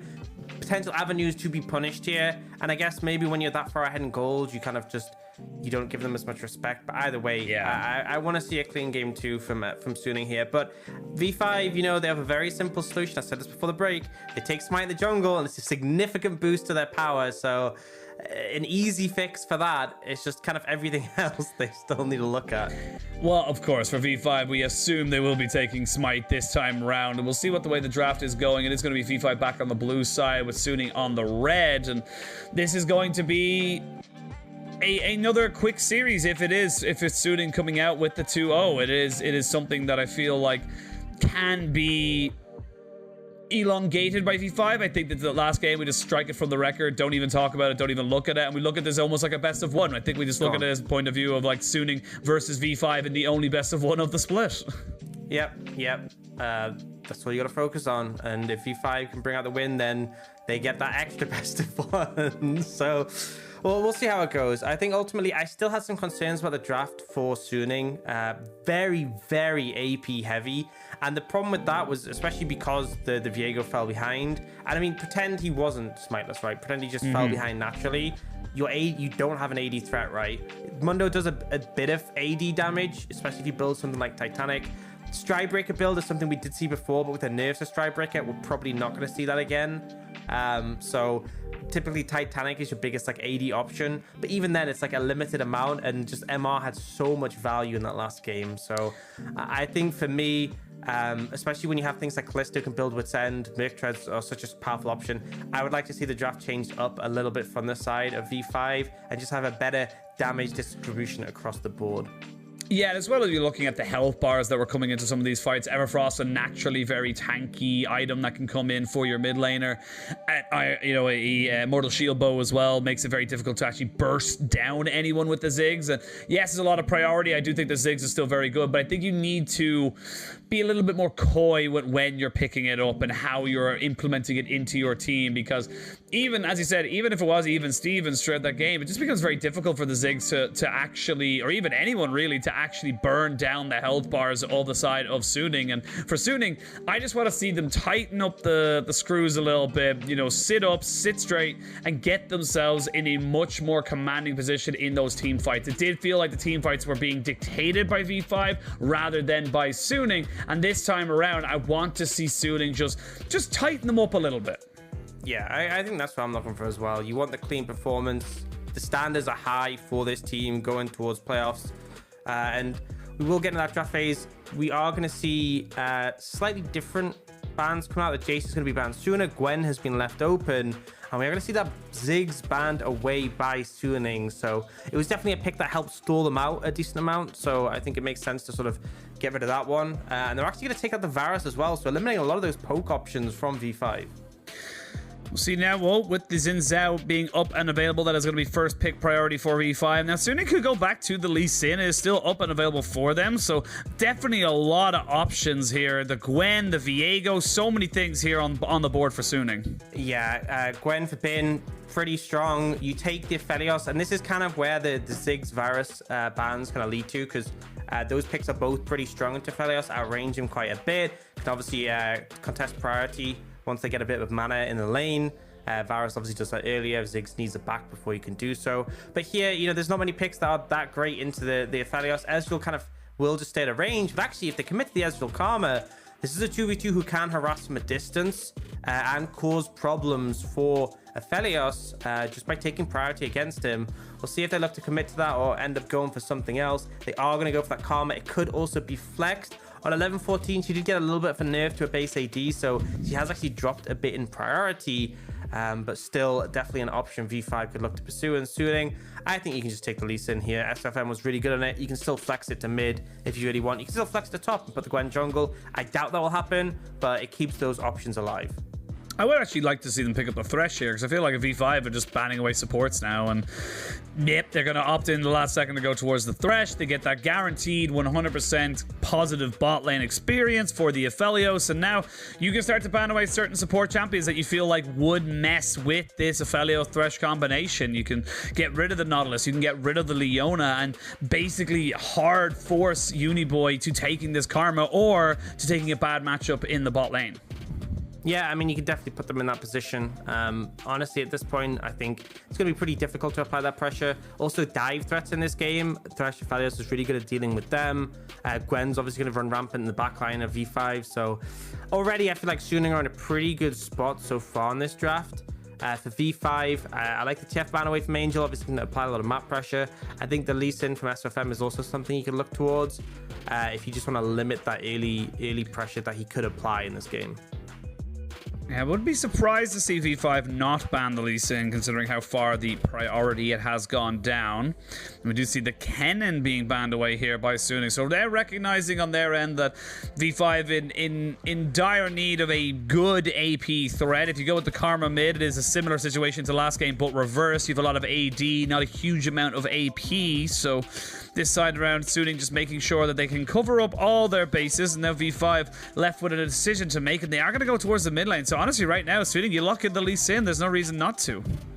Yeah, I think you can take a pick like that, or you can look in a different direction and take, you know, we've seen stuff like the Olaf picking his ins out just because of the early contest, but they're just going to commit to the Lee Sin. SFF had it, I mean, I'm going to say a free game in game one, but he's had pretty strong performances all around.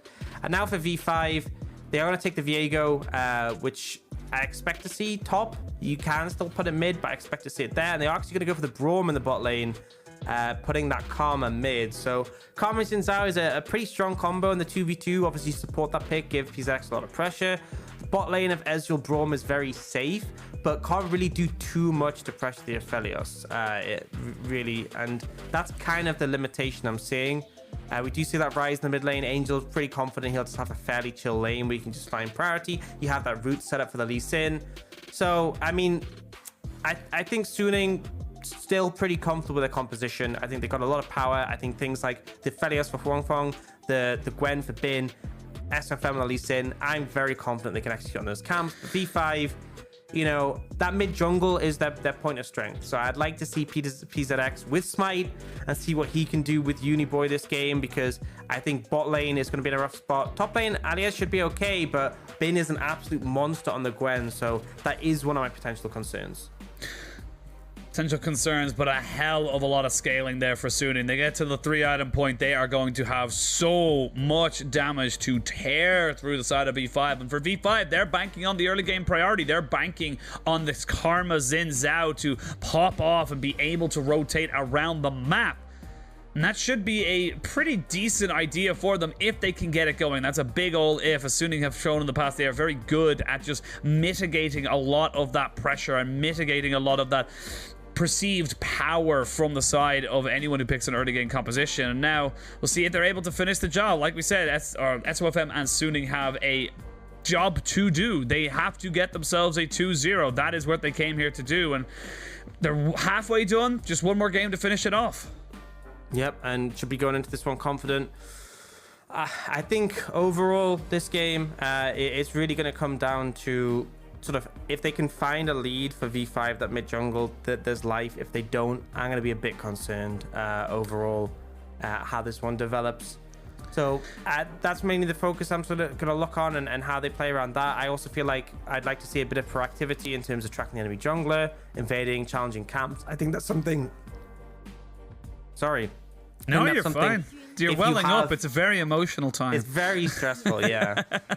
Oh, but he's got the smite, so, you know, already in a good spot. But as I was saying, I'd like to see, you know, if you have this Carnage and Zhao, look to do things like invade on the enemy Raptors, right? Challenge them, get the spawn timer, look to play around that, look to use that pressure. And if you can shut down Angel, if you can shut down SOFM, you can lean that pressure outwards and find an advantage for Aliez and Viego. You can find an advantage for your bot lane and try and snowball the game in that sense. Yeah, I actually really like this adaptation in the rune choice here from On. He's gone with the Guardian rather than the Aftershock. Generally speaking, it just, you would see the Aftershock just to give him a bit of extra tankiness if he goes in, but I like this knowing that there's going to be a lot of poke coming out from Kepler and from Reheal, so I think it's just a nice little movement here from away from that kind of standard style. I think you've seen a lot of development with Thresh because there's kind of been like, the old thing was to max the hook first and have Aftershock. There's been this playstyle where you actually max Lantern first and go Guardian, and that was actually a big problem. They've nerfed it quite a bit just because it was so overbearing, and right now it's kind of at a point where it's still strong to do so. It's just not as strong as it was, but there's definitely scenarios like this where you're not really going to find much kill pressure in this bot lane 2v2, and the main focus is just keeping Aphelios alive, so the Guardian definitely really valuable in that regard. See how that bot lane does develop. It is going to be Huanfeng and On who have themselves the advantage and the push. They will hit level 2 first, but like we said, very little kill pressure really against a Braum Ezreal. And now Uniboy using that priority with the mantra Qs, pushing in, pushing out to his bot lane, making sure he has vision of the bot side. And now he can lean towards that end and say, look, I know where SOFM isn't, which in itself is information. Yeah, and you should be able to spot him out because obviously on the Scuttle Crab clear when he paths down towards there, because you know both junglers on opposite sides, it's very sort of pretty obvious where they're going to end up in terms of pathing, and just that extra bit of information pretty valuable, and it means that we can have situations like this where Suning feel confident to play up when they have the information. Although I think they really want to crush this wave and sort of back away because obviously jungler not on their side of the map. They want to sort of resolve this issue as soon as possible. Yeah, you just sort of try and push it up, get as much damage down. It's very difficult for an Ezreal to really do anything at level 2. Kind of just waiting to see if he can last hit underneath the tower, not really in a position to push it back as such. And that is something that you do have to deal with when you pick an Ezreal. Ezreal is not your traditional AD carry that can melt the waves away. It is someone who is very reliant on his poke to start off team fights, to put a priority carry down, and that is what you have to take the risk for. And speaking of risk, Bing gonna get jumped on here. There's no flash here for Bin, and he's gonna be pretty much dead to rights. They're gonna give that one up to PZX, so a much better start for the V5 jungler. Yeah, it's actually a really strong early gank to shut down Bin. The wave was in a pretty bad spot for him. He will just be able to TP back in on this one if he wants to. But actually, SOFM trying to invade here, and V5's bot lane come and defend. So I like to see this. It kind of wards them away. It means that the dive potential isn't coming in.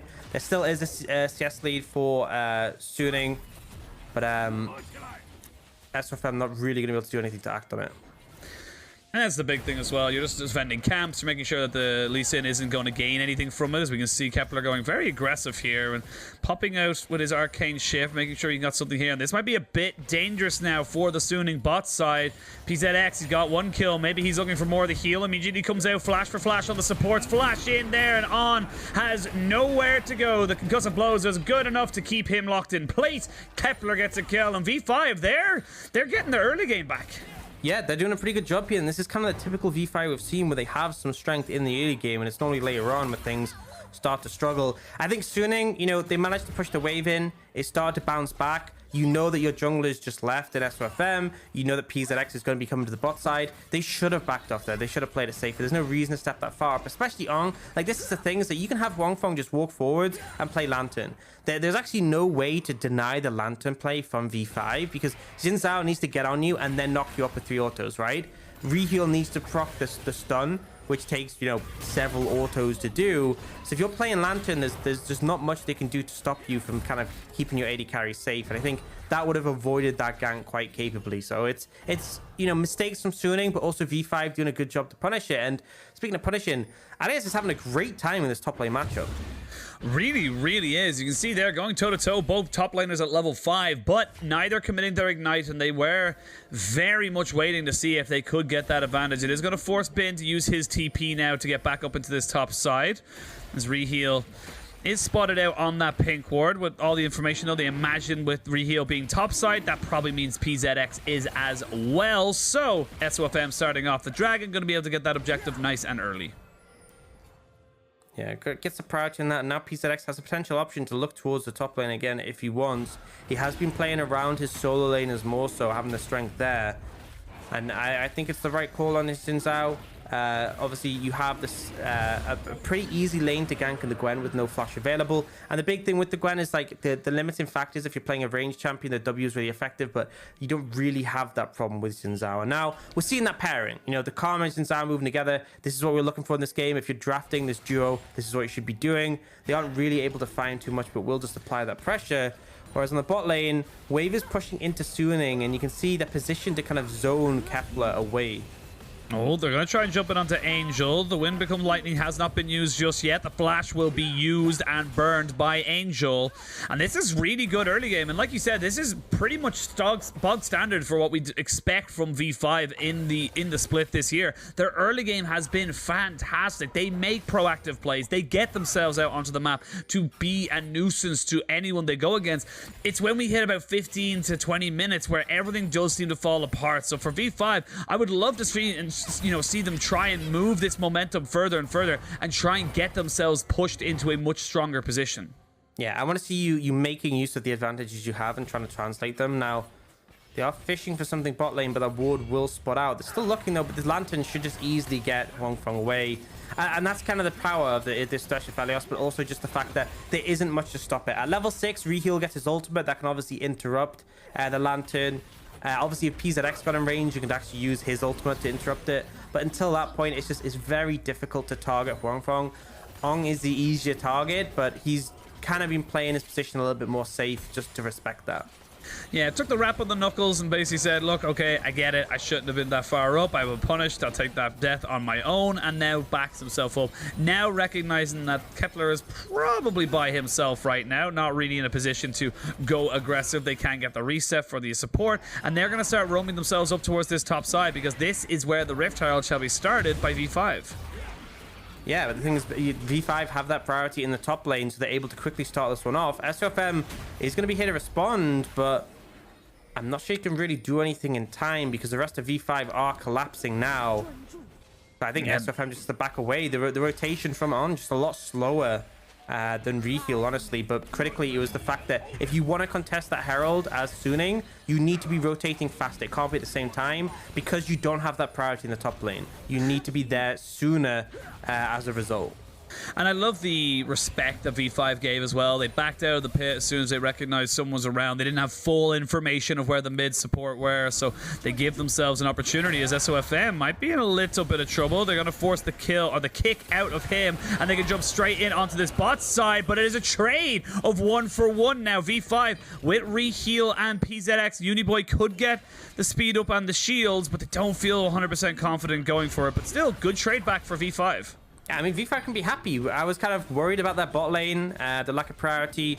I was concerned about how this top lane matchup would go just because it's been so strong on the Gwen, but the matchup is fine, and Alias has been proving that. Bot lane, Kepler's gotten 2 kills, so even though he's down a bit in farm, he's in a comfortable spot. And V5 have had a decent early game. I think they can be happy. They have the Herald to throw down as well and to sort of snowball things. I mean, we said, you know, I'm sorry to bring it up again. I really do apologize, Penguin. We said game 1 was kind of rock bottom. This is not even just like an upgrade from that. This is actually a decent start all around.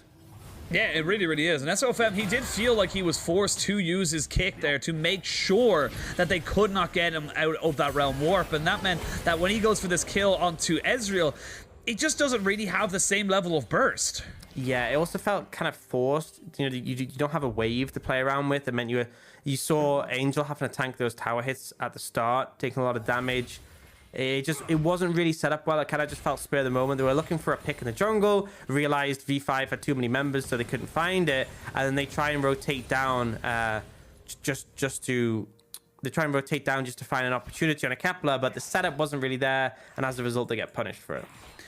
They get punished, and now it is still only about a 500 gold lead in favor of V5. Dragon did go in favor of Suning as the next one spawning in just under 40 seconds. Suning now just happy to keep Huanfeng on this bot side. He's not really in any danger or threat as of right now. On is always going to be by his side, and if he's not, that's when we can see those Aphelios picks really backfire on teams. And now, again, like I mentioned, it's just very, very difficult for a team with an Ezreal to push out bot wave. He's just not your traditional carry that can create and push back the waves.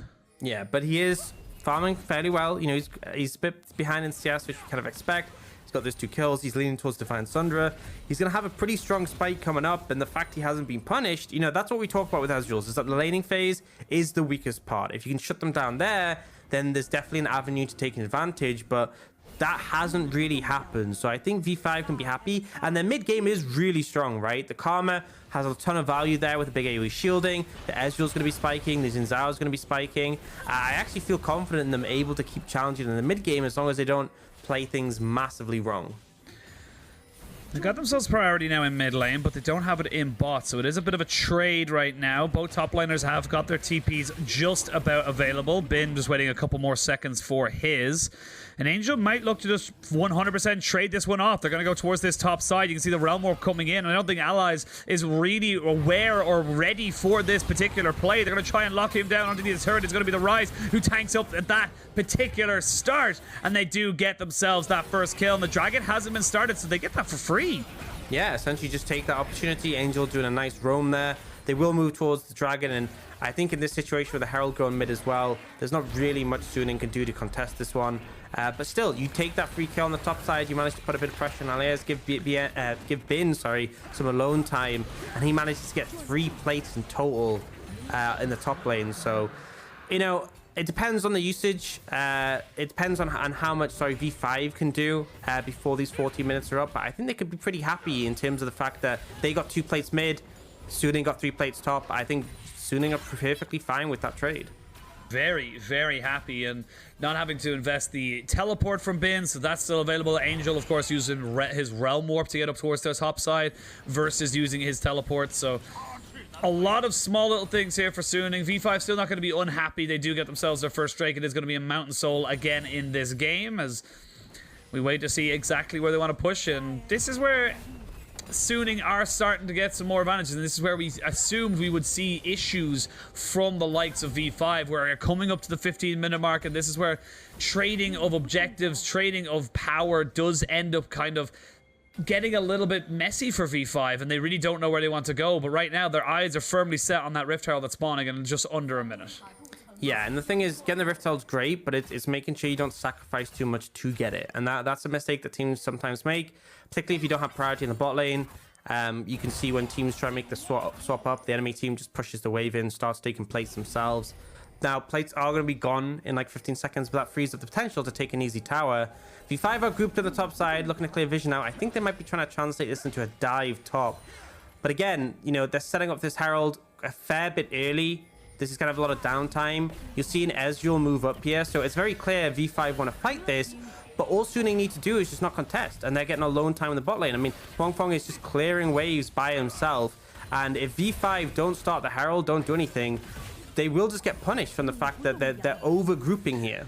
Yeah, there's still 10 seconds till that objective spawns. You can see V5, they're pushing Suning down into this bot side, but they're not gaining anything from it. And we can see PZX goes in. Huanfeng is now here with his team, but a good kick there from SOFM, just try to keep him alive, but can he get away? His flash is good. You can see PZX almost gets him away, but not quite, and SOFM will survive. Huanfeng will pick up the enemy jungler who just went a bit too deep, and now you can't even contest for this Rift Herald. Yeah, I mean, this is the thing. They stopped very early for the Herald. Ezreal missed a couple of waves in the bot lane, so you see that advantage for Huangfeng, who's now also a level up on the Ezreal. And then you see V5 like, okay, we want Herald. Herald's taking a long time to spawn because we swapped a bit too early. Let's try and take a fight. And they just overforce an SOFM. The thing is, when SOFM's at that HP, he's out the fight, you know? They're trying to chase down the kill, instead focus on the fight, and as a result, PZX trades his life, doesn't even take down SOFM, and as a result, Suning can get the Herald, and we are starting to see some of the failings of that V5 mid-game.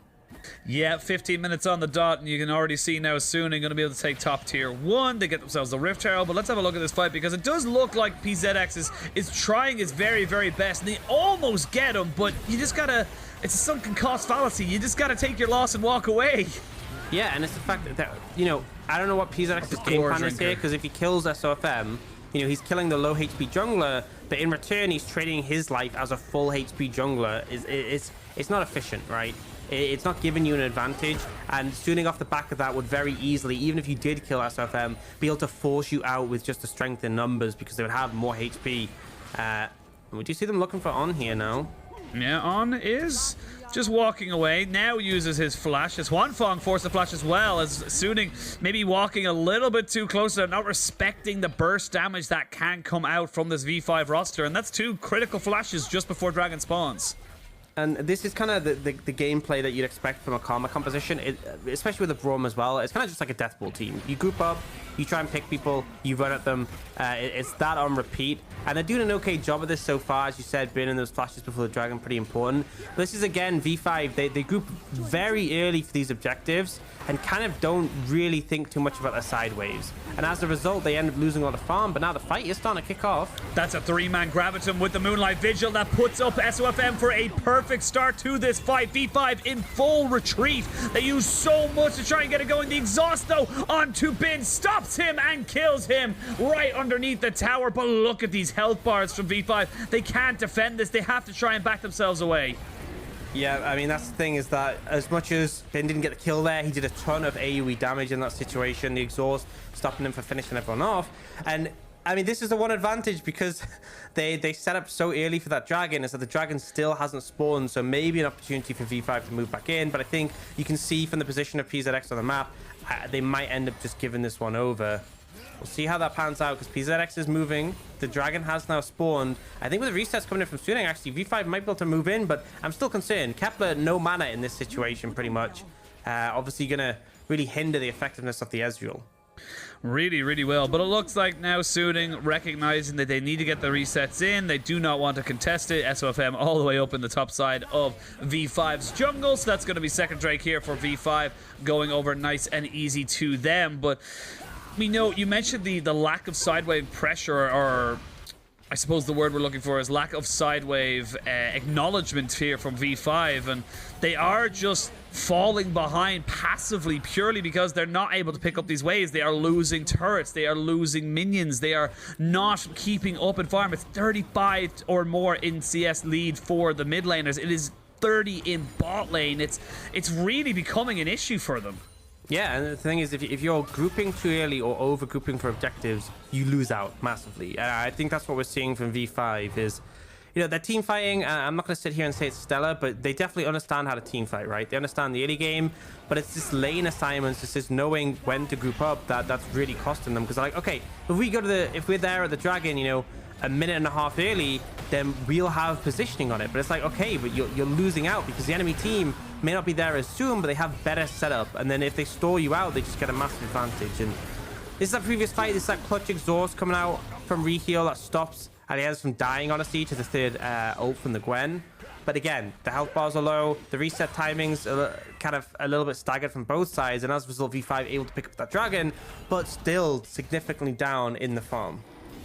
Very, very much down in the farm. As Suning now just looking to see if they can get that second item collector for the Aphelios. Huanfeng well on his way to becoming that absolute monster. We do see the Archangel's Staff and, of course, the Luden's Tempest for the Rise. So wave clear is sorted. No one's going to have an issue on Suning with wave clear. And V5, they're running out of time. Their composition, the longer this game goes on, doesn't really stack up to the pure outright damage that will come out from Suning.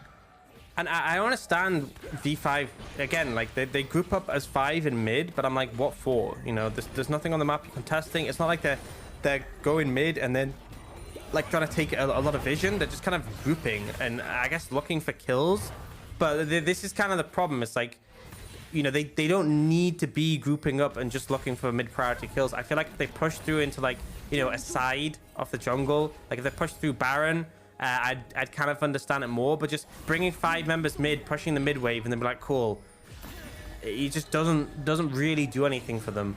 Yeah. I think kind of this is the weakness we're seeing in the macro from V5. So we see Suning, you know, what they do is they sort of have been with some priority, and then they kind of push into the jungle more specifically, and it's like they have a target. They're contesting camps here. They're trying to give space to Angel. So I think the big adaptation for V5 would be leaning a bit more into the jungle and the river rather than just kind of sticking mid. And you're looking at the AD carries now. It's a 45 CS now, out of nowhere. Was 30, has been increased by 50%. That's some good Dr. Mundo numbers right there for Huanfeng. And this is just becoming a slow, methodical way for Suning to scale up, get themselves their items. They almost have the Zhonya's Hourglass 4 bin. They have 2 items fully completed here for Aphelios and Rise. They are building towards more and more damage as well as survivability. This is just harder and harder for V5 the longer this game goes on. And for V5, they, like you mentioned, they're just walking around in this death ball, but they're not finding anything, so it's just a ball. Yeah, and I kind of struggle to see how they're going to deal with the Aphelios because, Zenek's a little bit overextended. And, like, the thing is that I'm really scared of is Aphelios is so good when teams want to dive into him, right? He's so good into short-range compositions. V5 outside of Ezreal are pretty short-range. And if they want to deal with the Aphelios, they kind of have to dive onto him, right? There's limited damage there as well because to support Karma. PZX is doing, you know, he's doing a fair amount, as is Aliez, but it's not like an insane amount when you have like the shield bow coming in from Huanfeng, you have the protection from the Thresh. And I think he's just going to shred everyone. He's just going to absolutely massacre them, as is Angel. All Suning have to do is just kite back, keep their carry safe, and they just kind of auto-win fights on the back of that. You're looking at XP leads as well. Level difference between Angel and Uniboy. Level difference between Huanfeng and Kepler. It's becoming a bit of an issue right now. There's even a level difference in the jungle, as we can see. V5 desperately trying to get something going, but with this Thresh being able to not only work for the Aphelios, but work for the rest of his team, it's just hard. Yep. It's very difficult to find a window to really push in on. But again, it feels like they're just kind of looking for those picks, looking for those kills. We do now have 40 seconds on that dragon. And then this is where we're going to see a big team fight setup. Resets are starting to come in for the side of Suning. You see Angel on the top side will deal with that wave, set it pushing for them. V5 are going to group up in response. And timing's a little bit better. It's not like they group too early. Ooh, great ward to stop the lantern, actually. Fantastic one there. That's forced the flash out. There's going to be the Moonlight Vigil peppering a little bit of damage onto Uni Boys. We can now see the re-engage coming in from Suning. Bin onto the back line, trying to see if he can do much more with this. But he's just too deep, and he hasn't got himself a stopwatch to protect himself. Now Angel is here, and Angel can be the machine gun Rise. But there's 2 kills onto the Aphelios going down. That's V5 now finally getting some purchase with this death ball and can turn that into Soul Point. They find the window, they get the kills, and Suning, honestly, a little bit disrespectful. You didn't need to look for that play. Look at the side waves, right? You had top pushing, you had bot pushing. If you slow play this, it's more farm missed by V5, but instead Bin tries to force the engage, gets blown up, but then in the recurring fight, V5 able to chase you down, and they have so much value in these scenarios. Their mid-game, super strong. You can look at the Ezreal items. He's spiking hard here. You have the Karma providing that AoE utility and on that 2-item spike. This was an ideal fight for V5, and Suning opted into it with no real reason to do so. Yeah, again, like you said, real disrespectful. Actually, been going towards the Nashor's Tooth rather than the Zhonya's. Not even a stopwatch in his inventory to be able to keep him up and alive. And this is, I still think Suning are on a good path, but now V5 have a win condition. They've got the Mountain Soul that might be coming down. That does just really does a lot of work to stop a lot of what Suning will be putting out in the late game, and this is just a really, really good way of just setting up the fight, forcing the flash out, and now Huanfeng is just a little bit out of this fight. He has to play a bit more careful. Yeah, and you can see here they're kind of feeling confident to push back in. The Bin just goes way too far forward, doesn't have the backup, And then the follow-up is there because the Brawl Milk caught Huang Fong, it slows him down. The chase comes in, the True Shot Barrage connects, and he's just never really given that space to stay alive. Like the fact that Bin is down and isn't able to cause an issue, cause a distraction that V5 have to deal with means they can just very much focus onto Huang Fong and take him down. And now, Kepler, 4-1 on this Ezreal. Yes, he's down in farm, but the extra gold from these kills is kind of keeping him definitely in this race between AD carries. It really, really is, and we're coming up to a bit of a critical mass here for Suning. They have to find a fight, or at least an objective to trade for this Mountain Soul that will be spawning in 3.5 minutes. And V5, they know that that's going to be the play here from Suning. They know they're going to try and accelerate it, get the Baron maybe, and look to try and push out the side waves. And this is just smart from them, going in, clearing out the vision, making sure that no one can just sneak it away from them in the light of day. You're making sure they have the bases covered in that regard. And I think we're kind of seeing that, you know, these are scenarios Suning has to try and be cautious about because those fights are where they can lose the game, right?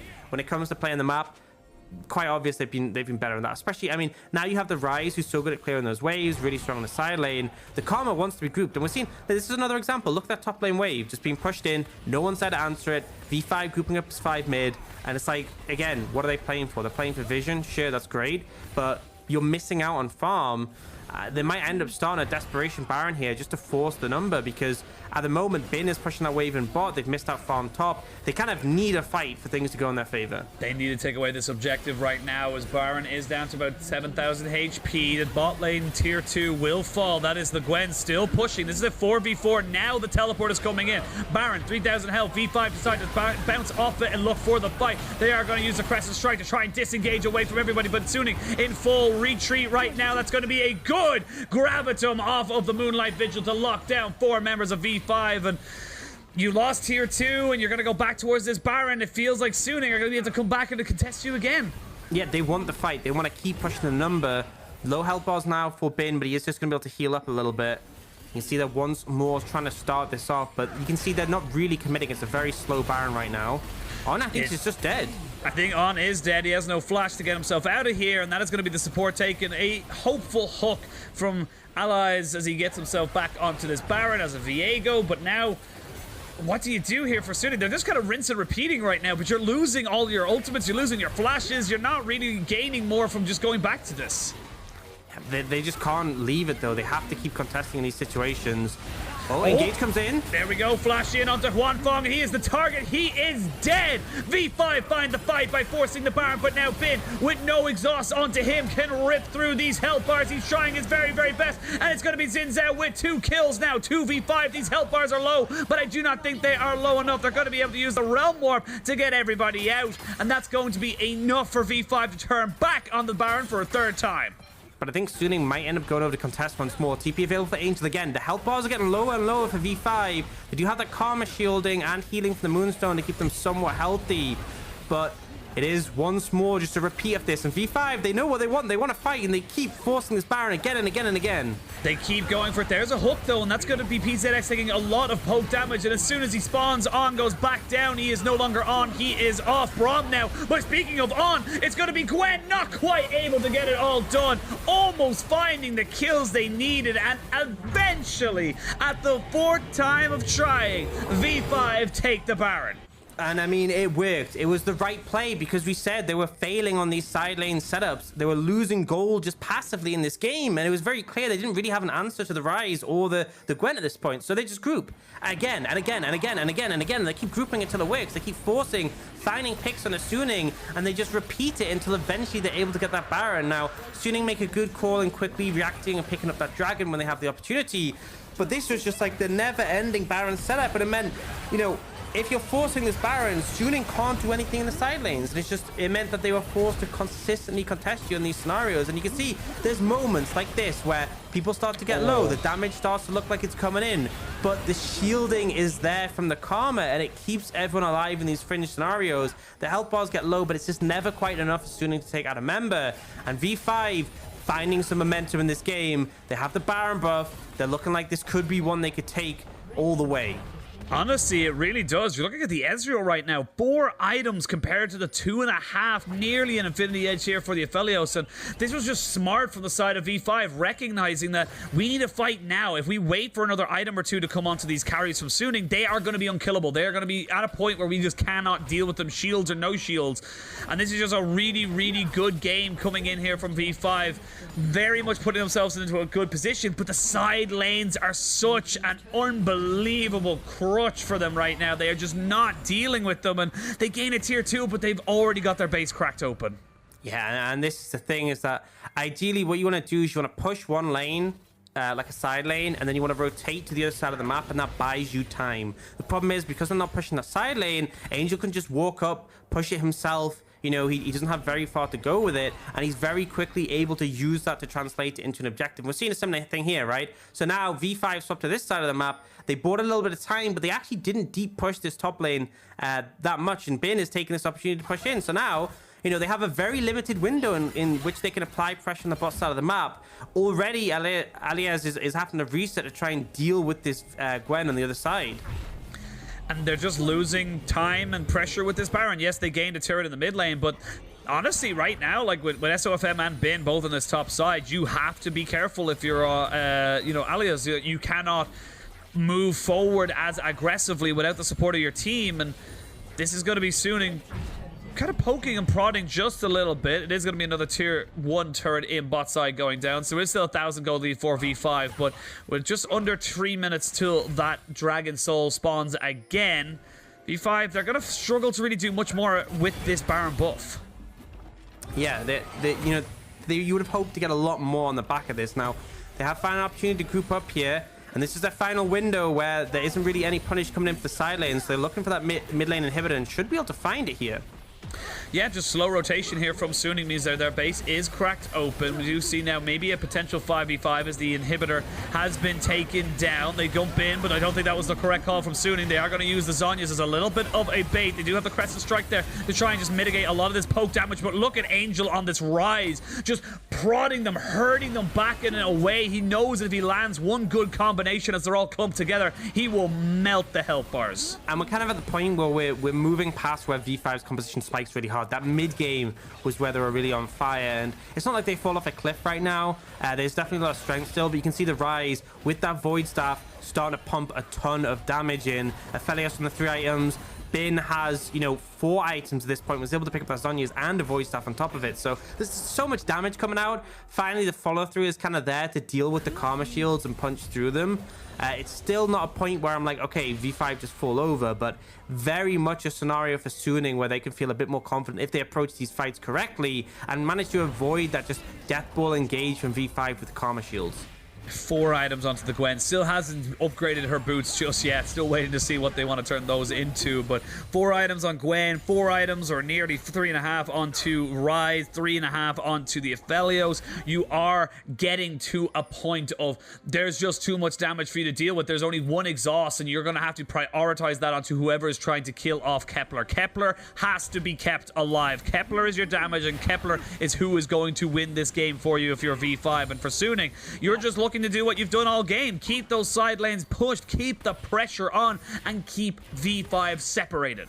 Yep, keep them responding to this. And I mean, it's one of those situations as well where they just kind of go, okay, the wave's there, I guess it's gone. And then SFM goes to the other side, pushes this wave in, and it feels like there's constantly minions being missed, waves being missed, or things to respond to because V5 are just so set on grouping in any of these scenarios. And you do see in this scenario, Alias with the TP means he can hold his top lane against the Rise. But V5 still just focused on getting that setup, getting in on the pit. SFN's on a potential flank now. I want to see Angel moving over because the Realm Warp does have a lot longer range at level 16, but you need to be a little bit closer than this. Dragon's going to get started up, and they need to make their way in quickly. He did do his job. He pushed it in, used the Realm Warp, and is now a part of this fight. TP going to be committed here. So this is going to be a 5v5 for Dragon Soul. Can they get the steal here on Suning? They will not. Dragon Soul taken now by the side of V5, and they can look for the fight. They've used the Glacier Fisher to try and see if they can knock anybody up on their full retreat. Bin gets himself caught up a little bit by the concussive blows. No flash for him just yet, but you gotta be careful of the Aphelios and Rise just pumping damage on the side. Now V5 back themselves away. They know they cannot take the fight. Suning still very, very healthy. Yeah, and that's the scary thing. They're trying to engage on a bin, but you saw how much damage he was able to do, how much follow-up there is for the Aphelios on the rise. When you're clumped up like that, it's starting to get really scary. The Mountain Soul helps, don't get me wrong. A lot of resistances, the extra shielding as well. But with the amount of damage coming out from Suning, it's kind of just like a rounding error, that extra shielding. Angel is doing so much, and the armor penetration is coming in with the Last Whisper from the Aphelios. We've got the Void Staff coming out from the solo laners of Suning, and at this point, they're feeling a lot more confident. They've hit their scaling points, and V5, they need to shut down these critical carries. They need Huang Fong to go down. They need Angel to go down. Now look at this as well. You see Bin picking up the stopwatch on top of his Zhonya's Hourglass. So he's looking for the double delay as they come into what could potentially be a final fight around this Baron pit. V5 though, they're playing it smart. They have the permanent buff. They don't need to throw this one away just yet. They are going to try and just catch someone out from Suning who's wandering a little bit too close to the side of the Baron. And with this mid lane turret or mid lane inhibitor down, you can see they're just waiting for cooldowns as PZX does jump in. They're going to try and get him away. They do. There's the kick away, but the Glacial Fissure to try and keep this one going for them. The Winter's Bite does land. PZX, though, taking so much damage from this Aphelios, needs to be so careful. And again, we're waiting to see how V5 can transition this towards a Baron pit, because Suning, they're feeling strong and they're going to continue to keep pushing in. There's a good hook, though, that lands onto PZX. He's going to be taken down just before this Baron, and now you can see V5 have to run away. They cannot take this. They are now at a disadvantage for V5.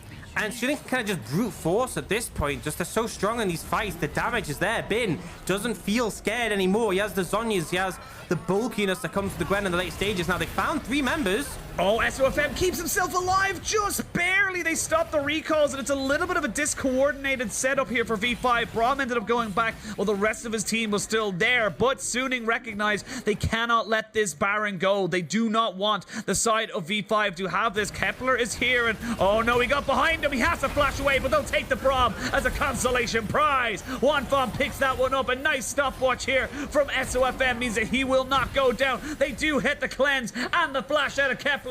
He can just about keep himself alive and keep himself pumping out DPS, but now Suning are in full control of where the map is. You kind of seen that mirrored scenario, though, where we saw V5 ignoring the sideways, focused on grouping fan these fights. It's kind of actually been the case for Suning here, ignoring that top wave that got pushed in. Has actually damaged the tier 2. They know they're strong now. They know they can group to fight. They know that they are the ones with the advantage. And for V5, that's where the concern is now. You know, you've lost that earlier pressure you had from the composition. Ezreal's already been full build for a little bit now. He's not getting any stronger, and it's just Suning playing catch-up. We can see from this one, Bin feels so confident to go in on this situation. They try and focus him, but the W comes down, the Zhonya's buys a lot of time, and the damage just starts getting pumped out. The Jin Zhao's nowhere near as invincible as it felt like he was earlier in this game.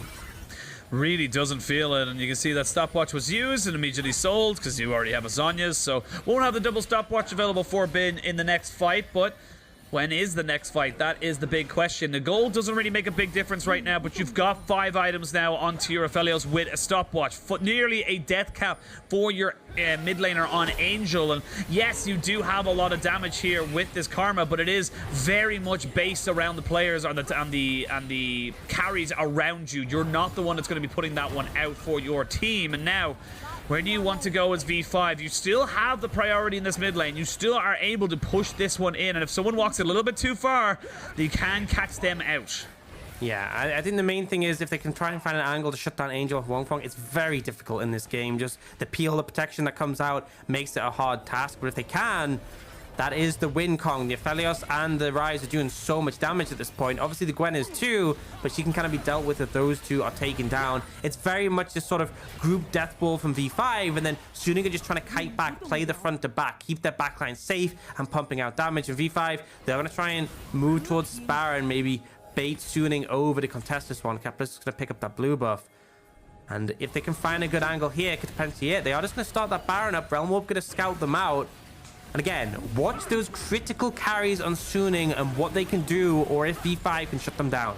Here, critical to note, just before this fight goes on, Huanfeng has both his summoners. Kepler is just missing his cleanse and his flash right now. He should have his cleanse up very soon. Baron, 6,000 HP, but V5 don't want the Baron. They want the fight. They're going to jump straight in on top of the Rise, and the Rise is dead. Huanfeng, though, trying to pump out the DPS as he goes forward. There's going to be Bin going golden to keep himself alive. He gets exhausted and taken down. It is a 3 for nothing right now, but this Aphelios is still huge, but the concussive blows gives him a concussion and gets him out. V5 do enough in the fight, and V5 are going to barrel up mid and try and take us to a game 3.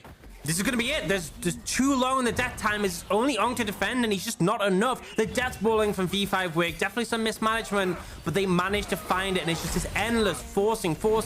Group up, use the Karma, run them down, and they managed to find Angel in the critical fight to close out this game. V5 are not dead yet in this series. They will equal it up after a blunder in game 1 to a fantastic early to mid game in game 2, and will take us in 40 minutes to a game 3. And honestly, it works for them. You know, it's a simple strategy just to sort of group up, force. And there's definitely some shortcomings to it, right? We saw that with the wave management, the side waves. We saw the fact they've fallen behind in gold passively, but then it got to the point where they felt confident to force on that Baron again and again. And eventually they found that. And then when it came to those team fights, even when the carries start to scale up and be a threat, even when we're concerned about Angel and Huanfeng, they found that engage onto him. They speed themselves up. They run straight at the Rise. The Lantern can't save everyone, and also critically in that messy disruption in the CC, throwing wards down on top of the Lantern, it's actually very hard to use it effectively, and as a result they take down the Rise and the fight is just over from there. Credit to V5 for finding this one and bouncing back from a questionable game 1, we'll say. Like I said, it was a best of 1 that led itself to another best of 1 as we can come into as one, but a great from V5. And again, this is my concern for Suning. We look at this team as a team that should be pushing this aside. We talked about it before we came into the series. They are so heavily favored in this matchup, and they just weren't able to get it. They had the late game scaling, but they just couldn't find the fights they were getting engaged upon. They were the ones who were getting caught out, and they just weren't really respecting everything that V5 could bring out. And honestly, it's great for V5. Yeah, I mean, I think the fights that went well for Suning were the ones where Bin was like in the front, able to soak that attention and damage, and the backline was safe. But it just felt like they couldn't find the angles to keep those carries protected, and the speed from the Karma was such a critical aspect in that one. So credit to them. I think even just taking a single game for V5 is a victory by all means. You know, they've gone from 2 to 3 on the back of the series alone, and with that first one being the smiteless one, it kind of is one where you can't really take too much stock in it. This was a strong game for V5. And kind of see the direction. You can see that mid game was obviously not great, right? Suning gained a pretty substantial advantage off the back of that. And it wasn't really like Suning was like crushing fights or anything. It really was just some mismanagement. But when it came to forcing those fights around the Baron, we saw V5 able to answer back. And I mean, you look at the damage done. Kepler just doing so much on this Ezreal. He really, really was. And it felt like, because V5 were so active, because they were the ones pushing and prodding and looking for those engages, the setup to try and catch someone out, to try and catch Kepler out, just wasn't really there. And we'll see now if Suning can bounce back and take this series, or if V5 will find their first series win of the split. We're going to send it to a quick break, and when we return, pick a ban for game 3 will be happening very shortly.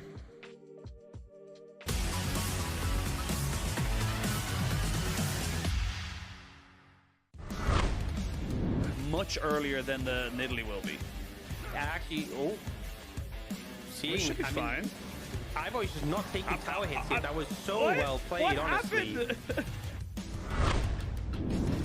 It was an ambitious move here from JDG. They were trying to go for that Baron as quick as they possibly could. Dragon is spawning in a couple of seconds. Gold card does land. They're going to try and jump everything out onto Gala, Xiao, I should say. But Gala ends up getting himself out, and they're going to be able to pick up another kill. And if you can't kill them straight away, there's just nothing you can do. The CC chains, the survivability's not going to be enough. Double kill for Wei.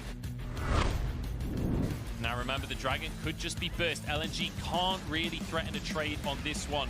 As the crab goes down, SOFM gets that one. Here we go with the engage from Tarzan. He's not that tanky though. Health bar already low. The bombs come on through. Ally in the backline turns golden to keep himself alive. Bin with one. Now into the backline himself. LNG low, but they're winning out the fight. It feels like Icon taken down. Tarzan in the pit. SOFM back in, and he gets the soul. It somehow comes up trumps for Suning. ring as they pick everybody up.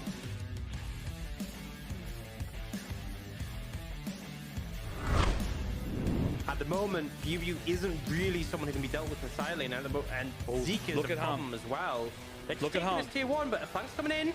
He's flanks coming in. Look at the quickness on top. They do drop down the Tempered Fate to try and keep everyone alive. iBoy gets 1 kill, but if they can take this fight, it'll be fantastic for the side of RA. They trade 2 for 1. There's a good Everfrost now onto 3 people, and this Weiwei pick is just too damn good. Triple kill for Weiwei. He's going for the quadra kill for Weiwei. Penta kill for Weiwei. Going to try. Hook comes in from Crisp onto on. Doomby with the Everfrost. There's Baron gone, and Doomby wants the fight as well. Jumps in present guard, keeping himself safe for now. SOFM with the re-engage. It's Nuguri on the front line as the target here. Wonfong pre-fired. This Doomby on the back line. I think it's going to be 1-for-1 here, but Wonfong is down.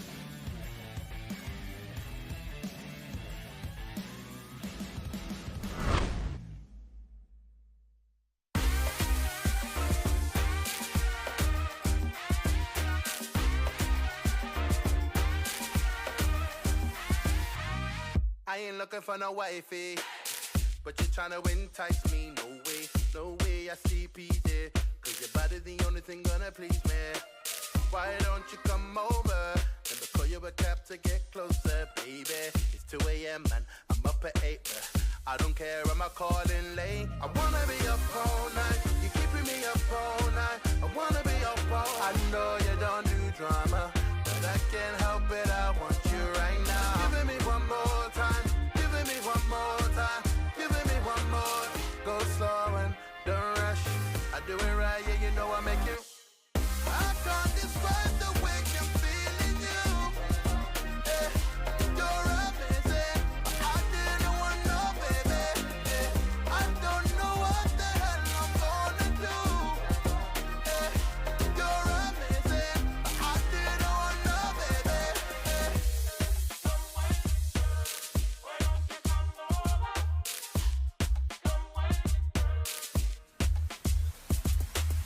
I ain't gonna be a wifey, but you're trying to entice me, no way. Don't think that I'm easy, but I know that you got what I need to please me. So if I come over, give you the chance to get closer, baby. It's 2 a.m. and it's getting late, so make it quick, cause I just can't wait. I wanna be up all night, you're keeping me up all night. I wanna be up all night. Oh boy, I don't do drama, but I can't help it, I want you right now. Giving me one more time, giving me one more time, giving me one more. Go slow and don't rush, I do it right, yeah, you know I make you. I can't describe the way I'm feeling you. You're amazing, but I didn't want no baby. I don't know what the hell I'm gonna do. You're amazing, but I didn't want no baby.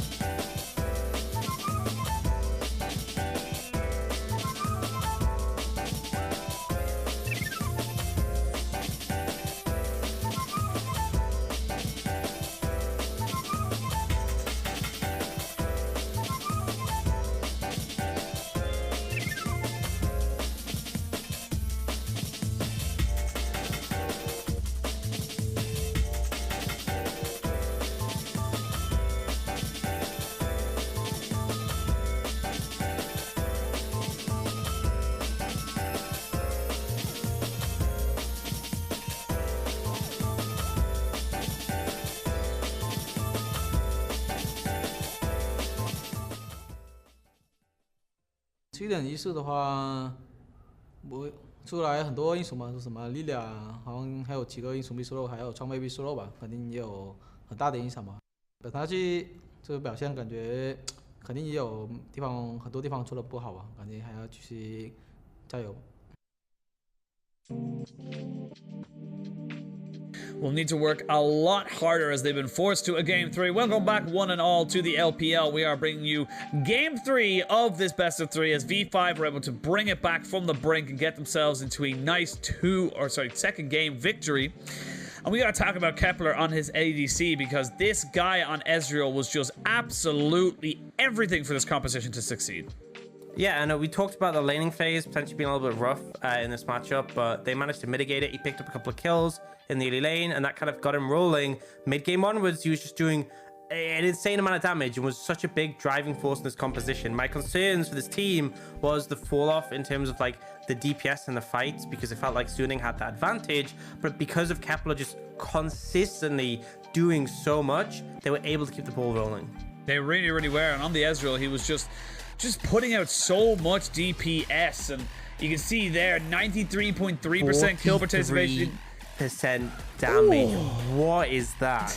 Look at his damage to gold percentage as well. If you're not quite sure what that specific stat means, it is basically the amount of damage for the amount of gold that he has spent on his items. So he was 214% efficient with his damage percentage over his gold paid. So gotta give it to the man. He dragged V5 into that victory.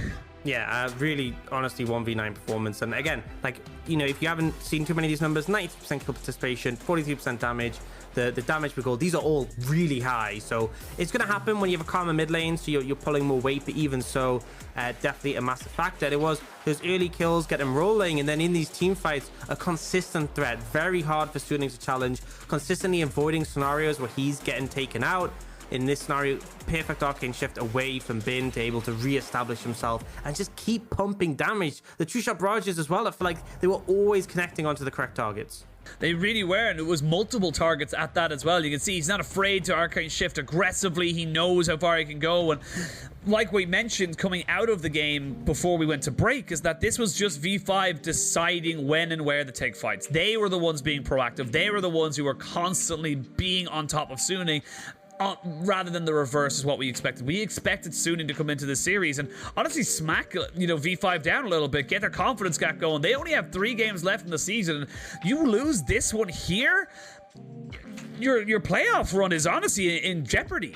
Yeah, and the thing is as well is that game 1, I don't really look at that one and be like, oh yeah, Suning crushed that.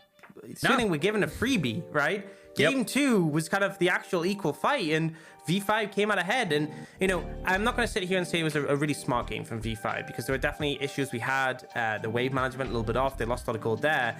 But why play smart when you can just win, right? That's the end goal at the end of the day. It doesn't matter how it happened. You win the game or you don't. And V5 are able to take that one because they play something that's pretty simple to do. You group up as a death ball team. You just use the karma shield so you can rush forwards and pick off high priority targets. And it worked for them. And honestly, I think a really important thing for a struggling team is ease of execution. You pick simple comps where you don't need to be playing at like a really high level for them to work, and you let, like, you know, you let V5 strengths carry them, which is mechanically they are decent players. You know, early game they can do decently well. It's the sort of map play they struggle with, but with that composition you saw it didn't matter because all they did was they went to Baron and they grouped and they forced it, and then Suning contested, and then they just repeated and repeated and repeated. There was no stop. They didn't give any angle for Suning to sort of play the map wide again or force it into that state. And you know, I can only credit them for that. It was absolutely the right decision and very deserving of this win. Really, really was. And now V5, they find themselves again in a very similar position that they did in their last series where they are 1-1. They are 1 game away from finding that 1 series win. And honestly, from Suning, for lack of a better term, you need to wake up. Like, this could be a series defining or playoff defining series for you coming into this right now. You lose this, the only team to have lost to V5 if you do end up losing 2-1. You go 7-7 with 2 games left in the season. You've basically kissed top 6 goodbye, and you're now struggling to try and get yourself back into top 10. and they'll be facing against Rare Adam as well, who aren't an easy opponent to go up against. So it's not going to necessarily get better. You look at their last 3 games, the expectation is they beat V5, they beat TT. Rare Adam's a bit of a tough one. That still puts them in good stead. If they lose this one, things are going to come down to the wire. They really, really are. Suning now going to be on the blue side this time with V5 on the red. They are now banning away the Ziggs themselves. The Akali, the LeBlanc, and the Xin Zhao all taken away. Suning clearly don't want to play it and clearly don't want to play against it. Yeah, I mean, even with the nerfs coming through to the champions, still not wanting to deal with that one. Still not given any sort of opportunity. You see the Ziggs banned away once again. Suning opting to ban the Xin Zhao. Obviously had problems with V5 prioritizing that early, and the Karma syncing so well with it. I think ultimately playing the Karma solo lane works best when you're with the Xin Zhao. Olaf is something we used to see with it, but not so much not as much recently. Now Suning just gonna lock in that Lee Sin. It's been good for SOFM, but also has that flexibility. They haven't really looked to use it yet, and I think lane Lee Sin is a fair bit weaker than it was. But either way, we'll be confident to take that one. See what V5 want to lock in here. Toying with the idea that Ezreal. Obviously, Kepler had a great game on this, but I'm not sure you need to prioritize it so early. They do end up locking it in. Yeah, does mean that Suning could potentially look to punish this. I could see them going for a very aggressive lane. Something like a Kalista would do a lot of work to try and shut this down. And we saw that from Huang Feng in that game 1. And I think it could make a lot of sense here too. It really, really could. And V5 obviously saying, look, Kepler, you did over 40% of the team's damage last time round. You got yourself some pretty decent numbers. We're going to put you back on it, keep you on the roll, keep you on the ascendancy with that particular pick. You're clearly comfortable with it, and now they are going to lock themselves in the Renekton. Renekton's still a good flex between Eliza and Uniboy. Going to be between top and mid. And now Suning got to find out what they want to go for here, and it looks like they are going to try and maybe lock in their bot lane duo just to be safe that they don't give this Ezreal an easy matchup. Yeah, I would really rate the Cluster in this situation. You can take your support on the same rotation if there's something you really want to prioritize. I wouldn't, though, personally. I think you don't know the support matchup from V5, so I'd leave it till you can potentially threaten a counter pick, or at least make it so that V5 have to use their own counter pick, right? If you make it so they have to pick at their final pick, then at least you'll know where the Renekton is going first. They actually do end up locking in the Rakan. I am not the biggest fan of this, honestly. I feel like there's no reason to take your support here. Rakan isn't even sort of like that high of a priority to ban away. There's still things like Tom Kench, there's still things like Taric, Thresh. A lot of options still available. There's no support bans first rotation, so you know, either way, should they lock it in, they feel confident, they have those engage tools. V5 is going to answer with that Nautilus, who can do a pretty good job into the Kalista overall. Obviously, that point and click ultimate, easy to lock it down. Very, very easy to lock her down, and it's going to be on to keep Huan Feng safe in this laning phase. That's been pretty good laning phases from Suning in the very early stages, first couple of levels, and now we'll see what V5 want to prioritize now. They've got themselves a Renekton, so they can ban away anything they feel like would either be bad against it or even just things that can do well into a team environment. So they get away with the Twisted Fate. I wouldn't be surprised to see them ban away the Sylas as we wait to see what Suning want to prioritize themselves. And, you know, I think maybe that Renekton, because I was thinking potentially an Aurelia could have been good for Suning. I think maybe that Renekton's kind of scared them off a little bit. I still feel like with how strong she is on the current patch, you could still potentially pick this up. We could see that coming through for one of these teams that's confident to wield it. But either way, we see the Camille taken away from Bin. No real surprises there. And the TF taken away from Angel. Suning, they could target another jungler in this situation. Kind of comes down to what they're concerned about. They could look for something with a bit more early pressure. They could look for something like the Diana. But instead going for that Rise, which we've seen pretty frequently from both. Well, we've seen both sides have it once in this series.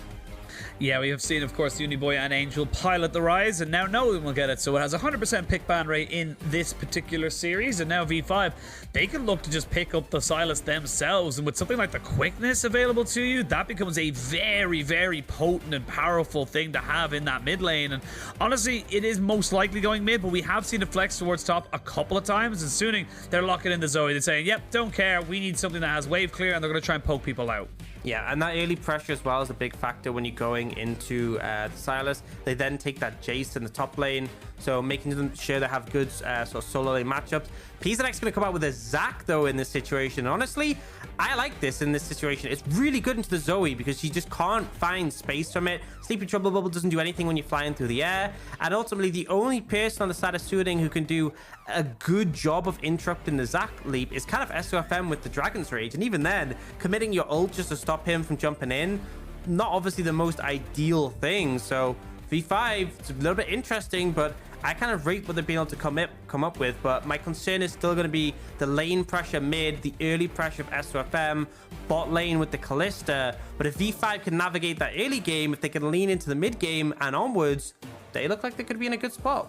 They definitely do. We see both sides going with very definitive team comps. I look at the side of Soothing. I see Jace. I see Zoe. I'm seeing poke pick composition that's looking to find someone isolated, get some odd number skirmishes in their favor, and find that advantage from there. Whereas V5, they're looking to be in your face as a 5-man unit at all times with, you know, Ezreal just pushing in the backside, just pumping out those mystic shots. So if V5 can get on top of Soothing in these mid-game team fights, they should be able to come out on top.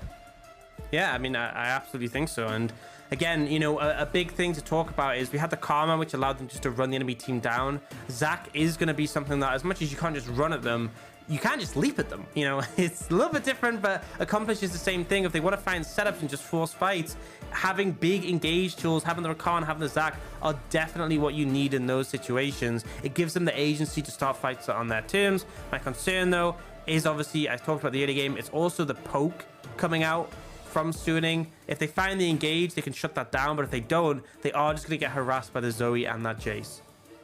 We'll have to wait and see. We jump onto the Rift for the third and final time in this best of 3 series. Soothing looking to keep their ship right, whereas V5 trying and praying they get that all-elusive first series win of the split. It is 1-1. Whoever wins this gets all the glory.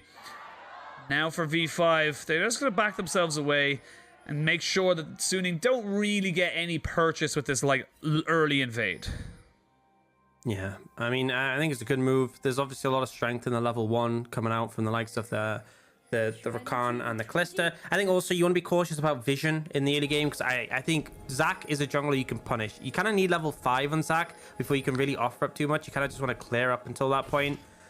Simply because of the fact, I think Uniboy gets out here, but he is actually going to have to flash, scared of the Kalista Ren stacking up. But yeah, the thing with Zac is once you hit level 5, you get a lot more range on Elastic Slingshot, and that's when you can really be enabled in your gank. So he kind of just wants to clear for the early stages before he gets to that point for the time being. So them invading on this bot side and threatening, really good to see. And also for Soothing, it establishes a potential map split. And when there's an Ezreal in the bot lane, you set up potential dives onto that pick. It is very much something you can do. It is difficult with a Nautilus there. Has the most CC in his kit in the game, as we are seeing the Raptors being taken. And then, of course, straight away, PZX making the correct move here to try and get himself up towards this top side. He knows he's going to lose at least 2 camps from this, so he just wants to gain back at least 1. Yeah, and the only concerning thing here is that Bin is pushing in, as you'd expect in this matchup, but you no longer have any sort of safety on your side of the map, so has to be a little bit concerned. That being said, Zac isn't the best at early pressure. If Bin can crash this wave in, he should be in a good spot. Can even go for a cheetah recall and reset off the back of that. So ideally wants to get this shoved in as soon as possible and sort of make sure he's in a dangerous spot. Yeah, I love this though from PZX. Just immediately taking the blue, going to put himself now into his own red buff, so is not going to be spotted out by the ward that was popped down by Angel Zoe, and is still an unknown quantity. They don't know exactly where he is. Did he start on the red buff? Is the blue buff for Lee Sin still available? There's a lot of different question marks coming in. I will say though, SOFM did clear out the entirety of that bot side, so he got 2 extra camps off of that clear. This is the problem, is that this is the smart play when you're scared SFM's going to beeline straight towards that blue side jungle and like try and defend it. But because SFM took his time, he cleared out their entire of V5's blue side jungle. He then passed through, picked up the Raptors. We are now at a point where Zac has nothing on the map he can take apart from the Scuttle Crabs. And if you get contested on the Scuttle Crabs, you're in a bad spot. You're now on the same side of the map as SOFM. He has Prior with the Jace. He's feeling confident to move up to it. Uniboy does have Prior for now, but remember, he's flashless, which is a massive danger in this situation. So SOFM, he's going to take this one. And you really need to get that bot side scuttle here, or PZX is really in a hole, and already it's being collapsed on by Suning. So they are completely denying the Zac in this situation, and he basically has nothing to do right now until this camp spawn. Yeah, he is unfortunately going to be walking into a bot side that has absolutely nothing for him there. You can see Reheal looking to see if he might go for a bit of a gank of his own, as On takes a bit of a couple of mystic shots and auto attacks to the face, as PZX now going to realize there is a red buff available to him if he wanted to try and steal that one away. But you can see now SOFM just feeling fairly confident to kind of, oh no, he's going to know exactly where the Zac is and he's going to find him. This might be a little bit of a scuffle, but you would always benefit onto the Lee Sin on this. Triple bubble does not land, but in the bot side, we do see another engage in. It's going to be the commitment of the ignite and the heal, but On has a lot more, or a lot less health, I should say, as Kepler picks up first blood. Disaster in the bot side. And On, honestly, just a bit of a misplay. He could have W'd in, could have flashed out. He ends up W'ing out, which is a bit too slow, so Kepler can follow up. And also, because you're not providing that CC on the Ezreal, Huanfeng isn't able to follow up on the kill. So a bit of an error there for the bot lane, losing that. And you look at the CS difference between the AD carries, it's definitely a blunder you don't want to make. It's kind of what we saw in game 2, right? Bit more extreme, but it's a scenario where Kepler was down in farm because of the matchup, but kept getting kills and that put him ahead. And now we see Zac just being in position, which is going to help Reheal freeze this wave to an extent. And we get the replay. So this is why Nautilus is also good into the Rakan. You can lock down that mobile carry. So he locks him up for a fair bit here. And here, On goes forward. He could have W'd on a Kepler, doesn't. Instead, W's out. But again, he still had flash available. It feels like he just, you know, was kind of indecisive with what he wanted to do, and as a result gets taken out very quickly and then not able to trade back. But we did see, obviously, SOFM invade on those Raptors. He's now getting his own, and at this point has a substantial lead in the jungle. Yeah, this is what is expected. The Zac not really in a position to fight the Lee Sin pretty much ever. Has gone back to pick up his Ionian Boots of Lucidity, so is still looking to be that big utility tank that is just a CC bot. And curious to note as well, you'll notice that Huanfeng has not yet attached himself to anyone in the game, still sitting on that item in his inventory, so waiting towards the mid game where he might feel like there is someone who needs to be going in, possibly even SOFM. I think a big factor with this is a lot of clusters started doing it, because one of the problems with linking at the start of the game is you can't do anything in the invade, right? Because it takes so much time. Oh, just wait a second, we'll see. Doesn't look like the gangster come through.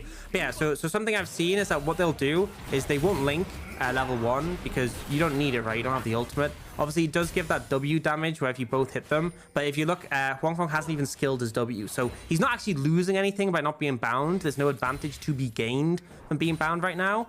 And what they normally do is on the first back together, they bind then. Or when there's a moment where they don't need the tempo or the pressure. And I think you saw from the level 1 invade, if they had bound, On would have been too slow. They wouldn't have been able to go for that. So that's kind of why we see this decision making is something that we saw, I believe the last time I saw Calista in the LPL, I can't remember which game specifically it was, but they did a similar thing.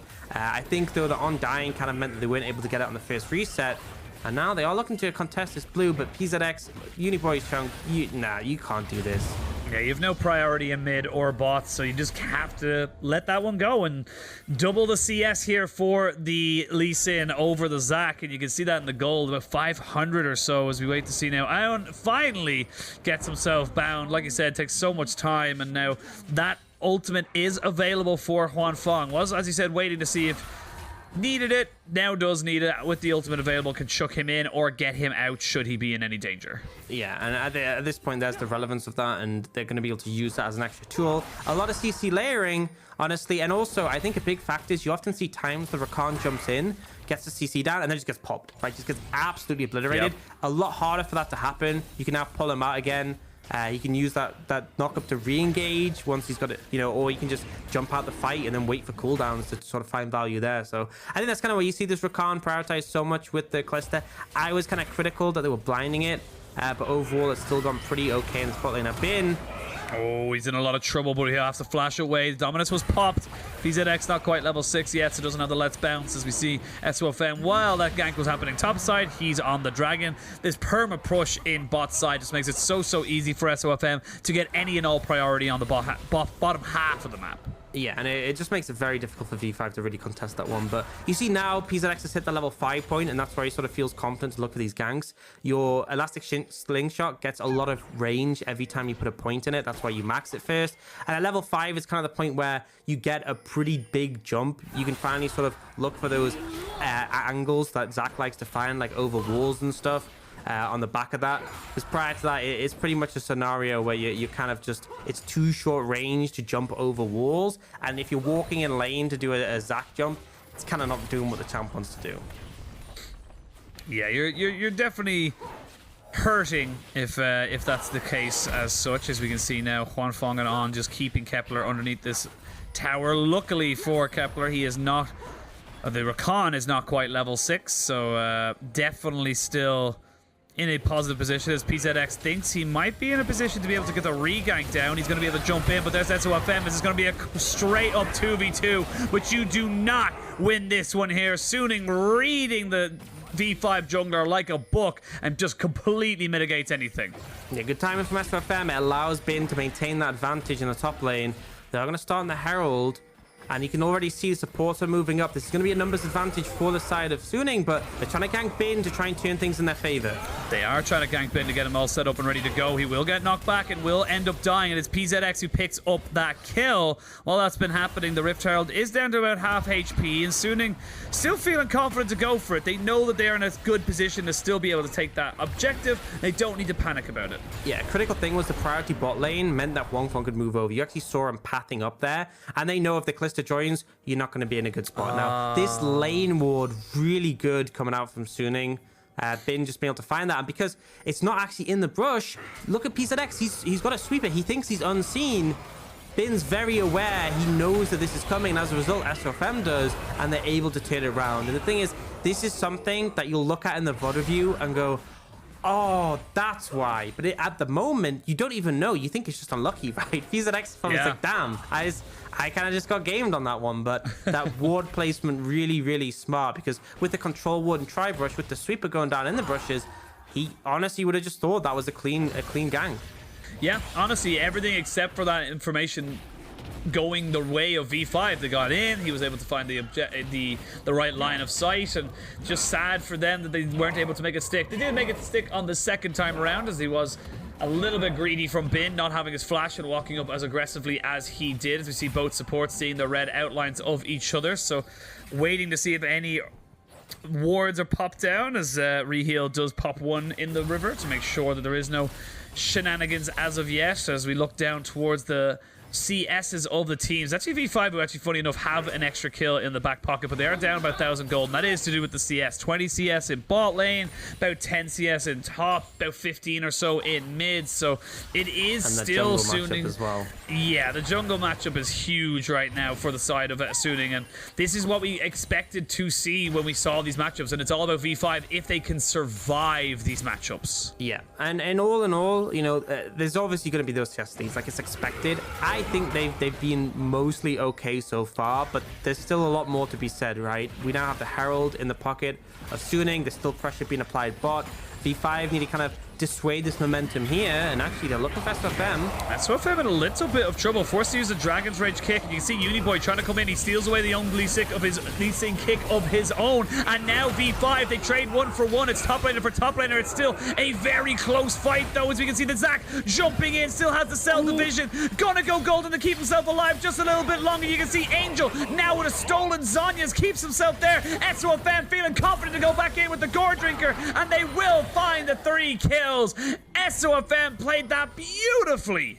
Really good lean sin play, and finding so much value in those scrappy fights where you can keep diving in, finding value. And here's the critical thing: Gore Drinker, right? SOFM has Gore Drinker. We have Loons on Angel. We had Eclipse on Bin. They had the advantage in terms of gold, and this is an example of them translating that. So they look for this initial kill onto SOFM, but he's able to find some distance. And again, having the Gore Drinker gives him a lot of powerful stats, give him survivability from that healing, and he's just able to keep diving in, finding value repeatedly, finding this damage, and extending the fight where it's favorable towards him. And I honestly think if you had an even gold fight in this situation, we could have seen V5 maybe win it, but that extra little bit of stats making a massive difference here.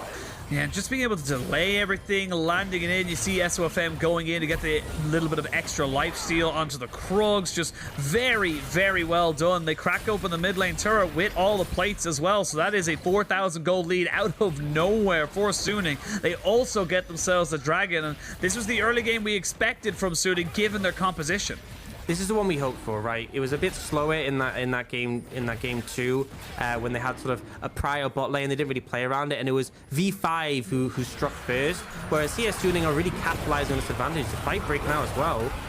Bit of a fight going in here. The dragon is going to be secured before any of this does end up happening up as Bin TP's in, flashes away, trying to see if he can take down Kepler right now. They have Huanfeng here. He does not have the rend damage just yet, but you can see there SOFM on the backside. Kepler needs to be so careful. They are going to chuck in with the Fate's Call and the Lee Sin on the back end of this fight. This dominance, Renekton will fall, and Suning, what looked a little bit dicey, end up coming out trumps anyway.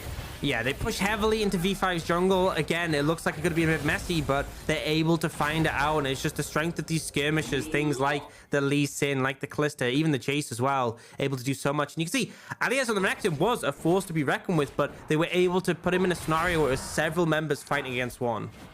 It still doesn't have his Gore Drinker. You can imagine how much impact that item would have had if he was able to pick that one up, and you can see on your screen just so much control for Huanfeng on this bot side. He's just been pushing in relentlessly, denying CS. He's got a 45 CS lead, and it's only getting bigger, Ox.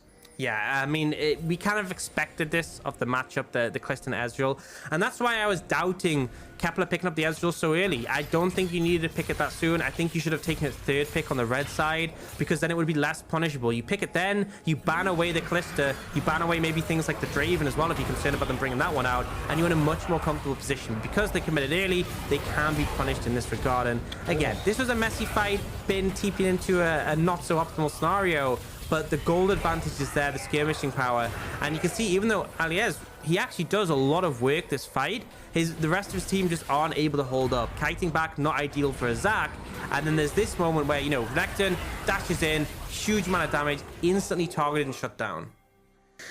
Just not really in a position to fight it right now, and the gold lead is just ballooning ever so much further away from V5. Suning now at 5,000 gold. They got themselves 2 dragons as well. They are in the ascendancy. There's a good hook. SOFM should be fine though, as he's got himself the Zoe with the triple bubble to knock out half of Reheal's health, so I do not think that trade was worth as of this moment. But V5 still looking like they want to try and contest. They want to try and catch people while their flashes are down. They want to see if they can get something going for them while they don't have summoners. And you can see now Uniboy between turrets just trying his very, very best to see if he can get something going. But while this has all been happening, Huanfeng is on his own in the top side. You can see now PZX might be in a little bit of trouble. The trouble bubble does not land onto anybody, but does make it a little bit awkward to walk away from. And V5, they're going to lose 1 turret. They might even lose 2 turrets because they can't get the resets off. Yeah, I love this from Suning. They play to allow Huanfeng just to have his alone time on the top side, and they stall on the other side of the map. You don't even get that single turret for V5 in the bot lane because they're a little bit cautious about the strength of Suning. They're trying to make that play, they're trying to make things happen, and they're just shut down. And now Huanfeng, he will back up before getting that second tower, but he got so much farm, so much alone time. 50 CS lead over Kepler on this Ezreal. It's really substantial at this point. Yeah, CS leads are starting to get a little bit ridiculous. It's about 30 or so in top side. It's about 40 or 50 nearly in the jungle. 30 or so in mid. 50 in bot lane. It's becoming difficult. And I think that's the only way we can really describe it for V5 is they need to try and find picks. They need to try to find gold to come back into their pockets to get them to that all-elusive late game. Absolutely, and the problem is, like, those mid-game spikes we want to talk about as well, like the Ezreal, they're just going to be delayed because there are going to be champions who are stronger at that point, who have more items, right? That's the main thing. I'm looking at the Callista. She's going to hit that 2-item spike. She's going to be super hard to deal with. Has a 2-level lead, by the way, over the Ezreal, which is very substantial. It has actually just closed to 1 level, as I said that. But even so, there's an XP lead, there's a gold lead. It's scary stuff for Suning to deal with, and for V5 to deal with. And I feel like Suning, if they keep this momentum up, they're in good stead to just close this series out. Yeah, it does feel like Suning in total control of this game. They will wait Just over 45 seconds till that dragon spawns. Sadly for them, it is a Cloud Drake. It is a Cloud Soul, so not the most impactful, but you'll take it anyway as the objective does come up. Get yourself that soul. It still helps quite a lot, especially when you're looking at someone like On or even Bin jumping in with the hammer. It does give you that extra bit of extra movement speed to get yourself set up. And we just see now Huanfeng just pushing forward, trying to see if they can catch Kepler out. They did drop the Rift Herald very, very early on into this lane. There's a hook going out, but it lands onto a minion. Reheal, though, was all a little bit of a bait. Huanfeng flashes away. They will get some good CC down onto him, which forces On into a little bit of a bad position, and he has to use the Fate's Call. Suning, you still got to give respect to V5. They can still take you out. That's the power of those engaged tools. So when, you know, you're potentially dealing with a difficult situation, Bin pushing in the side lane, you can just force a fight. And Huanfeng, it's scary with the Callisto. If you get dove on in these situations, it can really put you in the hole. It really, really can. And now Suning going to be able to finally take down that tier 2 in the mid lane. And Suning just pushing in towards this bot side. Very difficult for Uniboy to really do much about this push. He's going to have a lot of Suning's members just in on top of him. Just popped out the Everfrost and lands it onto 3 people as Tower does get a little bit of damage down onto the Suning members. And again, you're totally fine with this if you're Suning. You just got to be a little bit more respectful. Make sure you're not giving any opportunities over to V5, and you'll probably win the game. Yeah, just continue this momentum. But again, we saw in game 2 that V5 will just try and force favorable fights. The gold discrepancy is definitely going to cause issues with that in this one. And again, if you miss execute on an engage, if you aren't able to get on top of Huanfeng, he will just kite you. He'll just get so much sustained damage off the back of his Ren, just be able to build those stacks up again and again and again and again, and then just pop it. Huge amount of damage comes through. And if he's able to kite, that's the critical thing. He'll find a lot of favor. He will find a lot of favor. It's missing his flash and heal, as he did have to use it to get out of that little skirmish in mid lane. So still about a 6,000 gold lead here for Suning. They got 3 dragons. They got themselves the Earth, Wind, and Fire. And again, it's just a slower mid game that we expected from V5, where they, similar to game 2, are very much throwing mud at the wall and seeing what sticks. You know, they don't really have a great game plan on how to deal with their side waves. They are falling much further behind in CS than we probably ever anticipated in pretty much every lane, and they are just really looking to try and find that cash injection to get them to that 2-3 item point. Yeah, and finding that one team fight to kind of get you back in the game. That is the critical thing. That's the window. And it comes down to looking at Huanfeng, because he doesn't have his flash at the moment. If you shut down the Callisto, if you lock him down, Suning lose a lot of power on the back of that. Realistically, Zoe likes to keep people at a distance. If you have killed the Callisto, if you're running at her, it's not an ideal scenario. But Suning, they're not hesitating. They have that power in the top lane. They have control that top side of the map, but they just very quickly slip in, rotate bot, and pick up that tier 2. And it's like V5 on resets, not in a position to really respond. Yeah, they just have to concede it. They don't really have any real objective to trade for it. They don't really have any pressure to, you know, put themselves in a better position.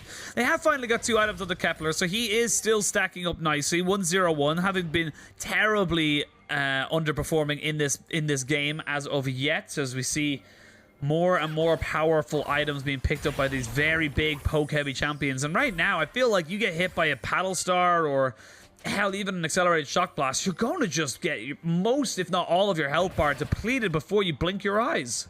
Yeah, you're just going to get absolutely obliterated, honestly. And that's the thing. If you're not finding the engage windows, they close very quickly when the poke starts to come in. To see PZX potentially looking for Angel here, but Angel's just going to play it safe and back it away. Has the vision to sort of spot out this Zac. And again, it's just fishing. It literally is just fishing for V5. Is them trying to find something. They are looking for On here, but don't really have any follow-up. You kind of need Nautilus to shut down the Rakan. And again, they're grouping, they're fishing, they're looking, but every time they have to deal with these side wave threats, they are doing a little bit better at that in this game than they did in that game 2, like just reacting to that and having people cover it. But still, like, Suning will set up a push in one lane and then they'll transfer that pressure over. You can see now they're pushing heavily into this top side, and it's because Bin has pushed bot in. He's now rotating over, he's in position to be there and assist, and he's now actually going to catch that mid wave and push that one up, so they can very heavily lean this wave into the top lane. Well, they are going to try and push it into top side, but the stolen on ultimate, the Rakan there, put back into the Fate's call. You can see Huanfeng still very healthy, feeling very, very good about this fight. Now SOFM landing the Sonic Wave, maybe looking to try and go in. The accelerated shock blast does so much. V5 don't lose anybody, but they have so little health bar they cannot defend. Yeah, they just have to back off completely in this situation. And as a result, they get that tier 2 top lane. They're now taking down all of those outer towers outside of the base. And feeling really confident to start up the Baron. They are so far ahead, they can look this. Oh, and Uniboy's just caught out. Uniboy went in, but I don't know if that was the play. He has to flash away. They all jump in and flash back after him. And now Allies is just in a wrong position at the wrong time. He has to try and get himself away. He flashes, but double flash from Angel means that the trouble bubble will land. He will fall. And this is all Suning all the time. They can get the Baron, the Soul, anything. The world is their oyster. Literally, they're in such a position of strength. They start the Baron to bait V5 in. Now they're trying to toy with them and try and lean towards that dragon and see if someone will face check. Reheal. Don't think they're going to follow up on that one, so he should be okay. But either way, this is now Soul for Suning. And when we're talking about those engages, those snap turns off the Baron, there's a lot of strength in having this Cloud Soul, actually. It gives you that extra movement to sort of navigate around fights and avoid these engages from V5. Not only that, but does give you, of course, the ability haste on your ultimate abilities. So the things like the Lee Sin kick, like the Fate's call, or even the quickness will be up on a much shorter cooldown than before. This is just Uniboy just getting caught out, realizing that he probably shouldn't have used his abscond abduct to get in on top of 3 members of Suning, and then Allies was just TP'd in, trying to think he could maybe go for something, and also gets caught out and punished. I think we're kind of seeing from this game that Suning function a lot better with this early agency, right? I think in games where it's a very simple, aggressive, proactive composition where you try and find that early advantage, snowball it, and keep applying the pressure, they look pretty solid. That game 2, where it was more for lean to their scaling and play front to back, it looked rough and it looked like they couldn't find the angles. And obviously there's credit to V5 in that one as well. But here, this is kind of what we expected for the series. We expected this level of domination. And right now, do you see them starting up the Baron once again? A true shot will connect on all 3 carries, but V5, 10,000 gold down. This is a hard fight to take. This is a very hard fight to take, as we can see now. The quickness used to try and jump onto this Renekton. He gets kicked back as well, has the dominance to keep himself up and alive, and the Gore Drinker. So this is still a lot used here onto the very tanky Renekton, and he stays alive in this fight. We are going to see the Fate's Call used as Angel goes golden to stop the knock-up, and now V5 are separated. Now they have no real way of fighting this, and 3v5. I feel like the V5 got to back away. Suning took everything, and they'll continue to do so. Yeah, V5 are going to try and look for that mid lane tower as the Baron gets started up. I think Angel and Bin might actually look to defend this. So it's not even like V5 get to trade in this situation. They don't even get to trade. You're going to put the Kalista and the Lee Sin on that objective, put everyone else towards mid-side. There is no real hope or way that the side of V5 are going to be stealing that objective today. And with the amount of Ren stacks they're going to have in that Baron right now, we can see Huanfeng putting himself over. It should be an easy one to pick up. No smite, but no need for it. And that is going to be Suning now. 12,000 gold ahead, 4 dragons, and 5 minutes, I'd say, until they really want to end this game. Yeah, and a lot of spikes coming in. 3 items for that Calista with a stopwatch as well. Nearly got the Rabadons for Angel on top of that. It's looking rough. It's looking rough for the side of V5. And I feel like, you know, we're talking about the sort of scaling up, playing safe, getting to those later stages. They haven't been able to do so far. It's kind of in desperation mode right now. And we see how this team fight blows out. And essentially, they're not able to find a convincing engage onto Huanfeng. We see PZX jump in, isn't able to really connect on that little knock up at the end. And then it's just, they're getting dismantled. The damage is flying in. They're struggling to deal with these backline threats. And you see they keep looking to re-engage. They look for the angles. But as soon as you miss them, you're just getting shredded by everyone on Suning. Nowhere to go, nowhere to hide. V5 still looking like they will go winless in terms of series and matches in the LPL Summer 2021. Suning a little bit shaky, got to admit, not looking the best in this particular series. We're gifted a game 1 where smacked down in game 2, and now they are knocking on the door in game 3, looking, poking, prodding, and this is where something like a Jace Zoe has so much power. You're putting out Paddle Stars, you're putting out Shock Blast. There's just not a lot that V5 can do to defend against it. Yeah, they have to start a fight at some point. They have to find an angle in, but it's very difficult. There's flashes for Angel, Bin, and Huang Fong, and because of those are up, it just means the Zac engage is so limited. Alias just gets chunked so much by this Callista. He just cannot do anything. Tried to go in, but the Recon quickness was enough. Kepler's health. Oh, Kepler. He has to go straight back to base, and you got Top Wave pushing in as well. This could just be all 3 inhibitors being taken right here, right now, but with the Redemption coming down, this could be the game right here, right now. The stolen quickness has been used, and then goes golden on absolutely nothing. Uniboy is the first to fall to the skies and back to your base, as everyone from V5 is just coerced back onto their fountain. They have nowhere to go, nowhere to hide, no hope in hell, and they will continue to search for their first win in the LPL season. They will lose 2-1 to Suning, and Suning will be wiping a little bit of sweat off their brow. Yeah, definitely not the cleanest series, but they do manage to take it in the end. It's the, I guess we'll say, expected result. Credit to V5, they take a game which, considering their season so far, any game is seen as quite a bit of a victory for them. But I think we saw in that game 3, when Suning have the early agency, when they have the tools to go aggressive, they can very much run away with the game. It's just, you know, game 1, we write that one off. Game 2 was messy. It was them trying to play that front to back. They didn't have as much early tools, and they started to flounder a bit. So it's good to see them bounce back on this one, but still a lot of question marks when we're looking to playoffs. Yes, lots and lots of question marks, and Suning, they will be breathing a massive sigh of relief. That does put them onto 8 wins and 6 losses with 2 games left to play, so they're still feeling pretty good about their position. But that was dodgy, and I think that's the easiest way I can put it. Suning will want to really be looking for a better performance against Rare Adam and TT later on this in the last few weeks, because if they play like this in playoffs, I don't see them making it very far.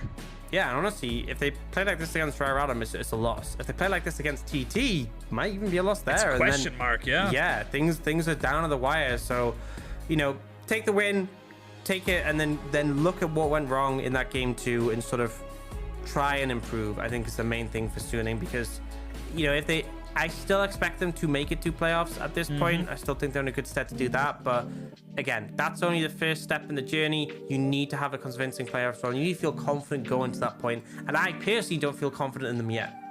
That's the big thing, like you mentioned. Getting the playoffs is the first step.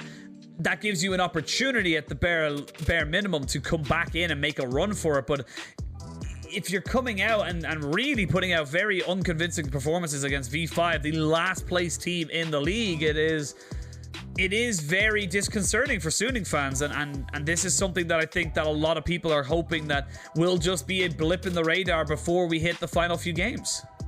Yeah, absolutely. They're hoping that this is just, you know, maybe against V5 they won that game 1, so lost focus or something, but realistically I have to give credit to V5 for that second game performance in the series. But obviously this game 3, super one-sided. You can see from the goal graph, I think there's -71 is the biggest lead V5 managed to get.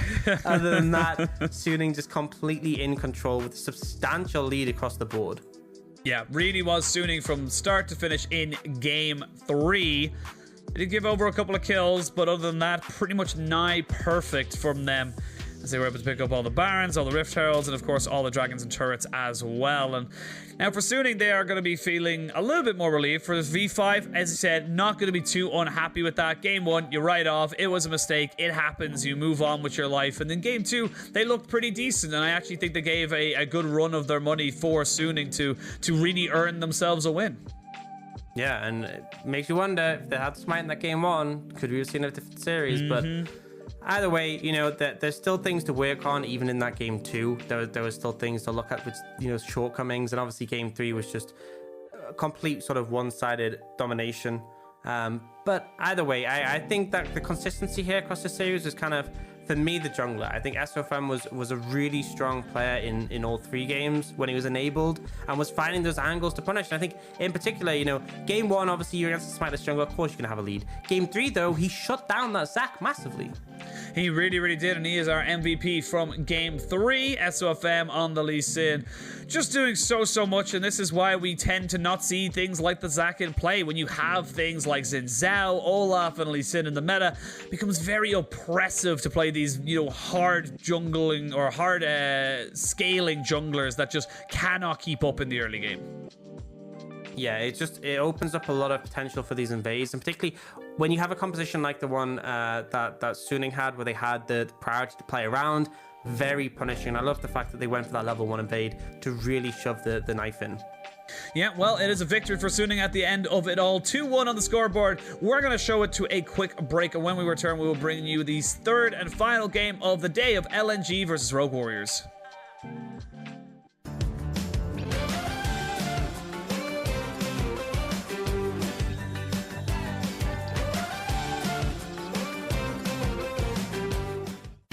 History is written by the victor. Back. Oh, he's not done yet. Boom! There's the splash. But victory can be decided in a split second. What a flash by Gala, my goodness. Championships are won in defining moments, where speed and reactions are the difference between titles and defeat. Going towards top the reaction. No, there's no more guard this time. Oh, iBoy steps up. Flash! What an instant flash! iBoy is an absolute monster! Réflexe extraterrestre. iBoy, papa, dai, plutôt tout joli à cure. Step down, King!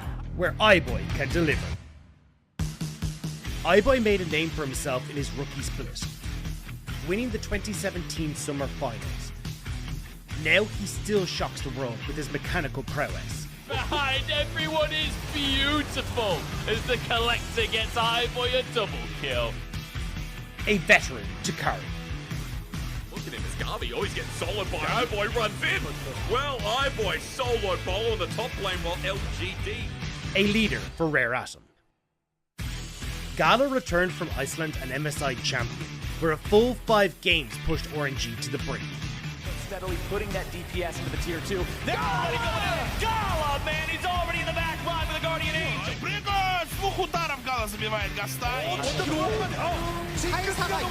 Everybody except the AD carry. Now Gala stands on a 5-win streak, ready to silence dissenters and continue to shake the shadow of his predecessor, to firmly cement his legacy. Great hook, because they're going to go in with the quickness and the grand entrance. It's a lot of damage on Tomeko. And to have the world scream his name again. The Crying will not be taken down today. There's 3 kills, 4 kills. A new AD carry continuing to gain renown. A war-scarred veteran fighting to the top, where a moment of hesitation can mean everything.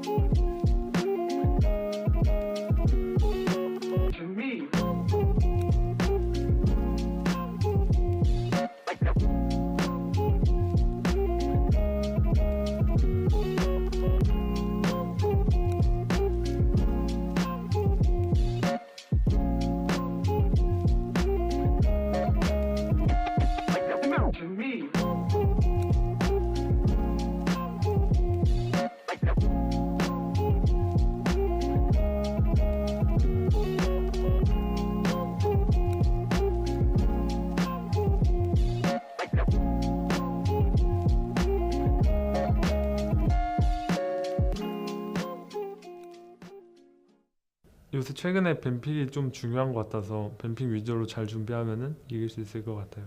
샤오하오 선수가 최근에 폼이 괜찮은 것 같고 그냥 저도 잘 준비해서 상대하면은 이길 수 있을 것 같아요. be prepared. Make sure you know exactly where Rogue Warriors are taking it. Thank you for that fantastic little interview, Tarzan. I am still Penguin. He is still the illustrious Ox. We're going to be bringing you our second series of the day, or our third of the day, second series for myself and yourself. It is going to be LNG versus Rogue Warriors, and coming into this, we gotta talk about Rogue Warriors. The hype train derailed as soon as it started. RIP Rogue Warriors. They are no longer in playoff contention. They are out. I know it's tough. It's tough. It's a tough setup for everything, and it was a brief but very fun train to be on. Yeah, pour one out for the boys. Those moments we had a little bit of hype, but just not able to carry through. And I think it kind of shows how competitive this split has been in the LPL. It feels like there's so many teams that I could see contesting for the top spot or for playoffs. Yeah, it really is. We are obviously a little bit behind, so we are going to be jumping straight to picks and bans. You can see on the lower third there, we have a look now at absolutely everything. And the Diana Renekton combo is something that I'm definitely going to be keeping my eye on. Yeah, a lot of power from the Renekton and the Lee Sin in the solo lanes, just to give room for the Diana to get to that level 6 point, get a bit more comfortable in the skirmishing. On the other side, we see some pretty solid tools. The Viego's been left open. We get that Trundle jungle, which is good into a lot of these melee champions. And the Ezreal Braum, pretty strong duo, kind of mitigating this Varus and this set. I expect Rogue Warriors to have priority in that bot lane, but I feel like, if LNG can lean into a little bit late in the game, they should come pretty strong into this. It's kind of an angle where, you have this sort of strong bot side of the map for Rogue Warriors that they really need to capitalize on to find an advantage. Yeah, they really, really will need it as well. And for Rogue Warriors, they do have that explosive team fight. You look at the set, the Diana, the Lee Sin, things that can get in behind you and just create havoc in these fights. That's what we're going to be seeing. And for Xiao Hao, who, like we saw in that interview with Tarzan, is on a bit of a hot streak, is someone who can make things happen for Rogue Warriors. I'd be curious to see if they can cause an upset today. But one and all, we are jumping onto the Rift as quick as we possibly can for game one of this best of 3, LNG versus Rogue Warriors. Rogue Warriors are out, but that does not mean they cannot play spoiler, and LNG still in the hunt for a top 4 finish. Absolutely, and want to be taking a good win on this one. Again, I've personally talked so much about this, about having that confidence going into playoffs, feeling comfortable, feeling like you're playing at your own game. You don't want to be hitting any road bumps at this point and feeling like you're not comfortable. We do see actually the double tier start from Icon and Light. And this is the thing. I think Lee Sin in the mid lane, you're going to be able to apply that early pressure to the Rise. You're not gated by things like mana. The bot lane, you have that Varus, who obviously finds priority quite easily and does contest early. In the top lane, Arley is actually going to have a pretty strong level 1 into ZDZ. It's only really level 3 where the Renekton can start to be able to contest this matchup quite easily. And this is kind of a big matchup for me between these two, because I think Arley has been someone who, when he does well, LNG tend to do well. He can be a massive carry for them later on, but also, when I look at Rogue Warriors, some of their best moments have come off the back of ZDZ. He had really strong performances in that last series, and I just think that, he's on the Renekton. I think you can make a big impact in this game on the back of that. Yeah, I think that's the big part we need to look into and see how they're able to utilize those potential picks as such, as we now see both these teams, or both these junglers starting off on their red side of their jungles. So we're going to see Xiao Hao towards the pathing down towards the bot lane, and of course Trundle and Tarzan going to be moving up towards the top. So see how it all works. And I am liking this slight adaptation in jungle pathing. We are seeing a lot more junglers not just start off with their red or blue buff. They are moving into a more, I suppose the word I'm looking for is a more set style of, I need to be in a particular position as quick as possible, or whatever way they know the timing. So we're seeing Raptors being star, Krugs. There's a lot of different adaptations coming in to try and just mitigate a couple of the early wards like this to spot out your pathing. Yeah, I love this ward though, because essentially it gives the information of exactly where Xiao Hao's gone. The Raptors are down, his path from top towards bot lane. You have a very good idea of where he's going to be, and it makes sense for Xiao Hao to do this, because then he's with his prior bot lane. We obviously saw level 1, we had that priority coming out from our lane, the top lane. We saw the bot lane, Rogue Warriors pushing in heavily. And here, of course, you have the Rise is able to shove this, but you are gated by your mana. There will come a point where you kind of need a reset, and Forge doesn't. And with the sustain for the Lee Sin with the Doran shield, you're pretty fine at just kind of weathering the storm for a fair bit. Now, do you see how faster clearing than the Trundle? This is kind of expected there, and it is a pretty fast clearer, and will have an advantage there, which is why you want to see Tarzan sort of doing something with that early agency the Trundle has a little bit more. That pillar, a really strong tool when you're looking to sort of set up fights, and also just the bite, reducing the AD, very effective to any lane, right? If you're biting the Renekton, the Lee Sin, or the Varus, it's gonna shut down their damage by a fair bit. See how it all ends up, but let's talk about LNG and how they've come into the latter half of the split. We now see, you know, a lot of their series in the last few going to 2-1 scorelines, either for or against them. You know, you see 2-1 loss against Ultra Prime, as I stopped myself for a little bit. Forge should just be fine. Might take a little bit of harassment, but no real danger to him there. But like I was saying, you know, they lose to Ultra Prime 2-1. They lose to WE 2-1. They bring it back, but it was close against OMG. They lose to Suning. They just about scrape past LGD. Do you think that this team, after having such a fantastic start, is kind of running out of gas? Yeah, I mean, for me, they will make playoffs, right? Based on the current scoreline, I think that they're close to being guaranteed on that. One more win and they will be locked in for playoffs. Do I think they're playoff ready? I don't know. You know, the start of the split was insane. It actually looked like they were going to be one of our top contenders and potentially challenging for the title. Recently, it's just been a bit more questionable. You know, I haven't been convinced by their play across every game. Some of the stuff Tarzan was doing, just the proactive play in the jungle, hasn't been working as effectively. There's a lot of question marks still, which is why series like this are really important, because again, I still think, I mean, it's very likely, I think everyone's kind of the agreement, LNG are almost definitely making playoffs. I can't say definitely right now, but that is pretty much in line. But again, it's that level of play and want to see a bit more out of them in the meantime. And similar to Suning, like we were talking about last time, they play, including this series, they play 3 more series. They play today, they play Top Esports later on in the week. That's a pretty big game. Again, another fellow playoff potential opponent. And then you finish off the season against EDG, the still #1 team that has been #1 for a very, very long time in the season. You need to start the momentum here. You need to be fixing up your mistakes, because the worst place in the world to start losing momentum and losing your style is right at the end when you're coming towards the important games. I would much rather a situation like what RNG has, where they're losing their first 5 series and then coming back and winning 6 in a row. That's the kind of style that I would much prefer to see. That is the dream, and that's what you want to see. As I see that now, flash forward, face breaker there by Chocho as he jumps in straight away, trying to get this one. Was a very DP onto this one, as he's going to be trying to join into this fight. It is still now a 4v4. Flash is being burnt, and the Haymaker not able to come out in time. Forge in a little bit of trouble. He flashes forward, lands himself the Q and gets himself out. It's still a 2 for 2 in the exchange. LNG won't be unhappy with that. But that being said, I feel like Rogue Warriors win on this one. ZDZ didn't even join the fight. He's getting some alone time top, and it's still an even trade. They will lose that scuttle, but in terms of the fact that they didn't have to TP and still got that advantage, I think Rogue Warriors can be happy. But that being said, Ale, 2 kills on the Viego. Yeah. That's not what you want to see from this perspective of Rogue Warriors. That is something that is potentially concerning. So we get to see a replay of how that one panned out, and it's a nice initial engage from Rogue Warriors, getting that sort of layered CC with the set. But they kind of end up losing a little bit of steam, and there's so much value coming in from the Braum passive in this sort of skirmish. Iwandi gets the auto here onto Chocho, so they're just able to follow him.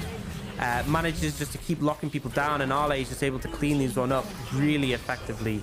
And obviously didn't even need to use the resets, but had them available to fight one longer. I think that's why Rogue Warriors knew they had to disengage. You know, remember, no flash from Betty now. I was just about to say, there's going to be no summoners here for Betty. He can't do anything. Chocho, walk away. You don't need to be here, but he gets concussive blowed as well. He's going to try and get himself out, but it's 2 quick kills, and LNG fully punished this bot side. Rogue Warriors just not expecting the trundle in the bush. Yep, that's the value of taking one of those skirmishes. You burn those summoners, and Rogue Warriors, they have a much more vulnerable bot lane when it comes to repeat ganks. Light still had his flash, but even if he doesn't, he has the arcane shift. Iwandi has the dash, and again, that early agency of the trundle. He throws the pillar down, and if you don't have a way of getting around it, you're in a really bad spot. The Braum dashes forward to get the passive down. Just very nicely played by LNG to find that early advantage and get some much needed gold on that Ezreal. Very nicely done here for LNG. They get some nice gold onto their Trundle. They get some gold onto their Ezreal. They are sitting pretty and very happy. And looks like everyone's going Divine Sunderer this game. Going to have Phages and Sheens for all in the top half of the LNG's map, including the Ezreal. So I wonder what that indicates, you know, if everyone's building an item. I wonder if that item might be a little bit strong. I have a question for you. I have a question. If everyone takes Flash, is it OP? Yes. Why though? If it's just is it OP because everyone takes it, or is it just everyone takes it because it has a good utility to it? Because it's better than all the alternatives, right? You know, if everyone was building Divine Sunder in this game, I'd say it's pretty OP. If everyone was taking Conquer in this game, which honestly it's pretty close. It's pretty much, yeah. I would say it's pretty OP, you know.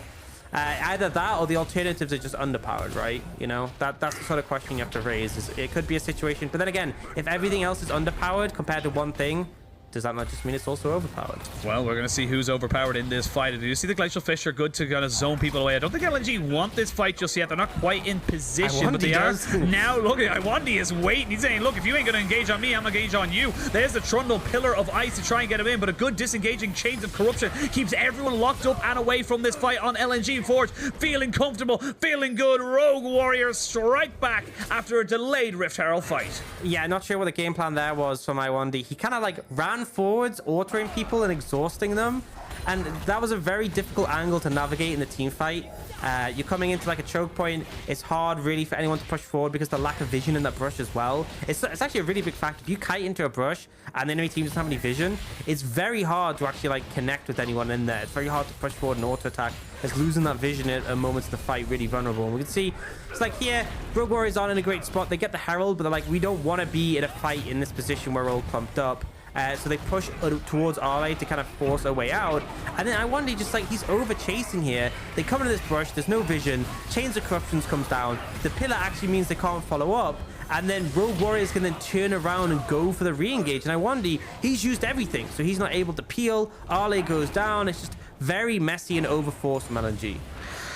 They will get the delayed trade of the dragon now in their favor. So first dragon of the game goes over to LNG, and this is honestly why we're a bit concerned about LNG. This is why we're talking about them in a sense of not a top 4 team, because these decisions, these questionable trades, these ideas they come out with, it looks great one moment, and then you get something around the Rift Herald where you're really questioning what was the plan, like what was the story when they were coming into it, and that to me is something that is very, very difficult to overcome in such a short period of time.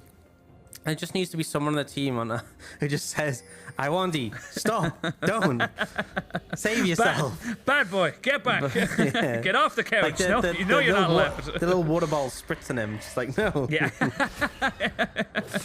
Just like Wandy putting up his shield, going like hissing back, just like literally.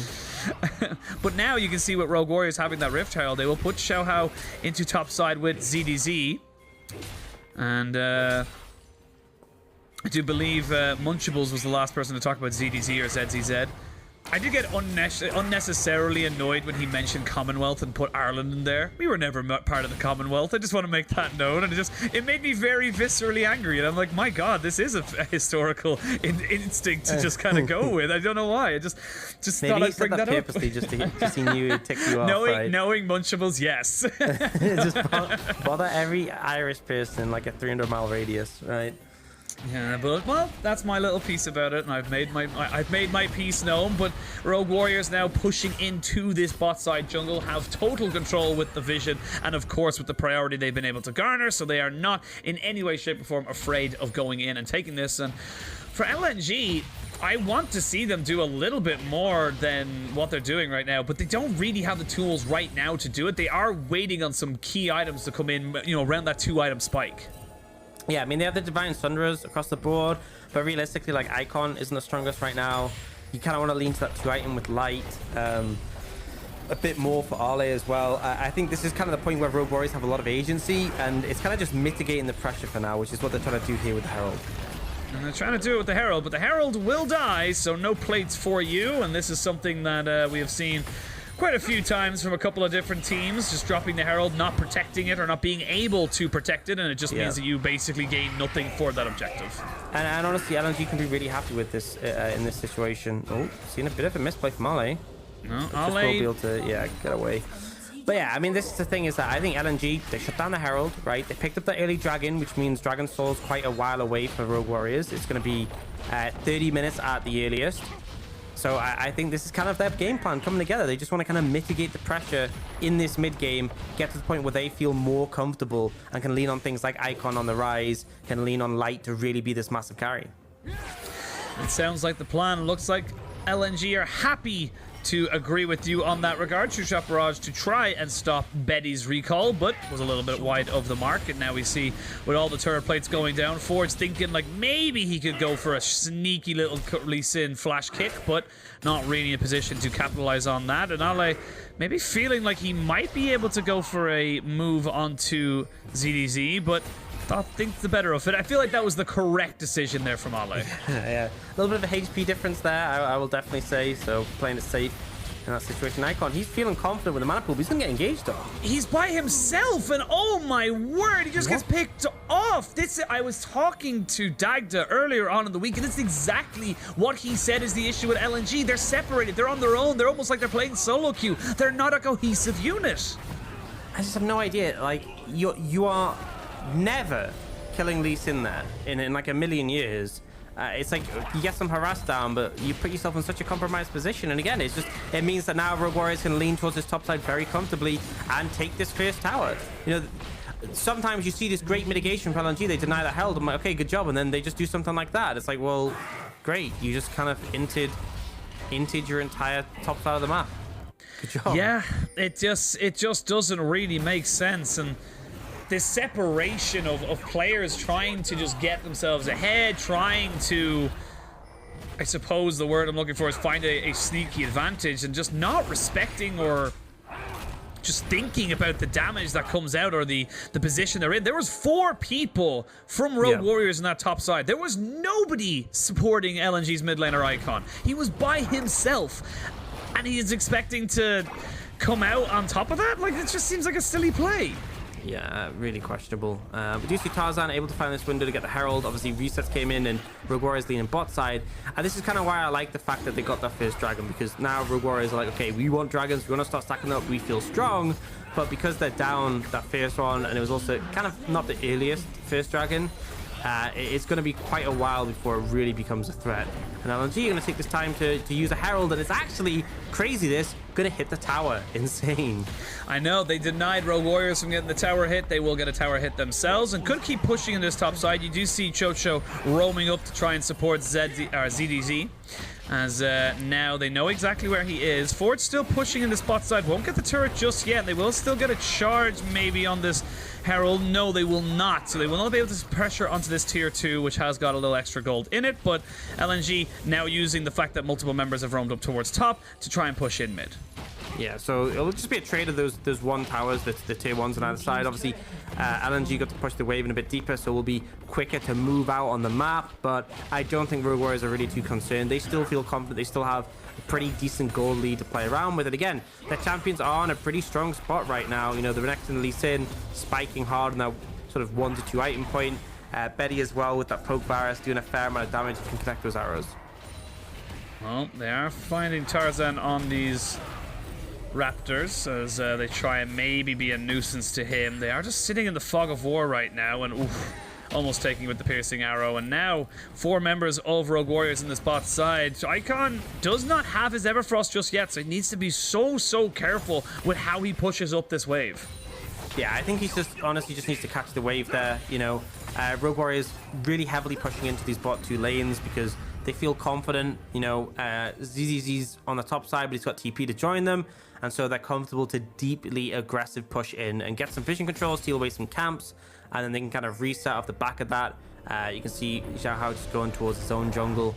And it's that ebb and flow of pressure and just trying to get more resources than your opponent and continue that gold lead. Because right now, there isn't really anything in particular to fight for unless you find a massive advantage or you find someone caught out. So it's kind of hit that slower pace as we get towards the mid game.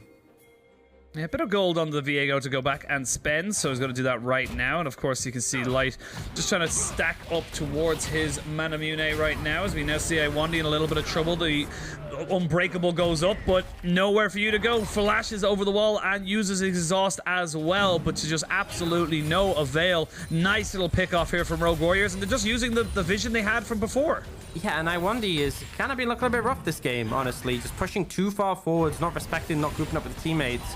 And again, as you said when you were talking about Dagda's statement about how this is kind of LNG's weakness, this disconnect between the members.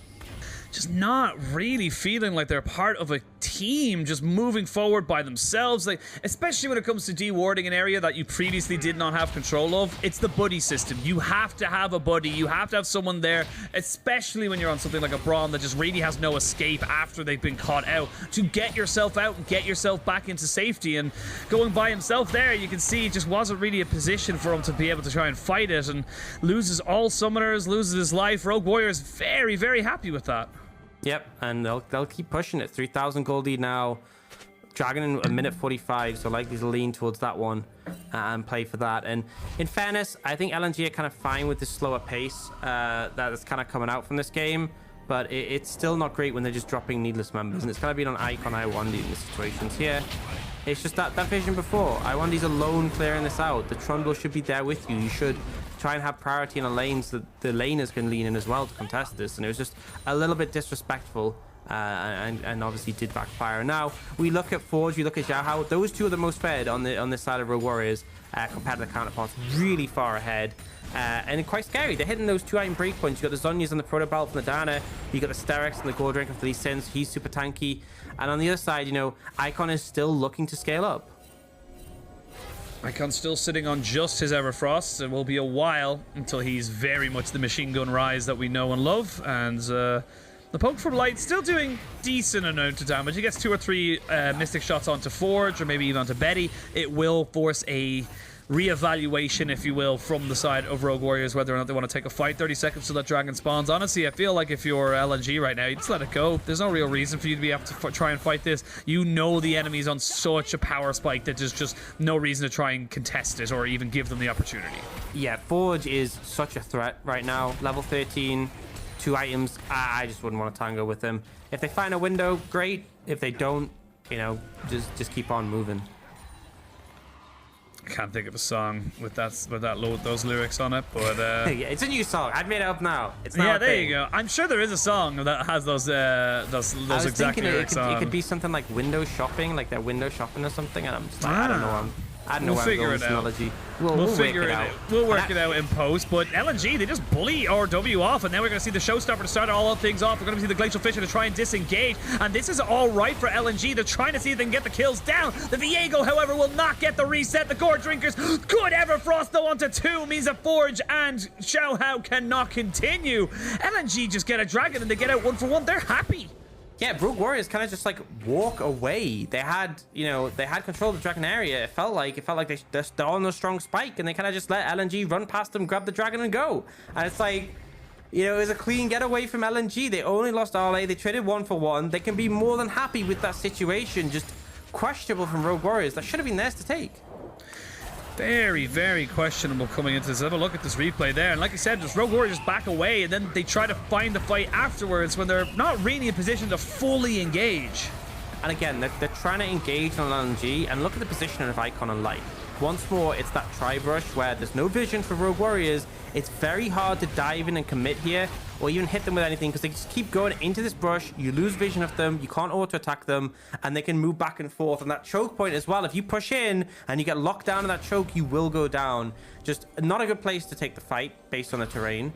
No reason to take the fight because you already lost the dragon, and no reason to give the dragon up because you're stronger. You should have been able to take that. And again, the gold lead is still consistent, but I already talked about how that dragon, that first dragon from LNG, delayed the soul by 5 minutes. We're now looking at, if you're trying to get a dragon soul for Rogue Warriors, it's going to be like ridiculously late in the game. 40 minutes, 35 maybe. minutes, Yeah. 35, 36 minutes before you can get a dragon soul. And by that point, it's not necessarily enough to just say, okay, we got dragon soul, we win. It's definitely not. And especially with a mountain soul, which is such a powerful one to pick up early.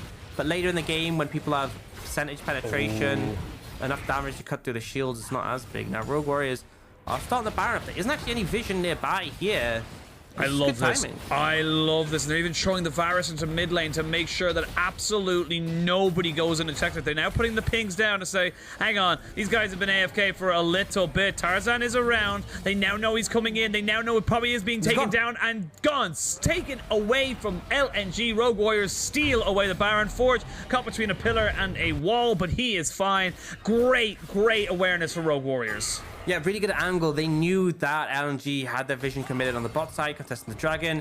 Off the back of the reset, they're able to make sure there's no vision on the top side. And LNG just kind of sleeping on this one, honestly. They're like, okay, cool. We got the dragon. Great. Let's just go back to farming. But didn't really think about the prospect of the threat of that Baron. I think the big thing is because there's this poke Varus, they're like, oh, the DPS is low. They won't do it. But the poke Varus isn't even a factor in that. It's just the Lee Sin and the Diana can essentially 2-man it quite comfortably. I mean, when you're sitting on 2.5 items per carry, it is very, very easy to try and just make that one work for you. As we can see now, Forge roaming down towards this bot side. He shall be the designated man to deal with Viego in the bot lane. Should be easy enough for him to be able to sweep out those minion waves, get himself back into position. He's also quite quick as well. You have got the safeguard with the ward jumps to be able to get yourself in and out of positions and maybe even find a flank. But while that's been happening, mid lane tier 1 will eventually fall as Rogue Warriors are just barrening up the minions. And this is great for them. It was honestly looking a little scary for them the longer this game goes on, but they should be able to get a lot from this Baron buff. Yeah, they really need that Baron, and it's going to allow them to push the goal lead and find a bigger advantage. You see LNG trying to sort of play defensive around their Raptors, but Rogue Warriors don't really care. They can just lean into this bot wave that Forge just set up and apply pressure to this tier 2 tower. Icon and Ale are there to try and defend, but again, they can't really do anything to this cannon minion. Oh, that being said, they're not going to go for the cannon minion. They're going to go for the bigger cannon minion that is Benny, but Benny just survives, uses his flash to get away from the Viego. And again, no one was there to follow up. Ale goes in completely alone. The rest of his team got to look at him like, all right, bye. And now Rogue Warriors could maybe crack open the base. I'm going to be cautious about the AoE from the Rise bouncing on them, but LNG aren't comfortable stepping up. They can't clear the minions quick enough. There's going to be bot inhib down, and Rogue Warriors, you know, they're getting so much more than they ever bargained for. It's just consistently LNG are just handing them these freebies over where they overstep, they're disconnected, they're isolated, and it's very easy for Rogue Warriors to capitalize. They're now almost 7,000 gold up off the back of that Baron. I know it was your birthday yesterday and my birthday today, but I feel like Rogue Warriors' birthday is coming in spades with the amount of gifts that LNG are giving them, because this is just, look at this. This is literally just Ale going in and no one else being able to follow up and even wanting to follow up. Yeah, I mean, it's very isolated. I guess his game plan was just to burst Betty, but he wasn't even close. Even if the ult connects there, I don't actually think Betty needed a flash. Nope. But wanted to play it safe. It's just oversteps consistently from this LNG side. Now the bot lane is cracked open. That's a great inhibitor to take this early on in the game, because it means you can put pressure onto Baron as it comes up, and also gives you pressure around this dragon, because you just cannot gain control of your own bot side jungle. And now LNG, they need an outplay. They need to find an opportunity to bring this game back in their favor, because they are significantly behind now. 6,000 gold. The dragons are 2 apiece. The bot lane is cracked open. They don't really have great engage either. I'm looking at it. I'm kind of going, it's kind of sometimes engage if they can get on top of someone or get a flank around. But I look on Rogue Warriors. They have so much engage. Yep. It really feels like LNG need to find a fight where they can kite back effectively, but there's no reason for Rogue Warriors to give them that scenario. They'll just focus the closest person, blow them up, and then translate that into pressure around the map. And again, they are comfortable playing scenarios like this where it's a 3-2. Ale's not able to handle this. They're going to lose that top lane tier 2. Extra influx of gold onto that jungle mid from Rogue Warriors, and it's just compounding that gold lead to the point where it doesn't matter that, you know, LNG are going to scale well if you're this far behind. Yeah, it's a bit of a head scratcher, as LNG really do struggle to deal with these waves, even without the Baroned up minions. They are going to struggle for it. There is the Glacial Fisher, will land on the ZDZ, but he is not really the person you want to be trying to catch out. They will defend the tier 2, but they've lost a big ultimate now on the Braum. I mean, you see the engage there. It's like, okay, let's do a sniper brawl ult to try and knock someone up. Okay, that only hit the Recton. Let's throw a pillar down, and that's it. That's literally it. Whereas the engage coming in. There we go. The flash kick right down the showstopper to try and start it all off. The Brom is dead. Now, can you look for anything off of this? Great moonfall to catch out 3. And you can see LNG in full retreat. They want nothing to do with this, but they got to be careful in Rogue Warriors. They have not got the resets available to the Viego, though. LNG just getting decimated. And with TP available on the Lee Sin, they may look for the end right here, right now. I think it might be a bit of a risky one. Xiao very low in this, but they are going to try it. That's actually a bit of a misplay on the TP. You should wait for the minions to be at a tower, but actually they got supers in the bot lane, so why not just use them? Double supers here, so they can just look to try and take down this turret. There is a Varus there. Betty, though, not really got a lot of mana, and Rogue Warriors, they're thinking the better of it. They don't want to risk it all on one last Nexus push. The death timer's not exactly huge enough, but 9,000 gold or 8,000 gold in the lead. They've got themselves 2 inhibitors down, and LNG are reeling. Yeah, it was an ambitious play, but trying to go for the end there, but this was spot on, you know. The engage comes in, kicking the Braum instead of the Ezreal because you know the Arcane Shift's going to come through, and with the Braum going down, it removes a lot of that passive power coming out from him, and they just start shutting down one member at a time. There's no space for this front to back to come through from LNG. They're just diving forwards, chaining together kills. It's just too good. You can see here, LNG almost get a couple of resets. They get the one off, and you're kind of thinking, oh, maybe Viego's season 10 or season 11 stuff coming into my minds, but RW just able to completely burst him down as soon as he comes back up. They now have 3 items on pretty much everybody, 3.5 on some of their bigger carries. They are 8,000 gold ahead. They are in total control of the game, and thankfully, if you're an LNG fan, they will have their bottom inhibitor respawning in 1 minute, but that's 2 more waves of super minions, and the Baron is alive. Yeah, it makes it really difficult having these 2 inhibitors down against the Baron. They're fortunate that Icon is playing Rise because he just, does that. But the thing is, Arley can't really go down and clear out this wave and then be back in time to TP because the Baron's already been started. So really nice timing from Rogue Warriors to kick this one off.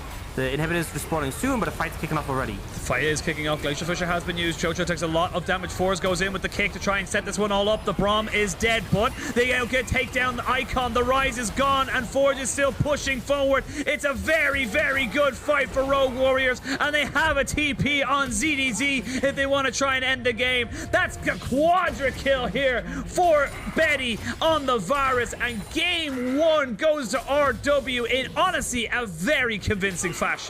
And it feels like LNG would try to play this passive defensive game throughout the early game into the mid game, but Rogue Warriors just found the agency, and I think LNG did an okay job at first, but then it was just this disconnect between them, getting caught out consistently, and Rogue Warriors punished hard, made great adaptations, leaning towards that Baron sneak which they were able to pull off.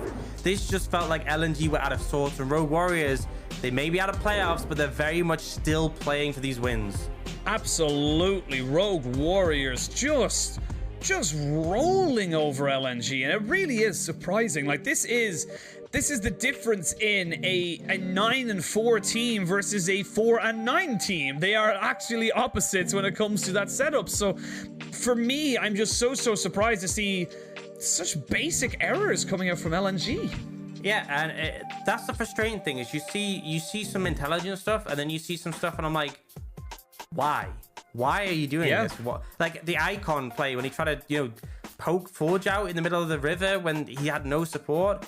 Just really questionable. And you can see Light did a ton of damage. It's Ezreal, right? You're always going to do a ton of damage. But the problem was, even when he survived in the backline, like in that final fight, he's pumping damage out. He's trying to deal with his threats. The rest of the team just falls apart, just gets absolutely dismantled. And Rogue Warriors had really good target selection, I felt, in these fights. They didn't over push and play into this kite back from LNG. They just cut down anyone in front of them. And any of the divers knew how to buy time until the rest of the team could catch up. Yeah, I mean, massive props to Rogue Warriors. They were the ones being proactive. They were the ones realizing the mistakes of LNG and capitalizing them. And Forge being the MVP of this game is not a surprise to me. It was either going to be Forge or Xiao Hao. The duo themselves, I think he was 3-10. I believe the Diana ended up 4-10 or 4-0-10. Just everywhere you needed him to be. Yeah, and it had a massive impact. His damage wasn't the highest. Obviously, we saw the Varus do so much and getting that quad kill at the end. But it was that early agency and finding those engages, starting the fight off in that final fight, causing issues for the Ezreal, buying time, causing disruption. Just really solid play all around. And I think the mid jungle was that big advantage that Rogue Warriors were able to play around and lean that pressure outwards and just apply that pressure when looking for these more aggressive plays. Yeah, it is a big first game loss here for LNG, and Rogue Warriors are sitting pretty happy with that one. I feel like right now, our Rogue Warriors are sadly, when they're already out of playoff contention, finding their rhythm, finding themselves able to garner some wins. They came into the split very disjointed, very much not able to look what was positive, and now, similar to V5, they're stringing together a couple of these odd series wins and very much putting themselves saying, look, we can come into next year a little bit stronger than we did this year. Yeah, I mean, I think that's the thing. There's been positives for this team, even though there's been inconsistency issues, even though they've kind of been beaten up a fair bit by some of the stronger rosters. There have been series where they've looked good, and we've been like, okay, you know, I think this is a team who could do something, which is why there was the hype train, you know, early in the season, and unfortunately it did get derailed a bit, but there's still positives to take away, and I'm glad to see that they haven't just sort of accepted their fate. They're still trying to make the games close and trying to challenge. Yeah, absolutely. We'll see if Rogue Warriors are able to make it a clean 2-0 or if LNG will have some fight in them. We're going to send it to a quick break, and when we return, we'll bring you Game 2.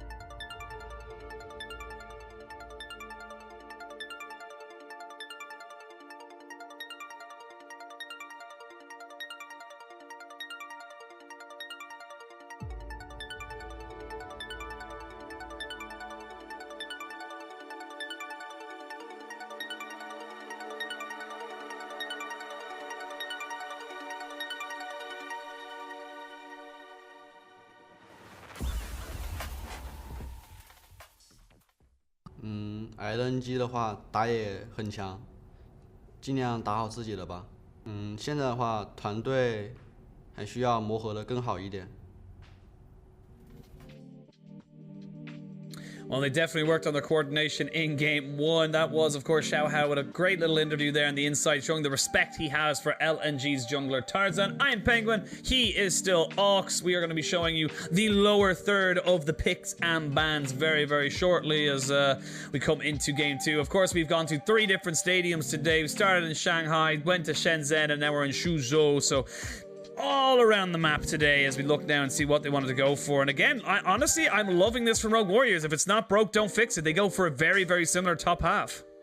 Yeah, so they have that aggression, they have that early agency coming out from the Lee Sin, Renekton, Diana. The bot lane, a little bit more defensive with that Braum, Aphelios, and interestingly enough, we are seeing Alessandra. We haven't seen this too much when there hasn't been a LeBlanc, but you have that CC lockdown, you have the damage from the Olaf, the Gwen in the top lane, a pretty solid pick, and then that Varus obviously outranges your Felios quite a bit, but I think the Braum kind of mitigates the Leona and that poke pressure. It's an interesting one, and we'll have to see how LNG can play around these early tools, but ultimately, I feel like they have a lot of engage options here, which is very different from that last game, and I think something that can favor them. Yeah, I think I agree with you there. We'll see how Rogue Warriors and LNG do start this one off. I'm curious to see how this Lee Sin versus Lissandra matchup does go. We do actually see the Aftershock being picked up here by Lissandra, looking to get that CC, basically lock down the Lee Sin on when he goes in on top of her and survive any early skirmishes. But we'll see how it all goes. We are jumping onto the Rift as quick as we came off of the last one for another game of League of Legends. Rogue Warriors 1 win away from a really big upset against LNG. Like we said earlier, Rogue Warriors cannot make playoffs, but it does not matter because they can still play spoiler. They can make playoffs in spirit. I don't think that's how it works. But we do see a little bit of a picture-in-picture replay, and actually, I think it's just going to be a flash forward. Ooh. Yeah, I mean, that's the broken thing about Gwen, is that not only is she very strong level 1, but you also take E level 1, which gives you a dash. So, you know, sometimes we see scenarios. We were actually casting when the Shy had to go E level 1 and then failed it, and then failed his flash. But with the Gwen, you don't actually lose anything because E level 1 is what you'd normally go. So, no value gain for Rogue Warriors there, and a flash lost for that Braum.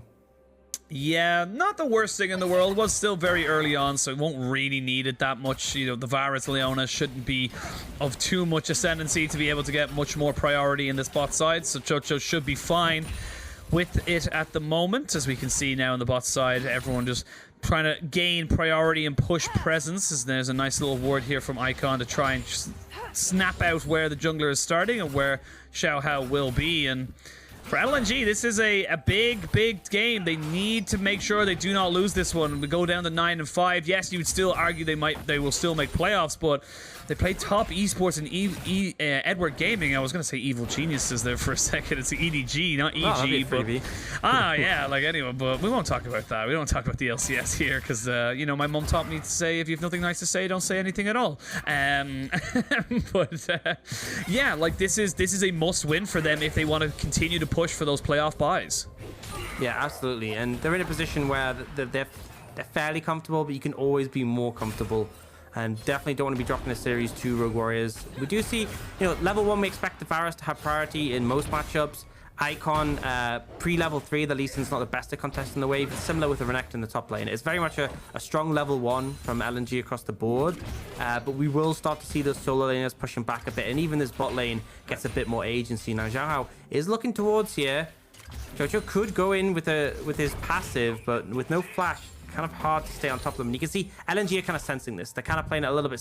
I'm saying that. Yeah, they are backing up a little bit. They're sensing something. They recognize, well, he's not on the Raptor camp right now, but that doesn't mean that he's not here. So just missing out on that ward. The ward does actually die, and they have full vision of exactly what's going down. Light and Iwandi going to be taking a bit of harassment here from Betty and Chocho as the Rogue Warriors bot lane just deny the LNG one from getting up around the scuttle. And this is a lot of people to try and guarantee a very small objective. Yeah, I mean, this is LNG. They have the level 1 prio, but the waves bounce back, right? Level 3, Lee Sin's in a position to contest more easily. He also, obviously, the wave being pushed in allows the bounce back. We saw that across the board. So despite the fact that LNG had those pushes, when it came to contesting the scuttle, it was Rogue Warrior who had the priorities to move and play for that. Even in the top lane, which wasn't involved, you could see ZDZ very much pushed in on top of Arley. So it's allowing the Diana to flourish. And that's the important thing when you're picking Diana, is you want to have priority lanes that can sort of lean to you and assist you. And the fact that you're seeing a situation where Xiao Hao gets double scuttle against an Olaf, perfect early game for Diana. You can't ask for more. No, you cannot. Light might be in a little bit of trouble here. He does get the concussive blows off onto him, so he has to get himself cleansed away. But the flash from Betty and the cleanse from Betty burned in response. So good trading here for LNG. They'll still be pretty damn happy with how this thing all went. Yeah, I think you overcommit a bit too heavily there as Rogue Warriors. You're not going to kill Varus. He has cleanse. He's basically next to his tower. And the thing is that although you get the concussive blows down, Iwandi keeps resetting with the Q cooldown. It's so short in the early game, it's just 5 seconds. And every time he does, you're getting that extra bonus damage from the Varus. And on top of that, you disengage, Varus can still hit you, but Betty can't really do anything in return. So it ends up burning a fair bit more in that scenario. Do they think they've gone back? Oh, they do a little bit as they go forward. There's the Gravitum down. Iwandi in a lot of trouble. He's forced to flash away. Don't quite get the concussive blows, but they equal it back up. And Rogue Warriors, they're just playing heads up right now. I love the fact they're challenging this situation. This is the power of that Braum. It makes it very difficult to engage in as a Leona. And on top of that, the concussive blows just means the Aphelios can just keep hitting targets and stunning them down. TP. Now, there's a ward behind. We could see a TP coming in. This is going to be that Lissandra with the CC. There is going to be the Lissandra coming in. That's Icon there, but he gets concussive blow down. Oh, He doesn't have himself. Oh no! Rogue Warriors able to completely mitigate it. LNG left reeling from that play. Great response though from Rogue Warriors. So rough from Icon. I mean, you're TPing into a lost scenario, right? Because Light was already in base. Iwandi's super low. If they match, you lose out. And you know what? Unsurprisingly, they opted to match on that TP. No level 6 from Icon as well to keep himself safe. So just a bit of a disaster there. And Forge has already picked up the Merc Treads in this mid lane. So much value already picked up. I wouldn't be surprised to see if you had Legend Tenacity as well, because there's a lot of CC on the side of LNG. You're getting a ton of value on the back of that. And yeah, it's like, this is not a favorable scenario for LNG to engage into. Yeah, like what's Iwandi supposed to do? He has to stay near his turret, otherwise he dies as well. He cannot follow up on that, no matter how much he would like to. And speaking of follow-up, they're going to jump onto Ale, who gets completely just obliterated by 3 members of the side of Rogue Warriors. Yes, they lose a dragon, but Rogue Warriors, again, just looking so much more proactive. It's just mid-jungle once more, who are just doing everything on the map. Forge and Xiaohao are just making plays happen and doing things. On the other side, Tarzan, nothing really happened. And you have to credit the fact that they had the priority at level 3 to take both scuttles. It definitely puts Tarzan behind a little bit. But even so, I mean, if you're picking an Olaf and you follow behind Adana, it's just not going to be a good game. It really, really isn't. And this is starting to snowball a little bit of ways. We can have a look at the replay here. It does look like Ale just gets caught up. They just flash on top of him, and with Ale not taking that flash on Gwen, the couple of nerfs that came in for this champion, it does mean you are very vulnerable. Yeah, absolutely puts you in a rough spot, and I think that's kind of where LNG are now, not just in this game, but in this series in general. You lose this game.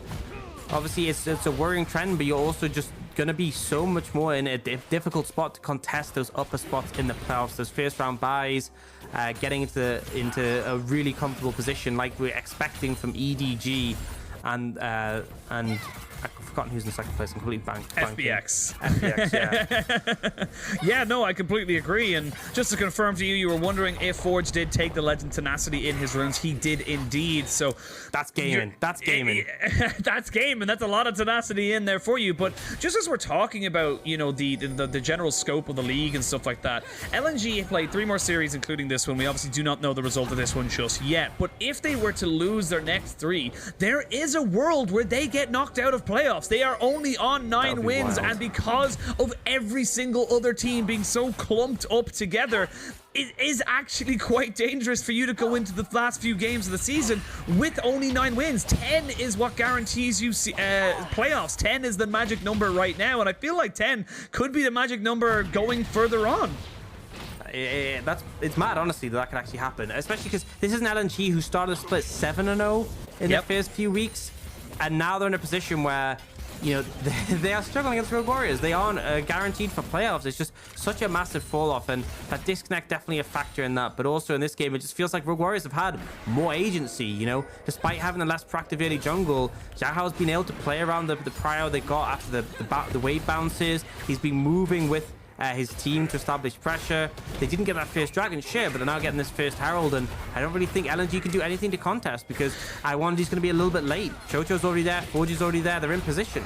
Yep, they're already there, and the Rift Herald is already gone now. If Rogue Warriors like, they can look to try and just disengage completely. Chocho putting himself forward because he knows he has to stand behind me, and you just wasted a lot of time for LNG. And this is what I think is the big difference maker when we have our great teams versus our good teams, because our great teams will always make trades around the map where they can get something to them to their advantage, where they are putting pressure out or whatever they need to do, versus just losing time and effectively money while trying to contest an objective that they're just never really going to contest. Exactly, like the fact that Rogue Warriors go for this Herald and commit members, there's a cost to that, right? There's a cost to committing those members up there, committing their time, and LNG also paid that cost, but they didn't get the reward from it. It's like, you go into a shop and you give money, but you don't actually come out with anything.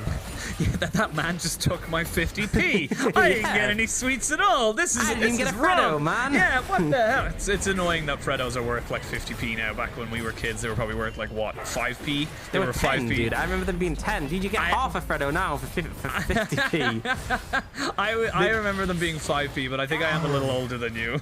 I blame inflation. Well, we had the punt in Ireland. We didn't have the pound. We had the punt, which was our version of before the euro came in, before everything changed to one centralized currency. Really? I feel like it sounds like you're making it up.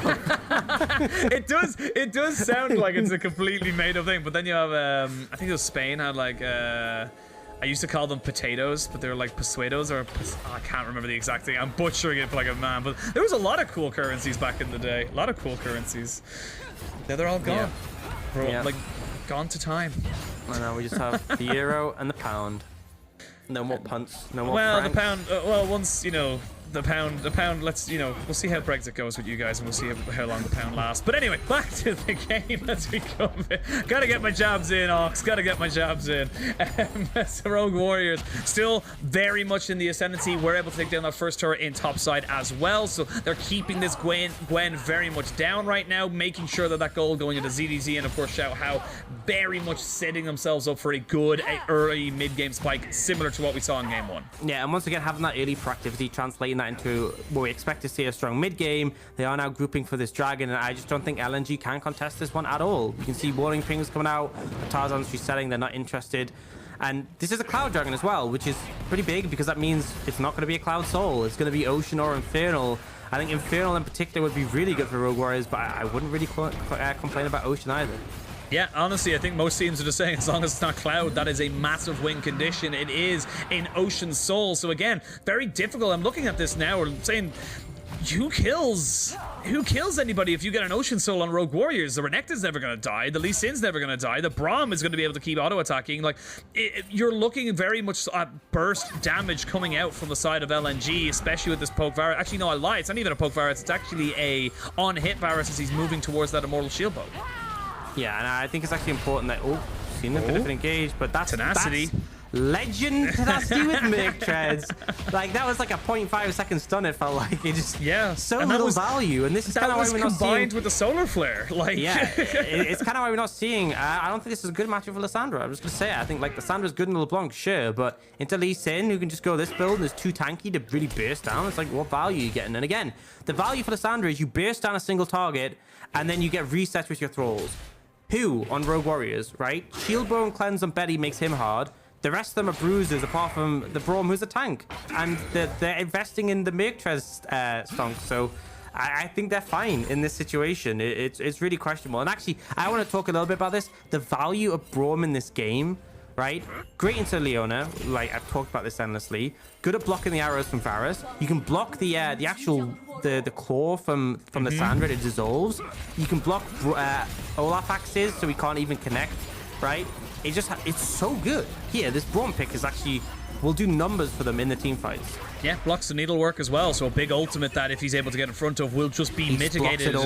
Blocks it all as we wait to see how Rogue Warriors are able to block LNG from a 10th win, which would secure them playoffs. This is a big moment for them. Like we said, they are playing spoiler, and they are playing the villain very, very well right now. They are just pushing LNG to such great great lows, because honestly I think that LNG are struggling to find an answer. They're not really throwing any curveballs. They're not looking to be proactive. They're just looking to just, as you say, it's similar to last game, just be passive, farm up. But as we know from the last game, Rogue Warriors won't let you as well. Yeah, and on top of that, I don't think there's anything really to farm up to. Like, LNG has a composition who want to go in and apply pressure, and it's like you're just going to be playing into an Aphelios roam, which is very difficult to do. The on-hit virus I think makes sense here. You have so much like bulk to cut through, but at the same time it's like you're gonna have a difficult time dealing with these big threats. If Diana's in range for you to auto attack, then she's in range to do Diana things.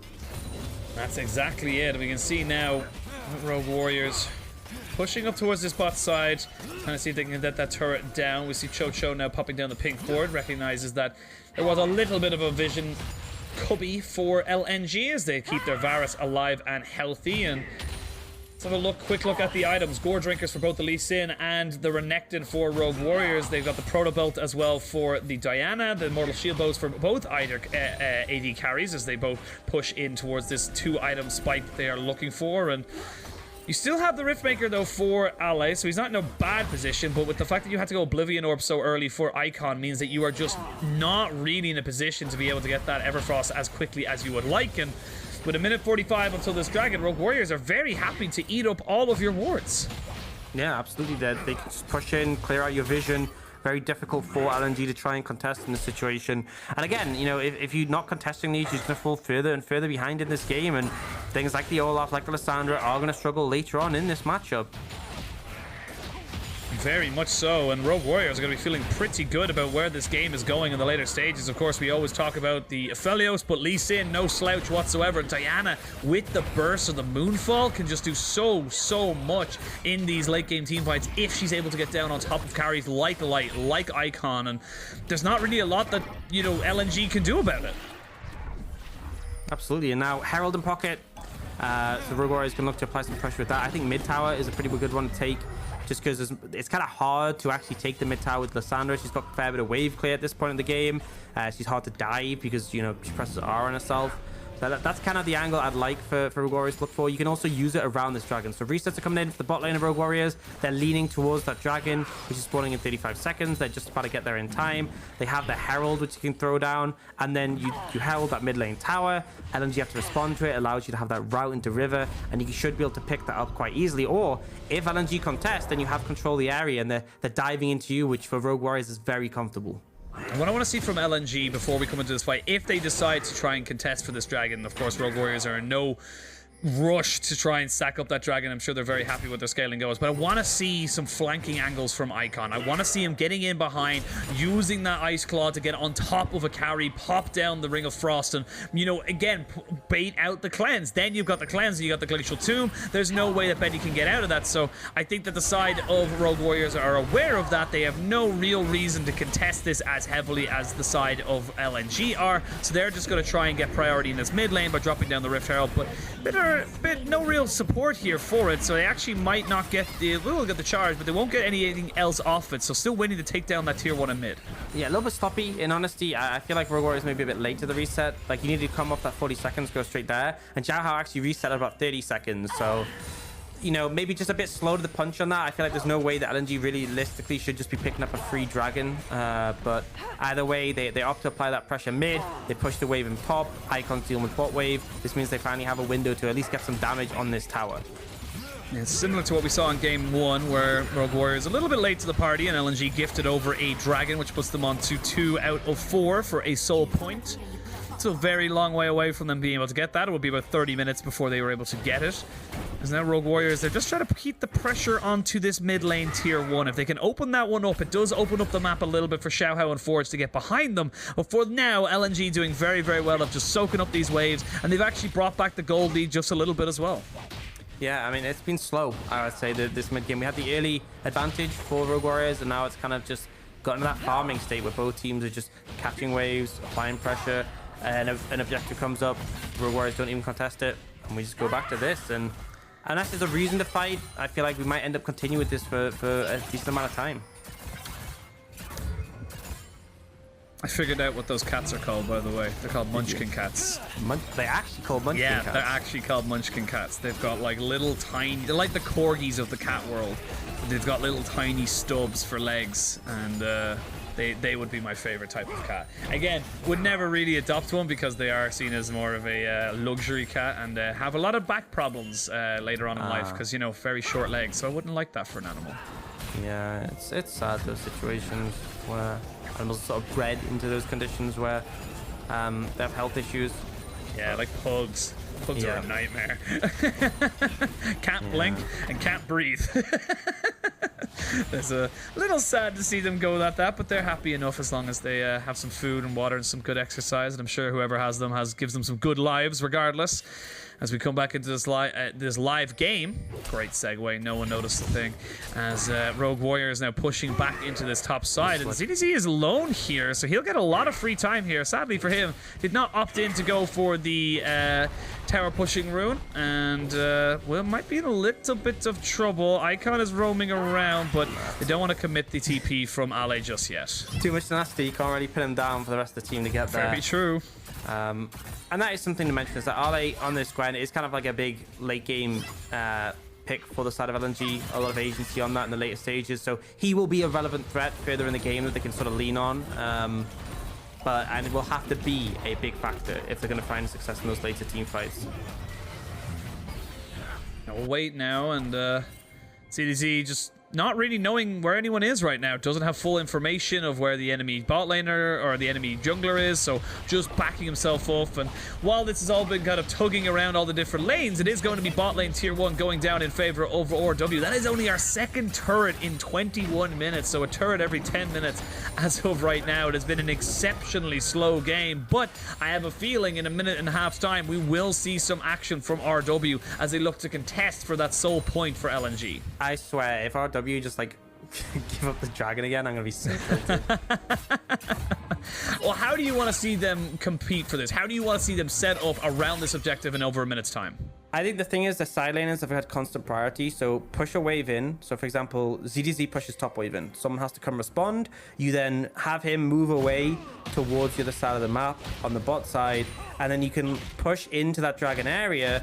And there's, you know, LNG, because they have a man answering on the top side of the map, aren't able to respond. You get like a foothold in the river, and then LNG have to push in. Makes it very difficult to do. You have tools like the Braum, you have, you know, the Lee Sin and the Recton, who create so much space for the Aphelios, and you can just kite it backwards. Well, they just got the Aphelios back to pick up that second item there, so we'll be putting out a massive amount. As soon as I saw it, I couldn't really recognize it, and a gold graph of such came up, so I couldn't really see it.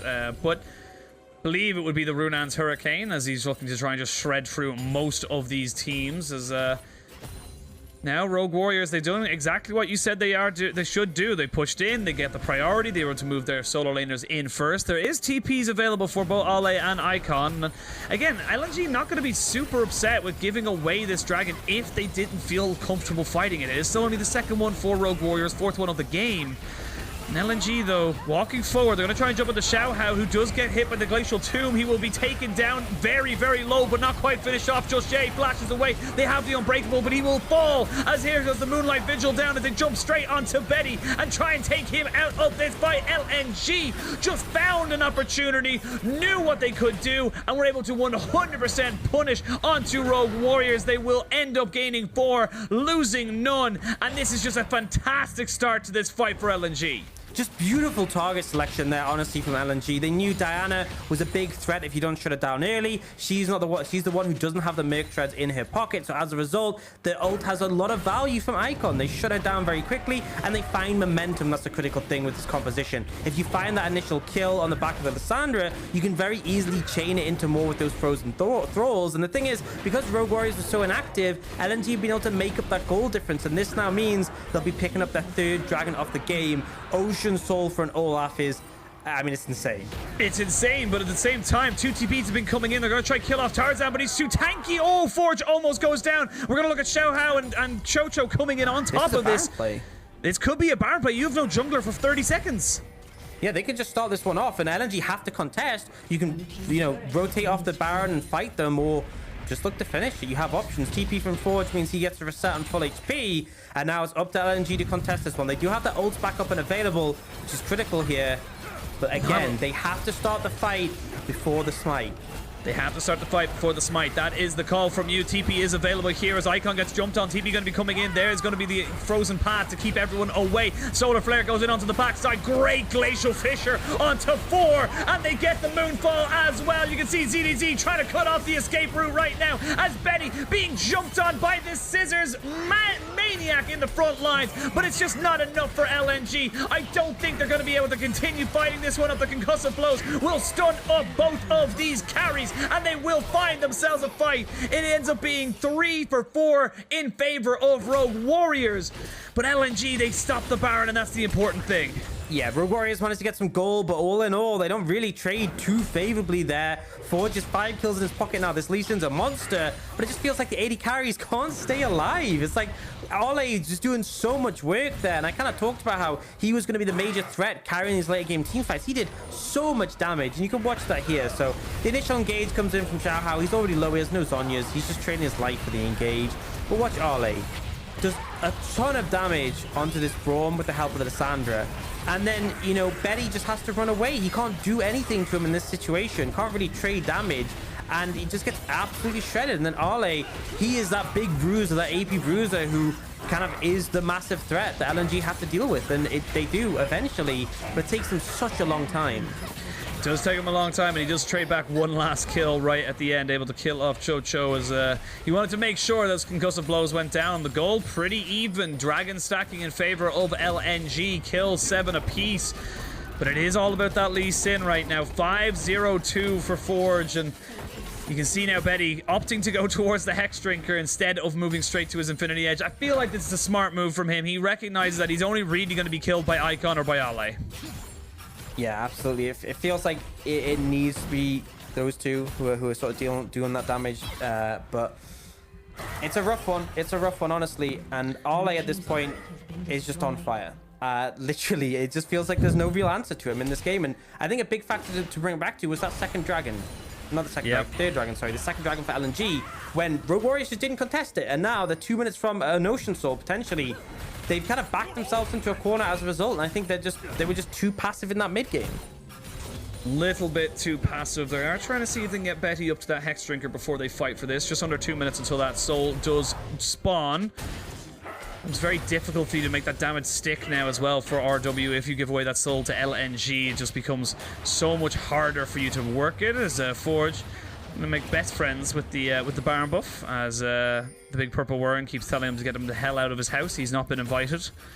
Now Rogue Warriors, they may look to try and just burst this one down. They know there's no TP on Ally, so this would be a 4v4, but LNG knows something is up. They will pop down an axe and a ward, but do Rogue Warriors fully commit to this? I don't know if they can. Actually, I think they are. I think they're just going to go for it. They want to fight. They want to bring LNG in.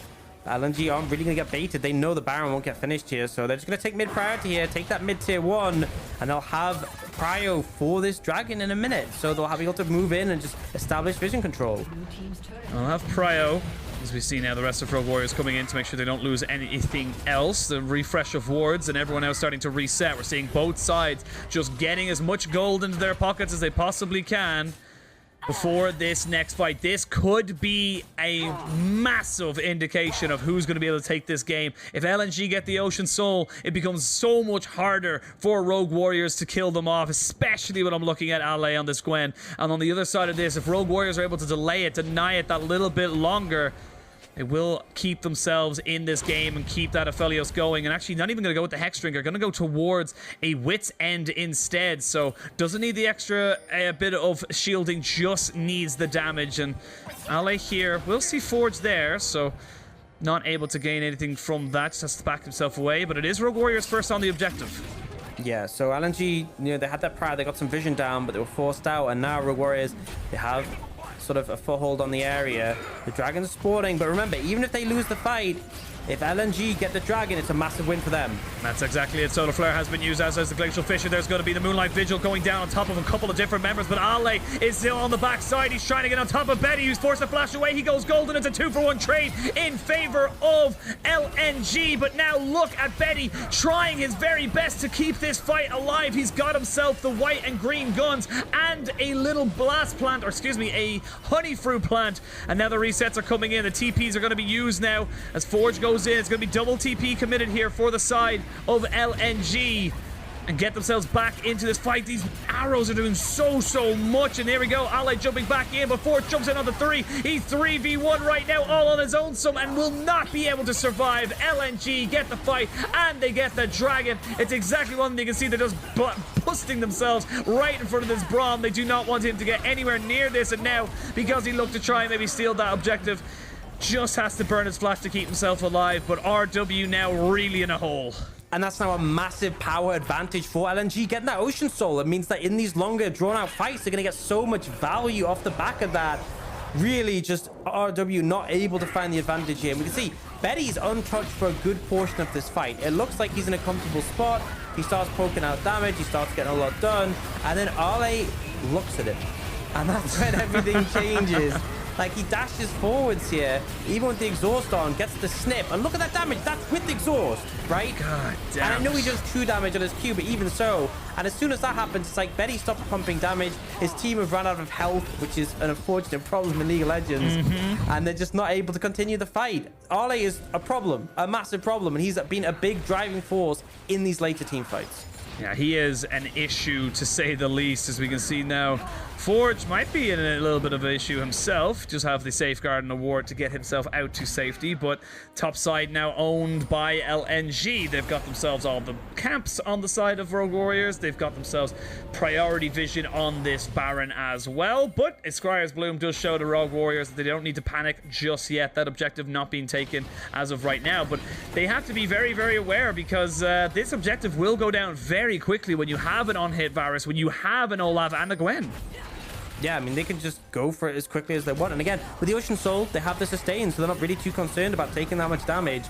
Rogue Warrior is definitely in a hole right now. The gold lead on 3,000, but the soul is the big problem. And LNG just with complete control of the area. Rogue Warriors have engaged tools, but it's still, it's hard to find the critical targets. They've been wanting to play these team fights, kiting back, playing defensive, and it just hasn't been working. No, it really hasn't. I think the big thing to notice between the two teams that as different between Game 1 and Game 2 is that Xiao Hao 0, 3, and 4 hasn't had the same level of impact that he did in Game 1. So now, with that Baron pressure being coming in for the side of LNG, they can start this 2-man. And like you said, they have the sustain. Ale and Tarzan can just kite back off of this, no problem whatsoever, as Ale just pushes forwards with the lethal work. It's going to force the Unbreakable. CDZ does get the Dominus off, as well as the Solar Flare back on top of this, and CDZ is probably in a lot of hurt if he doesn't get himself out right now. The flash forward into the Moonfall, trying to catch anybody out they possibly can. Forge goes in on the backside, but they've lost their front lines. The Braum, the Renekton, and Betty all dead. The Aphelios could not survive against the Raging Viking, and LNG get everything. They kill 4. It's only Xiao Hao left, and they might look for the end right here, right now. Yeah, they got a minion wave, but actually, yeah, they got a minion wave coming up. That cannon's a little bit low, but I think Tarzan might just tank the tower here. I think they can actually end off the back of this. Diana just doesn't have the wave clear, and they're looking to push up and go for it. This should just be them equalizing that Game 1. LNG answer back with force. And again, we're seeing LNG go towards that 2-1 scoreline. They will have the minions to stop that backdoor bonus for the side of Rogue Warriors, and there's nothing Xiao Hao can do. He just has to watch as his base goes down. Great response here from LNG in Game 2 to equal out the series. And it just feels like these teams who are playing these front-to-back compositions, like things like Aphelios, it's just so hard to keep them safe. Like, every fight, it felt like, you know, if it was Ale or it was Tarzan, one person would run at the Aphelios and he would just die. And, like, he had no answers to that. I feel like, you know, this was a slower-paced game, absolutely. And it felt like, you know, there was that early start coming up from the side of Rogue Warriors that looked okay. And then when it came to playing around that dragon, just the team fighting was so much better from LNG. They had all these great engage tools. They managed to take out the high priority targets, and then the momentum was there for them to follow through. With things like the Olaf being able to just like cleave forwards and take people down, working really well. It really, really did. Just the chase down, Tarzan and Ally just knowing that all they had to do was get on top of Betty, and then Betty could do nothing. Even on Aphelios, you just haven't got the survivability to deal with that damage. And I still think Rogue Warriors did okay in the early game. I still think they have a lot of things they need to work on, but right now, LNG give themselves a lifeline. Like we said, it was one more win for them to get themselves in the playoffs, and Tarzan being the MVP of that game makes a lot of sense to me because he just made himself a nuisance, was able to find opportunities and get on top of people. Yeah, he found a lot of momentum in that game, and the Olaf, ton of value on this pick, just diving down onto the Aphelios and taking him down. With the Ocean Soul coming in, obviously makes you super strong and hard to deal with. And I think this was very much a difference between that game one, where we saw you know, it was the jungler and the mid from the side of Rogue Warriors being such a massive impact. We still saw the Lee Sin popping off, don't get me wrong, but they just weren't able to just take over the game nearly as much. Yep, I think you're breathing a sigh of relief for LNG right now if you're a fan of them right now, because they have kept themselves in it. But this will be I think their 6th series in a row that will go to 2-1 regardless of results. It's like, let me have a quick check. 1, 2, 3, 4, 5. Yes, 6 series in a row. So this is not convincing. Not convincing, and they're definitely making a meal of it. We'll see if they are able to finish their meal without any food poisoning and finish off this series 2-1 in their favor, if Rogue Warriors have got another punch in their arbitrary armory. We're going to send it to a quick break, and when we return, we will hopefully be caught up to Game 3.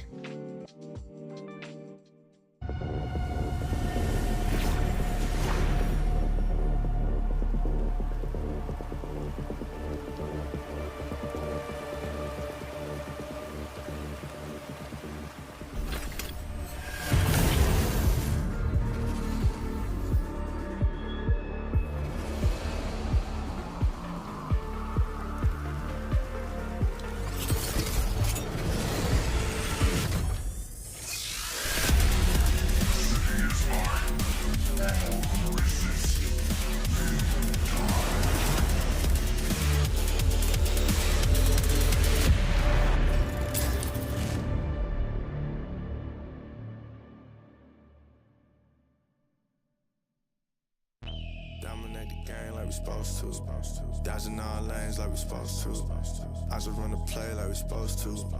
Gotta run it all like we supposed to. Hey, it's light work. Just looking at the wrist of the ice work. All this shit on me and it bust down. Shock him out the clutch and it bust down. She don't love me, she just want me for the team, I know. At the draw on the pick, I'm that one lotto. Got that rocket and that power auto. You want air break the draw, gotta stay on auto. Mad it, all the wins at it. Need a new patty. It's a time cost. Then the bag ain't free like it's MK. I got that new kick gang, got that sensei since day. Don't believe us, we just gotta show 'em. Got a whole game prepped up, got 'em like it's loaded. Oh, they got it backwards like it's Yoda. On track, got speed, it's a locomotive, hey. Dominate the game like we supposed to. Dodging all lanes like we supposed to. I just run the play like we supposed to. Gotta win it all like we supposed to. Dominate the game like we supposed to. Dodging all lanes like we supposed to. I just run the play like we supposed to. Gotta win it all like we supposed to. Dominate the game like we supposed to. I'm just staying in my lane and I'm supposed to. Be 100 ain't a thing, I ain't checking for no lames. Only gang with the dudes that I'm close to. I don't ride a wave, I just float through. Drawing up the plays like a coach do. Come against the team, better pray like the Pope do. Cause we'll turn your little beef into tofu. We tryna rise to the top. Real recognize you ain't squad, you the op. Drip on wall pate, feeling like the greats. Appetite jumping and you looking like a plate. Team on 3, no fail when we break. Lombardi is the only L's that we take. Tap the pylon, then we all celebrate. Then it's back to the huddle, time to cook another play. Dominate the game like we supposed to. Dodging all lanes like we supposed to. I just run the play like we supposed to. Gotta win it all like we supposed to. Dominate the game like we supposed to. Dodging all lanes like we supposed to. I just run the play. 对战 IW 的话，我们就打好自己的，然后小心他们偷家就好了。IW 下路组合本赛季表现挺好的，然后我们面对他们的话，尽量叫他再来帮我们吧。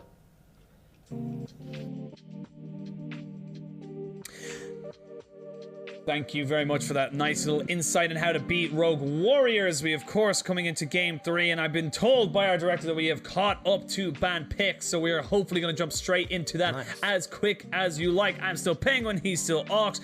We had ourselves 8 games today, nearly a full 9 after we added the random Super Tuesday game right at the start of the day, of course brought to you by Hysterics and Lyric, but we are going to be jumping in. This should have been, honestly, probably the results that we did not expect. You know, maybe the result we expected, but definitely not how we expected to get here, as LNG versus Rogue Warriors are jumping into pick bans for the 3rd and final time.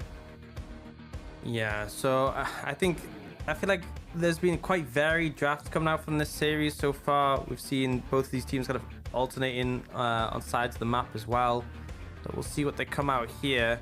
Obviously, did just have Rogue Warriors on blue in that last one. And Viego first pick makes a lot of sense. You know, a lot of value on this pick. We do see the Gwen banned away. Ole was obviously a massive problem on that pick in the last game, but another pick he can sort of take over the game with later on.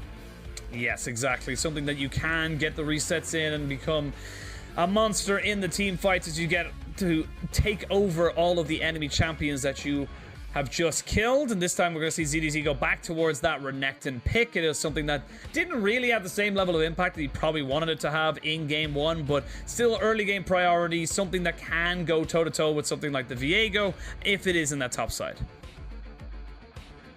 Absolutely. And the Diana, you know, we've seen it game 1, we've seen it game 2 from Rogue Warriors. I wouldn't be surprised to see it game 3. So have a really strong performance for the most part on this one.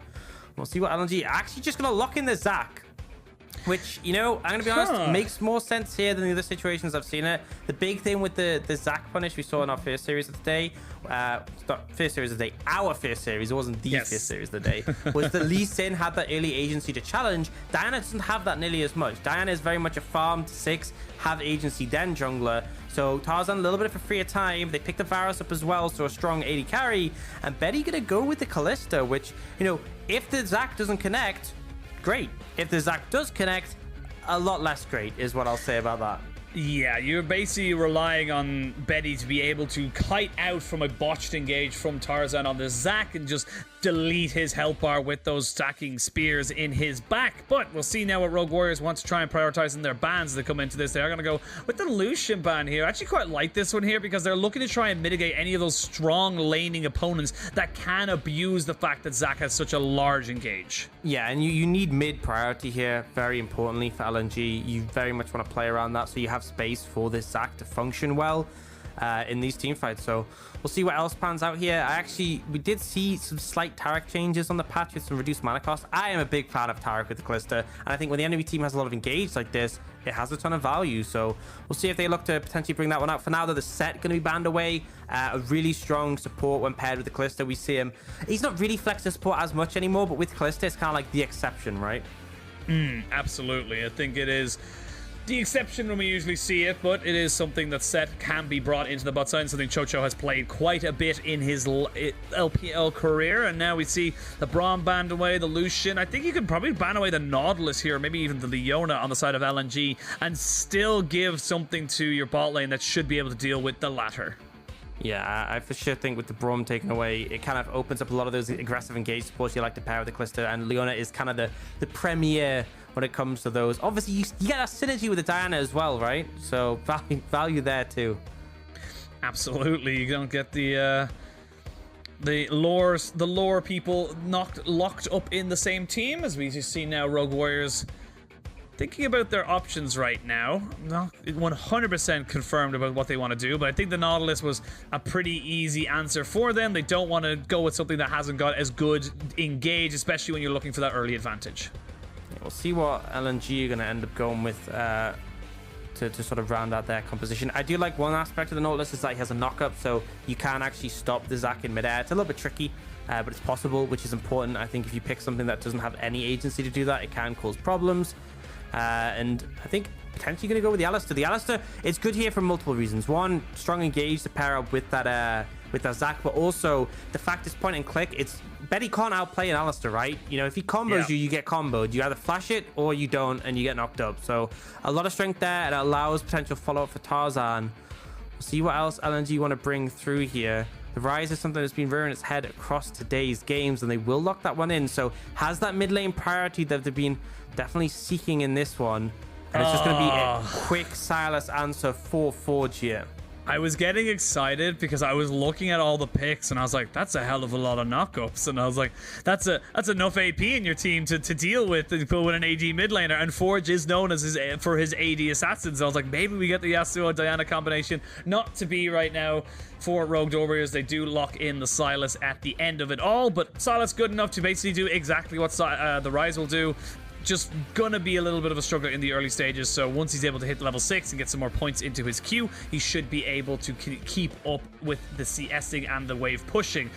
And right now, looking at two teams, it feels like how, for me anyway, if LNG can just keep this Viego and Rise farming up and get him to 1.5 items, they should come out on top, because Rogue Warriors don't have a lot of great responses or answers to them later on this game. Yeah, I mean, I think LNG should feel comfortable going later in this one. The thing is, though, it's kind of that Rise in the backline, that Varus in the backline. We've seen teams struggle at keeping their backline safe a fair bit. And there's a lot of dive potential on the side of Rogue Warriors. So even if we do get to the later stages, I could imagine a team fight where a good dive, good engage potential, good flank comes out from Rogue Warriors, and they manage just to win the fight off the back of that, even if the scaling doesn't necessarily favor them. But for the most part, I think LNG are kind of comfortable here. The Zac should have a pretty chill time getting to the later stages. You have that Rise who's going to give you priority early. You have that Viego who's going to have priority level 1. Bot lane is a little bit more tenuous just because of the fact that you have a Callisto on the other side. You have an Alistair who's not the best level 1. But as long as you have a side to play for, which you absolutely do here, Tarzan should be comfortable, and if he can get to those later stages, he will be a big threat to deal with. Yeah, all the cards in the late game going towards LNG, but we'll see if Rogue Warriors have anything to say about that before we get there. Of course, the late game is all nice and good to talk about, but you gotta get yourself to there. You gotta survive and maybe thrive if you can. But for Rogue Warriors, if they can get an early advantage, if they can put this Viego behind to get this Renekton rolling, they could find themselves in a much better advantageous position as well. Absolutely. Definitely would start things off strong. Do you see Rogue Warriors looking for an early ward on the red buff? And again, they want to track this, and I fully expect this to be a bot side start from LNG, just because then you can path up towards the top side. We're going to have that secured priority. You could also potentially try and, I mean, maybe actually just going for that start on the top side, which is pretty interesting to me. I would have thought that he would want to path towards the lanes where he has that guaranteed security. But he's just going to start the Wolves. Could end up looping back regardless. We'll see how it pans out. Yep, we'll see where he goes with his pathing. Of course, always curious to see how junglers do decide where they decide to go with their path. Of course, when you start with the W on the Zac, it is nice to have multiple different units, if you will, in the camp to be able to fully utilize that particular spell. Of course, on the single target camps, it doesn't really do a lot. And this is Xiaohao doing exactly what he saw last time, where he takes his Raptors, then takes his Krugs, and then moves forward to try and take out his Red Wolf afterwards to try and see if he can wait out any vision from the opposition team. Yeah, so I think Tarzan might be doing, so he's starting on the Wolves, but then looping bot to loop back up top side, and that's why he'll have priority on that top side of the map, so he should just be able to get that scuttle. On the other side, Xiaohao's playing towards his bot lane, so he has someone to lean with, and it's very important when securing these scuttles, because we saw in that last game, obviously Tarzan got denied both scuttles in the early game, which did set him back a fair bit. Didn't matter in the long run, but definitely something you want to avoid where possible. Absolutely, and again, this is a big game for LNG. Win this, you are guaranteed playoffs. You will no longer have to worry whether or not that is an if, it will be a when. And for Rogue Warriors, you're just looking to improve. You're looking to see what you can do so that when you come into the 2022 split, you have yourself an option to run with. But Xiaohao has just cleared his top side and going straight into the top lane. I love this movement here as they're going to try and catch out Ale. Flash forward does get the Call the Meek down. They're going to be able to take him out, no questions asked. And that's exactly what I talked about for Rogue Warriors. Yeah, get that early gank, set the Viego behind, and again, no flash makes you a very vulnerable target. You're pushing the lane because you have that advantage in the early levels, and you kind of just get punished for it. And now Tarzan still has his topside jungle he needs to clear, and because of his pathing's been a little bit unique, it's been harder to track exactly where he is, but he needs to go towards that top side.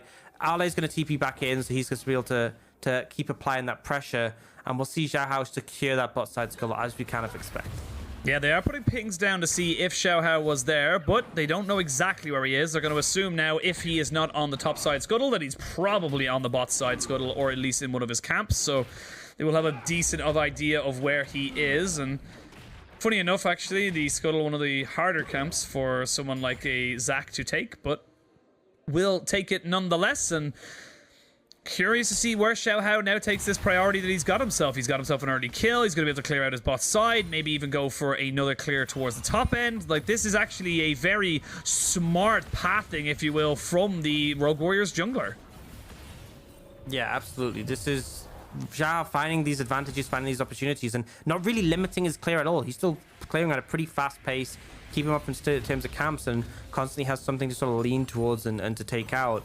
But getting that early advantage, definitely something that they sort of look for. We talked about the Zac earlier today.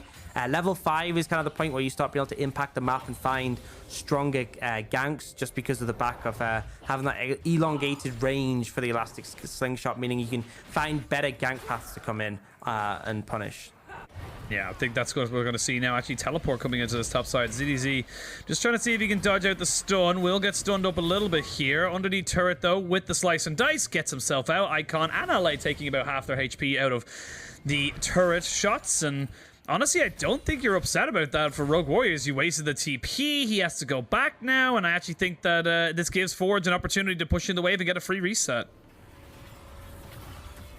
Yeah, Forge pretty chill with this one.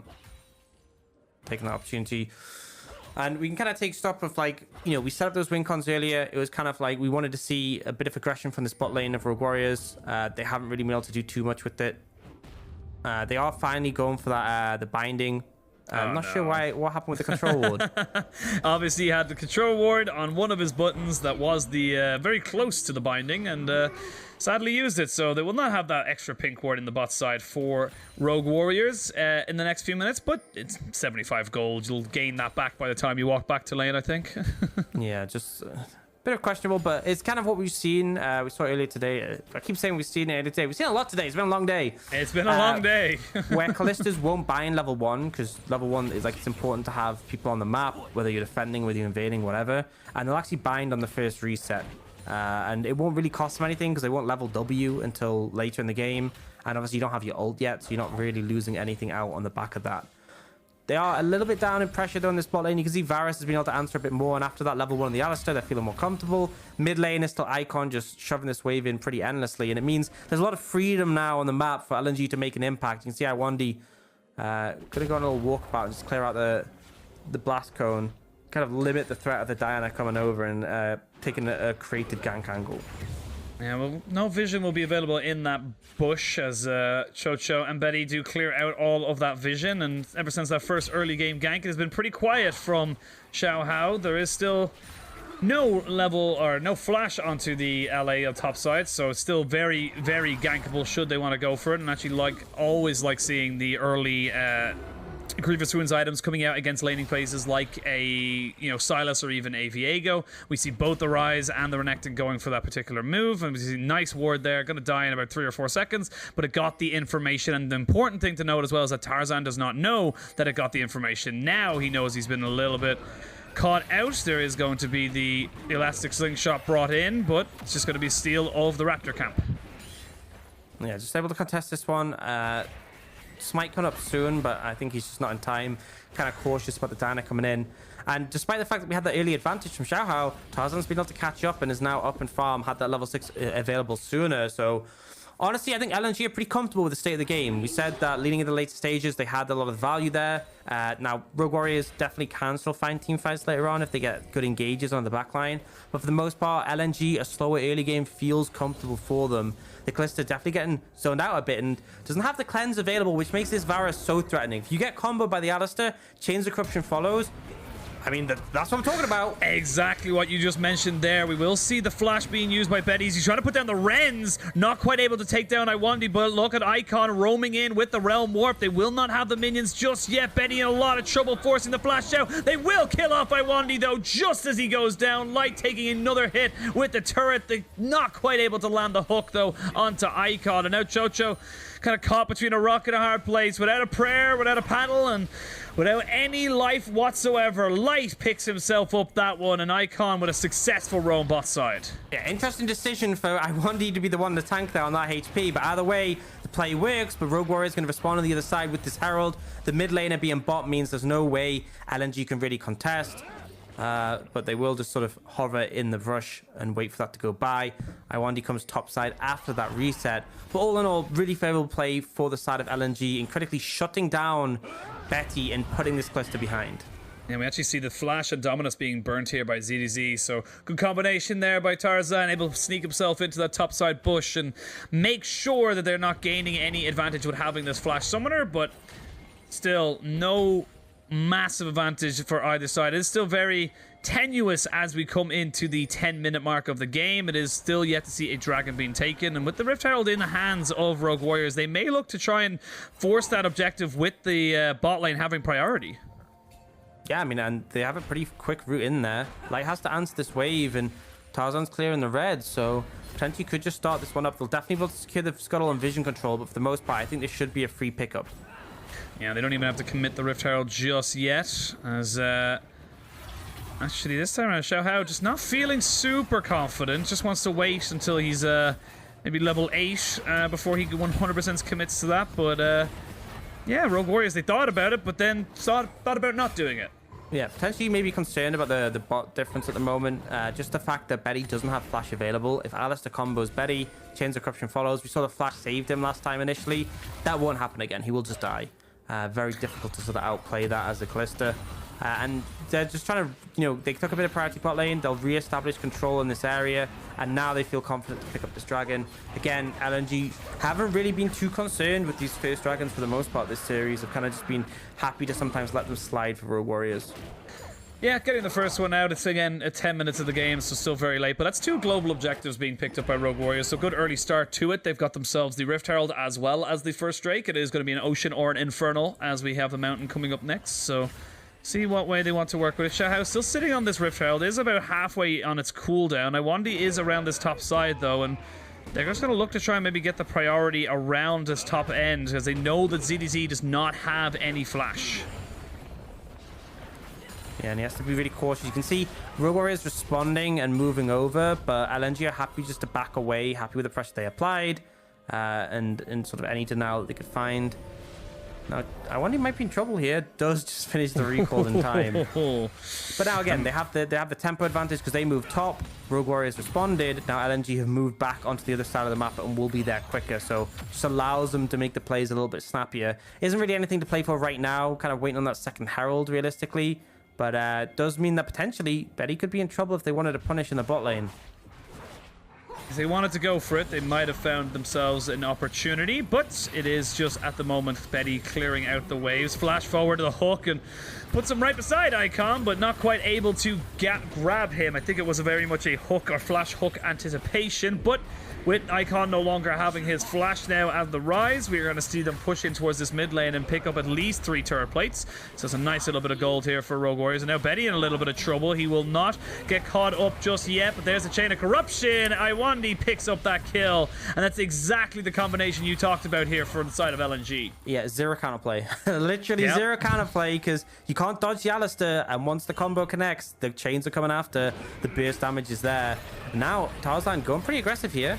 I mean, I like this from the side of Rogue Warriors. They're going to commit the TP, so it's going to be a 5v4 at the start of this one here. But they are able to take down the Nautilus. So LNG looking pretty good, but the Moonfall hits onto 3. And you can see ZDZ just wreaking havoc in this bat side to kill out the Viego. And this Tarzan has no damage, but it is enough from the rise to be able to take down 2 more people. They end up getting more and more from this. And the end of it all, it ends up being a 4-for-1 trade, or 4-for-2 trade in favor of LNG. Yeah, just a little bit ambitious going for that play. I just feel like there wasn't really a way that Rogue Warrior is going to win that one with Betty being down. And critically as well, I think Forge felt confident because he could grab the Alistair ult. And don't get me wrong, Alistair ult really broken with Salas. There's a lot of good choices here. Alistair ult's great, Chains of Corruption, the bounce house from the Zac, but it just wasn't a good fight when you've lost your 80 carry already. And again, there's just no counterplay to this situation. There's no outplay, there's no potential. And yet they still look for a fight on the back end of this, trying to commit to this play. And for what? What are you fighting for here?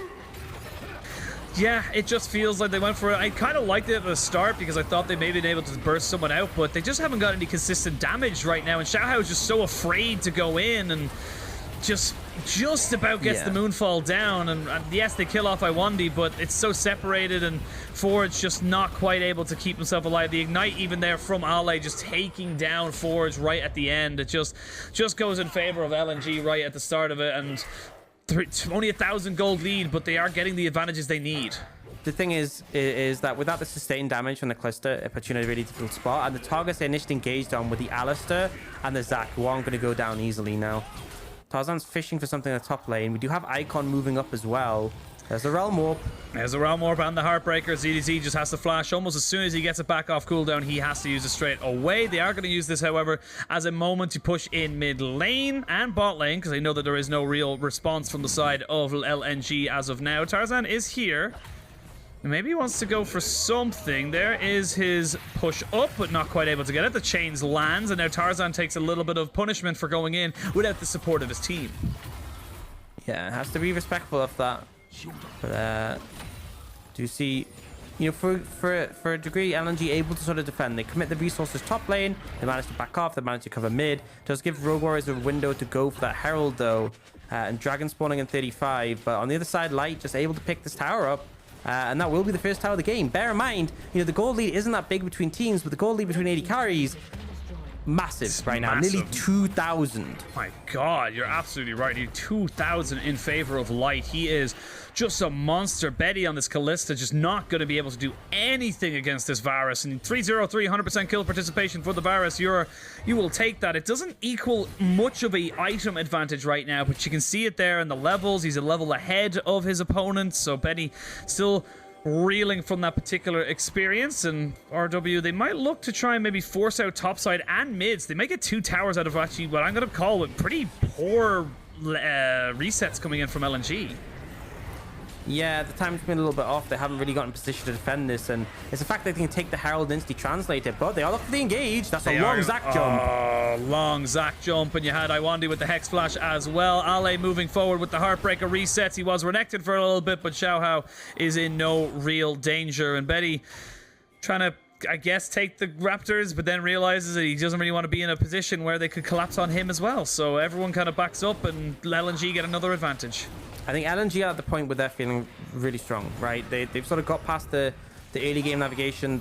Callista isn't too much of a threat. Renekton isn't a massive threat at this point. It's kind of like Icon's got some items behind him. Light is closing on his second item, so has a massive lead. Arley feels really comfortable and should have the Divine Thunderer soon. It just feels like they're in a decent spot, but Rogue Warriors still trying to find a pick here, but it's on the Alistair. It's on the Alistair. They do force the Unbreakable Will out of the Iwandi for the moment. And that honestly might be enough for Rogue Warriors to take this dragon. They're going to swap it for the gold and tower in the top side. LNG happy to take that trade as of this moment, but now you're in a little bit of a position now. If Rogue Warriors get another dragon, this could be a bit of a sticky situation for LNG. They are prioritizing the money and gold and power now versus the power later. Yeah, it is that Infernal Soul as well, so definitely high priority. I think the main thing, though, for the side of LNG is that you don't mind giving 2 dragons over, right? It's as long as you can contest that third, and if you get the significant enough gold lead, you feel comfortable contesting that third. Like, the extra ultimate ability haste, not that big of a deal. The extra bit of resistance is, again, not exactly game-changing. But having, you know, this big 3,500 gold lead for LNG, they will feel comfortable when it comes to that point. Now, we'll get a replay of that leap, and I mean, just look at the range in this bad boy.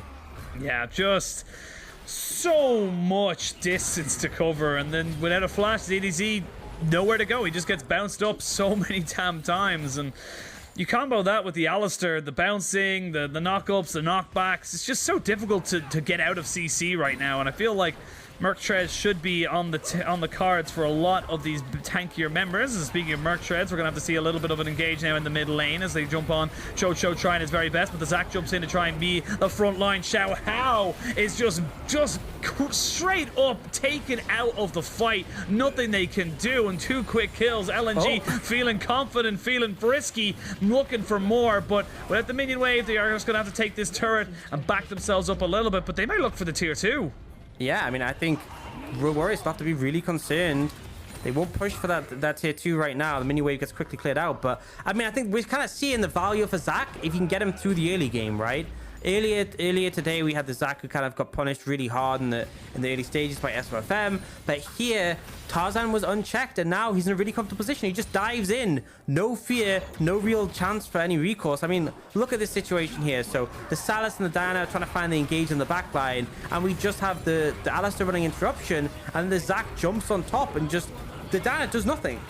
Yeah, the Diana literally gets the ult off of the 2 tankiest members and then dies. So it was not what you want to be seeing there. And this is Rogue Warriors looking like they're hitting panic stations. It's a little bit desperate from them in that regard because you didn't have ZDZ there. You didn't commit fully with Betty. Betty flashed away, so wasn't putting in auto attack damage. And yes, it's a great hook from Chocho, don't get me wrong, but no one was on light. No one was dealing with this incredibly fed Varus, who's now 3-0 and 5. 2 items, has got the wit's end on him as well, and this is just becoming harder and harder and harder for Rogue Warriors to make work. Yeah, absolutely. This is just becoming a bit of a problem, and it doesn't really get easier later in the game. There's a lot of concerns I have for the side of Rogue Warriors as this one goes on, especially because the Callista's behind. You know, building similar items to on-hit Varus. We've seen both have the shield bow, both going towards that wit's end. But just the substantial lead means Light is just going to do more damage. And again, you don't have that cleanse for Betty. But even if you did, cleanse doesn't actually do that much this game because of the knockups. You know, the Zac and the Alistair, cleanse won't help you against those. It's only the change of the corruption. And so you're put in this rough spot where you don't have great options to deal with this CC potential. It kind of just comes down to, does Betty have flash? And if he doesn't, he's kind of doomed. And right now, he does not. Even if he has flash, you know, LNG have Icon who could flash in Room Prison. They could get in with Ale on the backside. They could flash in with Tarzan. There's so many things that can just get on top of him that makes fighting these fights so difficult for Betty on Rogue Warriors. And this is more to what I expected from Rogue Warriors. It's probably why I didn't get as excited as certain other casters when they picked up a 1 or 2 wins, because this is what I expected to see from them. They have got a lot of issues when it comes to team fighting and positioning that shown in a lot of the early games. And yes, they picked them up a little bit, and I'm not trying to beat a dead horse right now, but it just feels like this is the game I expected to see from LNG versus Rogue Warriors. Yeah, and I think obviously we can always give credit to Rogue Warriors for the early games, but right now in this one, it's a pretty big uphill battle. You can see the gold across all players. Just that significant lead between AD carries is a big concern, and he has a much easier job cutting through the front line of Rogue Warriors than the other way around. Now, do you see LNG trying to make sure they have vision of the Baron area, potentially threaten it if this dragon gets picked up by LNG? Because we imagine that Rogue Warriors would love to have this third dragon. I mean, why wouldn't they? It puts them 1 away from that Infernal Soul. But I think they're very much aware that they're not in a position to contest right now. So they're kind of just giving it up. We're toying with the idea of potentially rushing down a Baron like they did in Game 1. But ultimately, we just see them unable to really get anything off the back of this. And that dragon going to be going towards LNG probably in the next like 20 seconds. They'll just head over and pick that one up. Yeah, push it in the mid, push it in the bot. You can see Ally just delaying the reset there from Forge, so they're not going to be able to do anything much there. But with 4 people on this bot side, you can see on the minimap there, Xiao Hao and Forge looking to maybe capitalize on an overextended Ale as they now just jump in on top of that. The Stolen Heartbreaker as they try and keep going on top of him, but no real mana, and Forge goes underneath the tower. One more auto attack would have killed him, but it has to burn his flash, and that means Dragon in favor of LNG. Bot tier 2 in favor of LNG. Rogue Warriors are just without any real ideas. They just seem a bit lost. You know, they're trying to force on the other side of the map, and I get it. You want to play towards the other side of the map, but LNG are able to take more as a result, right? You know they're committed to the Dragon side. You know you can't do Baron. Let's try and pick off Ale. They don't find, and they end up burning Forge's flashes for it as well. And LNG are like, fine, you're going to lean top side. We take your bot lane tier 2. There's nothing that ZDZ can do in that situation. And this is great for LNG. This will lock them in. If they're able to keep this trajectory, if they're able to keep this pressure up, they will lock themselves into playoffs. They are guaranteed. Where did that minion go? I have no idea where that minion was going for a second there, but they will lock themselves in. They will join FBX and EDG onto 10 wins at the top of the standings. They will be slightly below them as they have 4 losses, and we wait to see who else will join them. You look at that table. It's Rare Adam on 9 and 4, Team WE on 8 and 4, and then we hit a little bit of a cluster where it's Suning 8 and 6, and then there's 7-5 for Royal Never Give Up, Top Esports on 7 and 5, and then Billy Gaming 7-6, JDG 7 and 6, OMG 7 and 6. So it does get a little bit harder to figure out who's going to be making it after the last, you know, the final 4 or 5 places start to muddy into each other. Yeah, and getting clear of that gives you a lot of comfort, getting you in a good spot. Every win still really important, just with how, as you said, muddy things are at the moment. And we do see that LNG pushed that bot wave in and have kind of just sacrificed it in this situation, and that allows them to push in through this top side of the map, push through that mid and top lane, and go for plays like this where they lean into that top lane tier 2. They won't quite get it yet, but it's quite low on HP, and remember, gives a lot of gold ever since the change they brought in. And now, actually, fight breaking off. We're going to see a fight breaking off. Icon had got the Banshee's Veil, so he will not be taking any CC up. And we see a flash in. The Moonfall comes down onto 2, and you can see Ale running for the hills. He does not want to be a part of this. They did get the TP from ZDZ. Now they're going to be a trade of 1-for-1. It's Rise, though, for the Nautilus. You're very happy with that. Look at Betty. He's just putting spears into people right now. They take down the Silas, but they lose the Alistair. They take down the Cow for the Crocodile. And now Ale looking to try and trade this one back, but Tarzan and Light are just too damn big. Look at the range on that. This man should be an Olympic jumper with how far he's able to make that move. And that's going to be a full ace in favor of LNG, and they're going to take their prize of the Baron. Honestly, I don't think that was actually that bad of a fight for Rogue Warriors, but they just couldn't follow through at the end of it. They just couldn't find the momentum. And the thing is, it's a goal difference, right? All in all, I think the actual structure of how that fight went, not too bad. The problem is, LNG are ahead. They can't take down Tarzan. Ale just gets so much value in these extended fights with the resets, and Light is able to position really well on the back of that. It's just so difficult right now. And we get the replay. So again, it starts on a tower, which is always bad for the side of LNG because they're taking tower hits. They can't really commit too heavily. And then we see this initial engage come down. They're pumping a lot of damage out, and they actually manage to pick up the Rise as soon as Icon moves in, which is a really critical factor because we're moving one of those major carries. Jojo gets on top of them, they all turn, and that's a win. That's like, okay, that's a positive. The fight's starting okay, but they just can't carry through the rest of the fight, and that goal difference is coming in. The value of things like the Zac in these extended fights. In fact, he was like half HP there, and he just ends up healing up so much on the back end. Yeah, just able to do so much. It's very, very unfortunate start to the fight as well for Rogue Warriors. Just as they drop down the depth charge right on top of Icon, he gets his Banshee's passive back just as it was about to come back. So, little bit unfortunate. That is a gamer moment. That is a little bit unfortunate there for Chocho. And again, that fight looks very, very different if it does start off with Icon getting caught out. But it doesn't, it didn't, and now Rogue Warriors find themselves in a 10,000 gold pit with a Baron buff on the back of LNG, and now LNG can continue to push in, and there's just nothing you can do. You need to find a fight, and you need to fight now, because even with the Baron buff, you're just going to lose too much. But it's so difficult because we now have 3.5 items on Light. He's got that stopwatch as well. Very difficult to shut him down, and he's just doing so much damage with like Gwynsu's now picked up. They will try and apply pressure to Ale, but he's chilling. He's completely fine in this situation. And they'll just keep trying to split pressure across these top 2 lanes. There is a wave pushing in bot that they can also lean towards. And they just got to keep this cannon minion who's going to be joined by a friend in about 2 seconds. Nice and healthy. And who kills it? No one has range on the side of Rogue Warriors. And you can see there Tarzan just pushing in forward. Going to be forcing the Fate's Call out of Betty to keep Chocho alive. And Dominance as well. You could just wait. You could honestly just wait for a little bit longer and just take this fight whenever you choose. You don't have to overcommit to this. Yeah, and the thing is, Rogue Warriors want to fight. They want to break this Baron siege, but Minions going to get TP'd in by the Rise to the other lane. The cannons are there, and they'll just be able to tank up the tower, and they very quickly transition this from a mid inhibitor take to a bot inhibitor take. And that's those 2 inhibitors down, going to cause a lot of pressure, especially when the Baron spawns next. But for now, I think LNG, they go towards that dragon, they pick it up, they reset, and they just push top. It should be easy sailing from here. It should be easy sailing as they're going to go back, pick up themselves an Infernal. There's an item that's been picked up by a certain player. I see it. I know what item you're looking at. And, I'm curious about it as well. I think when you're this far ahead and you're a Zac, you're not going to die. Who's going to kill you? Like, you riddle me this alongside the stopwatch and the Cell Division passive. No one's killing you in this game. It's definitely some sort of confident energy coming out from Tarzan right now. With the Medjais. Only 10 stacks, but he does get the movement speed buff, so can't complain too much. Getting him back on the map sooner. But yeah, right now, LNG firmly in control. And again, Rogue Warriors not playing for anything as such here, but this was a close series. They managed to take a game pretty substantial. And it kind of becomes a last-ditch effort for them to find a team fight here. It's definitely hard. There's a GA now completed for Light. but we'll see if they're able to pull it off. They need a fight sooner rather than later just because of those super minions at the side waves. Yeah, they need to just go find the go button. That is it. Go straight in on top of someone. But there's Tarzan. We can see Chocho going golden straight away. Betty completely caught up in the chains of corruption.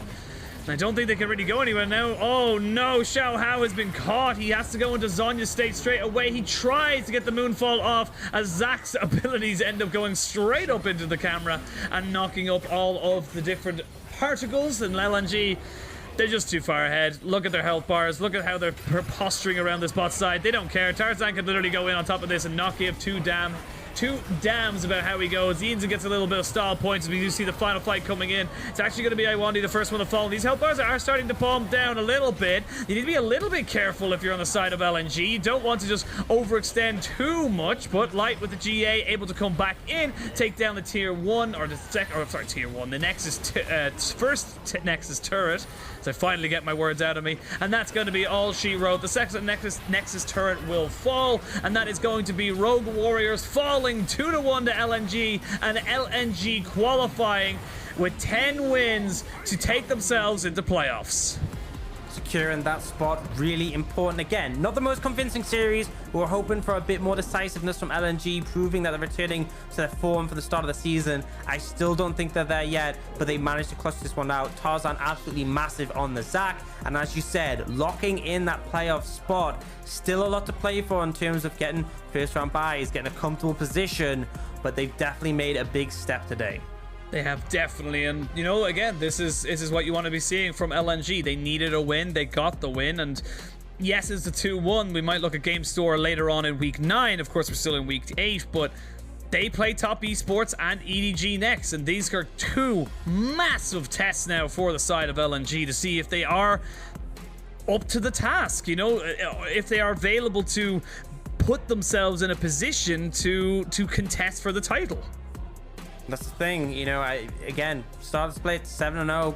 I think a lot of people felt confident in them, but recent form, I think it's going to be a challenge, and I think we still need to see more out of them. There's those games where it feels like they just don't have as much agency. It feels like if Tarzan isn't able to get a strong start in the jungle, the team kind of just struggles. And again, it's that disconnect as well. It's that divide between team players where people are going for individual plays. We saw from Icon when he just walked into the river and was like, I'm just gonna die, and it's like, okay, yep.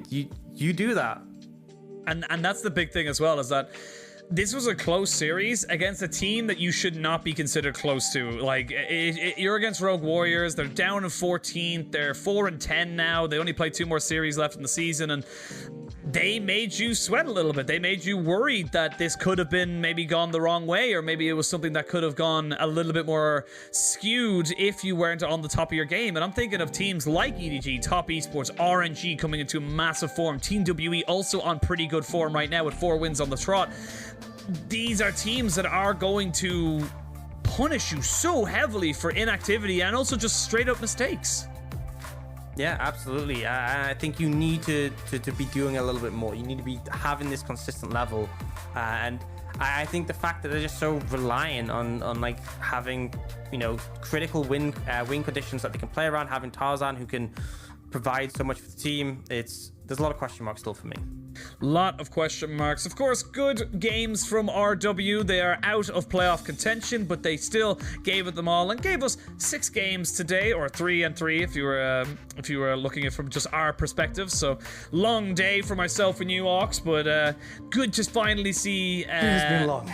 It has been a long one. We've been fading a little bit. Of course, hard to get, you know, food into our bellies when we only have a certain amount of time between each game to try and catch up to where all the different studios are. But yeah, honestly, I don't think Rogue Warriors should be unhappy with their performance. I do think that Xiao Hao has kind of been found out a little bit. I feel like if teams just focus him out a bit, should be an easier way of mitigating a lot of what he brings to the team. Absolutely. I think that's for me what we saw there when both of these teams feel very jungle oriented. I think is the critical thing, and that's something to take away for Rogue Warriors for the rest of the split and also into next split to sort of look towards that and see how they can kind of rectify those issues. But I think when they have a draft that gives them a lot of agency, it's clear he can do well. Absolutely. And I think for LNG, they're going to be looking towards a little bit more of a They need a confidence boost. I think if they beat Top Esports, then I start to lean my I suppose my worries onto Top Esports a little bit more than I would onto. I was gonna say, like, it's Top Esports are in a little bit of trouble. They're in 7-5. If they lose to LNG, which I believe is their next game, it is a scary. Yes, they actually play LNG on Thursday. But before we talk about that, let's have a look at our MVP from that game. And it's going to be pretty much anybody, but I do think Tarzan was the full instigator and facilitator for this team and for LNG to be able to make it as comfortable as it was. He picked Zach. He did the big stretchy leaps into the back line. You know, he has the MVP for me. I think in team fights, he was such a massive force, and it was critical that he was able to get through the early game without being pressured too hard, because this is what happens if you can't shut down a Zach early. He just has so much AoE potential, so much dive potential, and particularly against a composition like this, Betty is short range, everyone else is melee, and you just jump on them, you slap them together, and you're good to go. Yeah, honestly, it worked out. There was no real punish for the Zac in the early game, so able to get up to his first item, of course, picking up that Frostfire Gauntlet, and then just never died. I think that's the best way I can put it. And I think for Rogue Warriors, like I said, they just ran out of options. They ran out of gold, really, and they just didn't have the resources at hand to make this one work. And yes, there was one or two opportunities in the last particular game where they might have been able to find something, but I think once the bot lane went awry, there was no coming back. Yeah, I think particularly we saw just such a lead on the Varus that it became such a massive problem to try and get back into that one. And especially, like, you kind of had the Renekton not really having the momentum you needed. The Silas was obviously a bit of a sore point. And I think the thing is, when you're playing things like Diana or Zac, those champions who tend not to be as effective at being proactive in the early game, having mid priority is just so important. Yeah, it really, really is. And now we look towards LNG. They play later on this week. Of course, they play Top Esports, and we'll see how that one goes. Rogue Warriors, I believe, only have 2 more series left to play. They play WE later on Friday, and I think they play JDG. So it doesn't really get much easier, but opportunities, if you will, for Rogue Warriors to prove themselves and to maybe cause a little upset here or there. That's what we have to see, and I think they're playing for those. They are playing for those, and we're just kind of waiting to see kind of how this one goes about. And I wanted to say, kind of get your little quick opinion before we do end off the stream, is that where do you see LNG after the performances in the last few weeks? Where do you see them ending in the split, or even in the playoffs? Where do you find them finishing up? I struggle to see them. I think that's the thing, is I think they may get through a round. I don't see them getting further than that in their current form, and I would honestly be surprised if they even made it to top 6. It's kind of on the wire with that as well. I'm not convinced. I'm really not convinced. I think they are being carried by their early run of form, which has put them in a good position in terms of standings, but it feels like right now they could lose to anyone. It really feels like they could lose to anyone, which is worrying, I think. And I think when you come to playoffs, teams are ready for you. They've strategized. They know what they need to do. They know to shut down Tarzan. I think this, and they know that they can punish you because the team is a bit disconnected. And I think more than ever in this meta, this is very much a team play meta. It is very much about how your team coordinates. Would no longer have the days of past where you can just solo carry a game. And I think LNG are missing that coordination. And if they don't fix it, I do not see them making it far. And honestly, I love that statement you made about the meta right now, because if you look at the teams that are doing exceptionally well, it's teams that are working as a team. It is Royal Never Give Up, it is FBX, it is Team WE. And you look at the teams that have relied on that solo carry style to get them the wins. Top Esports, LNG, they're finding it a little bit struggling, even Sooning to an extent, finding a little bit of a struggle to come back and to grab those very, very elusive top spots in the table. And again, I can't express how important it is to get into those top spots. If you're in the 7th to 10th, you basically start at the bottom of the ladder. You got to climb all the way up. If you're in 3rd or 4th, you're already at the start of you basically win one best of 5 and you're in double elimination. You give yourself an opportunity of a mistake, of a failure, to come back. We saw RNG use that to full extent in spring 2021, where they got absolutely smashed by FBX in the first series 3-0 and were able to come back and win it. But that's all we have time for before we end up the stream. We're going to have a quick look at the results of today. Of course, it was a Super Tuesday, so we ended up having 3 series of Top Esports lost to a very plucky IG. And then we went into the gauntlet that was Sooning and LNG struggling past the lower teams of V5 and Rogue Warriors. Yeah, so I think other than that first series, I don't think today was too unsurprising for the series that we covered. The manner in which they went about, that's a different story. But IG beating Top Esports, IG are kind of on the wire at the moment. They need every win. They can't drop a single series from this point. They just need to win every single series possible to keep themselves in with a chance. Whereas for Top Esports, they aren't exactly safe. And we can see how that's kind of panning out in terms of the standings. IG, right below them is Rogue Warriors, and Rogue Warriors are locked out. It's so close. It's so close. It is so close, and you'll see IG will be playing a lot of their games. They actually have, we talked about today, between Top Esports and IG, they actually have the most series to play themselves, and this is where we start to get the real fun end of the LPL season as we have a look at tomorrow's games. We are actually going to see IG playing twice in 2 days, as IG are going to be going up against BLG in our second series of the day, but OMG versus JDG. So again, another mid-table madness. Look at all these score lines. 7-6, 7-6, 7-6, 5-7. A win or loss either side could mean the difference in your split. Yeah, the ramifications are absolutely massive. I feel like, you know, OMG and JDG could survive with a loss, but it definitely would hurt. IG, they're just out. If they lose this game, they are just out. It feels like that. It's very rough. And IG kind of feel like, you know, at school when there was people who just like, you know, you have like 3 weeks to do an assignment, they wouldn't do it. And like the day before, they would just be like trying to get it done last minute. And the question is, are they going to come out with a good grade? Because if they do, it's really frustrating. But at the end of the day, you know, if they get their work done, they get their work done. I mean, if you only do it at the last minute, it only takes a minute. That's the way I always view that work as such. But that is all the time we have for today. Thank you so much, Alex, for bringing me through a very long stint of 3 series games towards the end. And of course, thank you to everyone at home for watching. And of course, never going to forget our directors, our producers, our audio guys, our graphics guys, everyone behind the scenes. Without them, none of this would be possible. We will be back at the usual time tomorrow, the same place. So we'll see you then.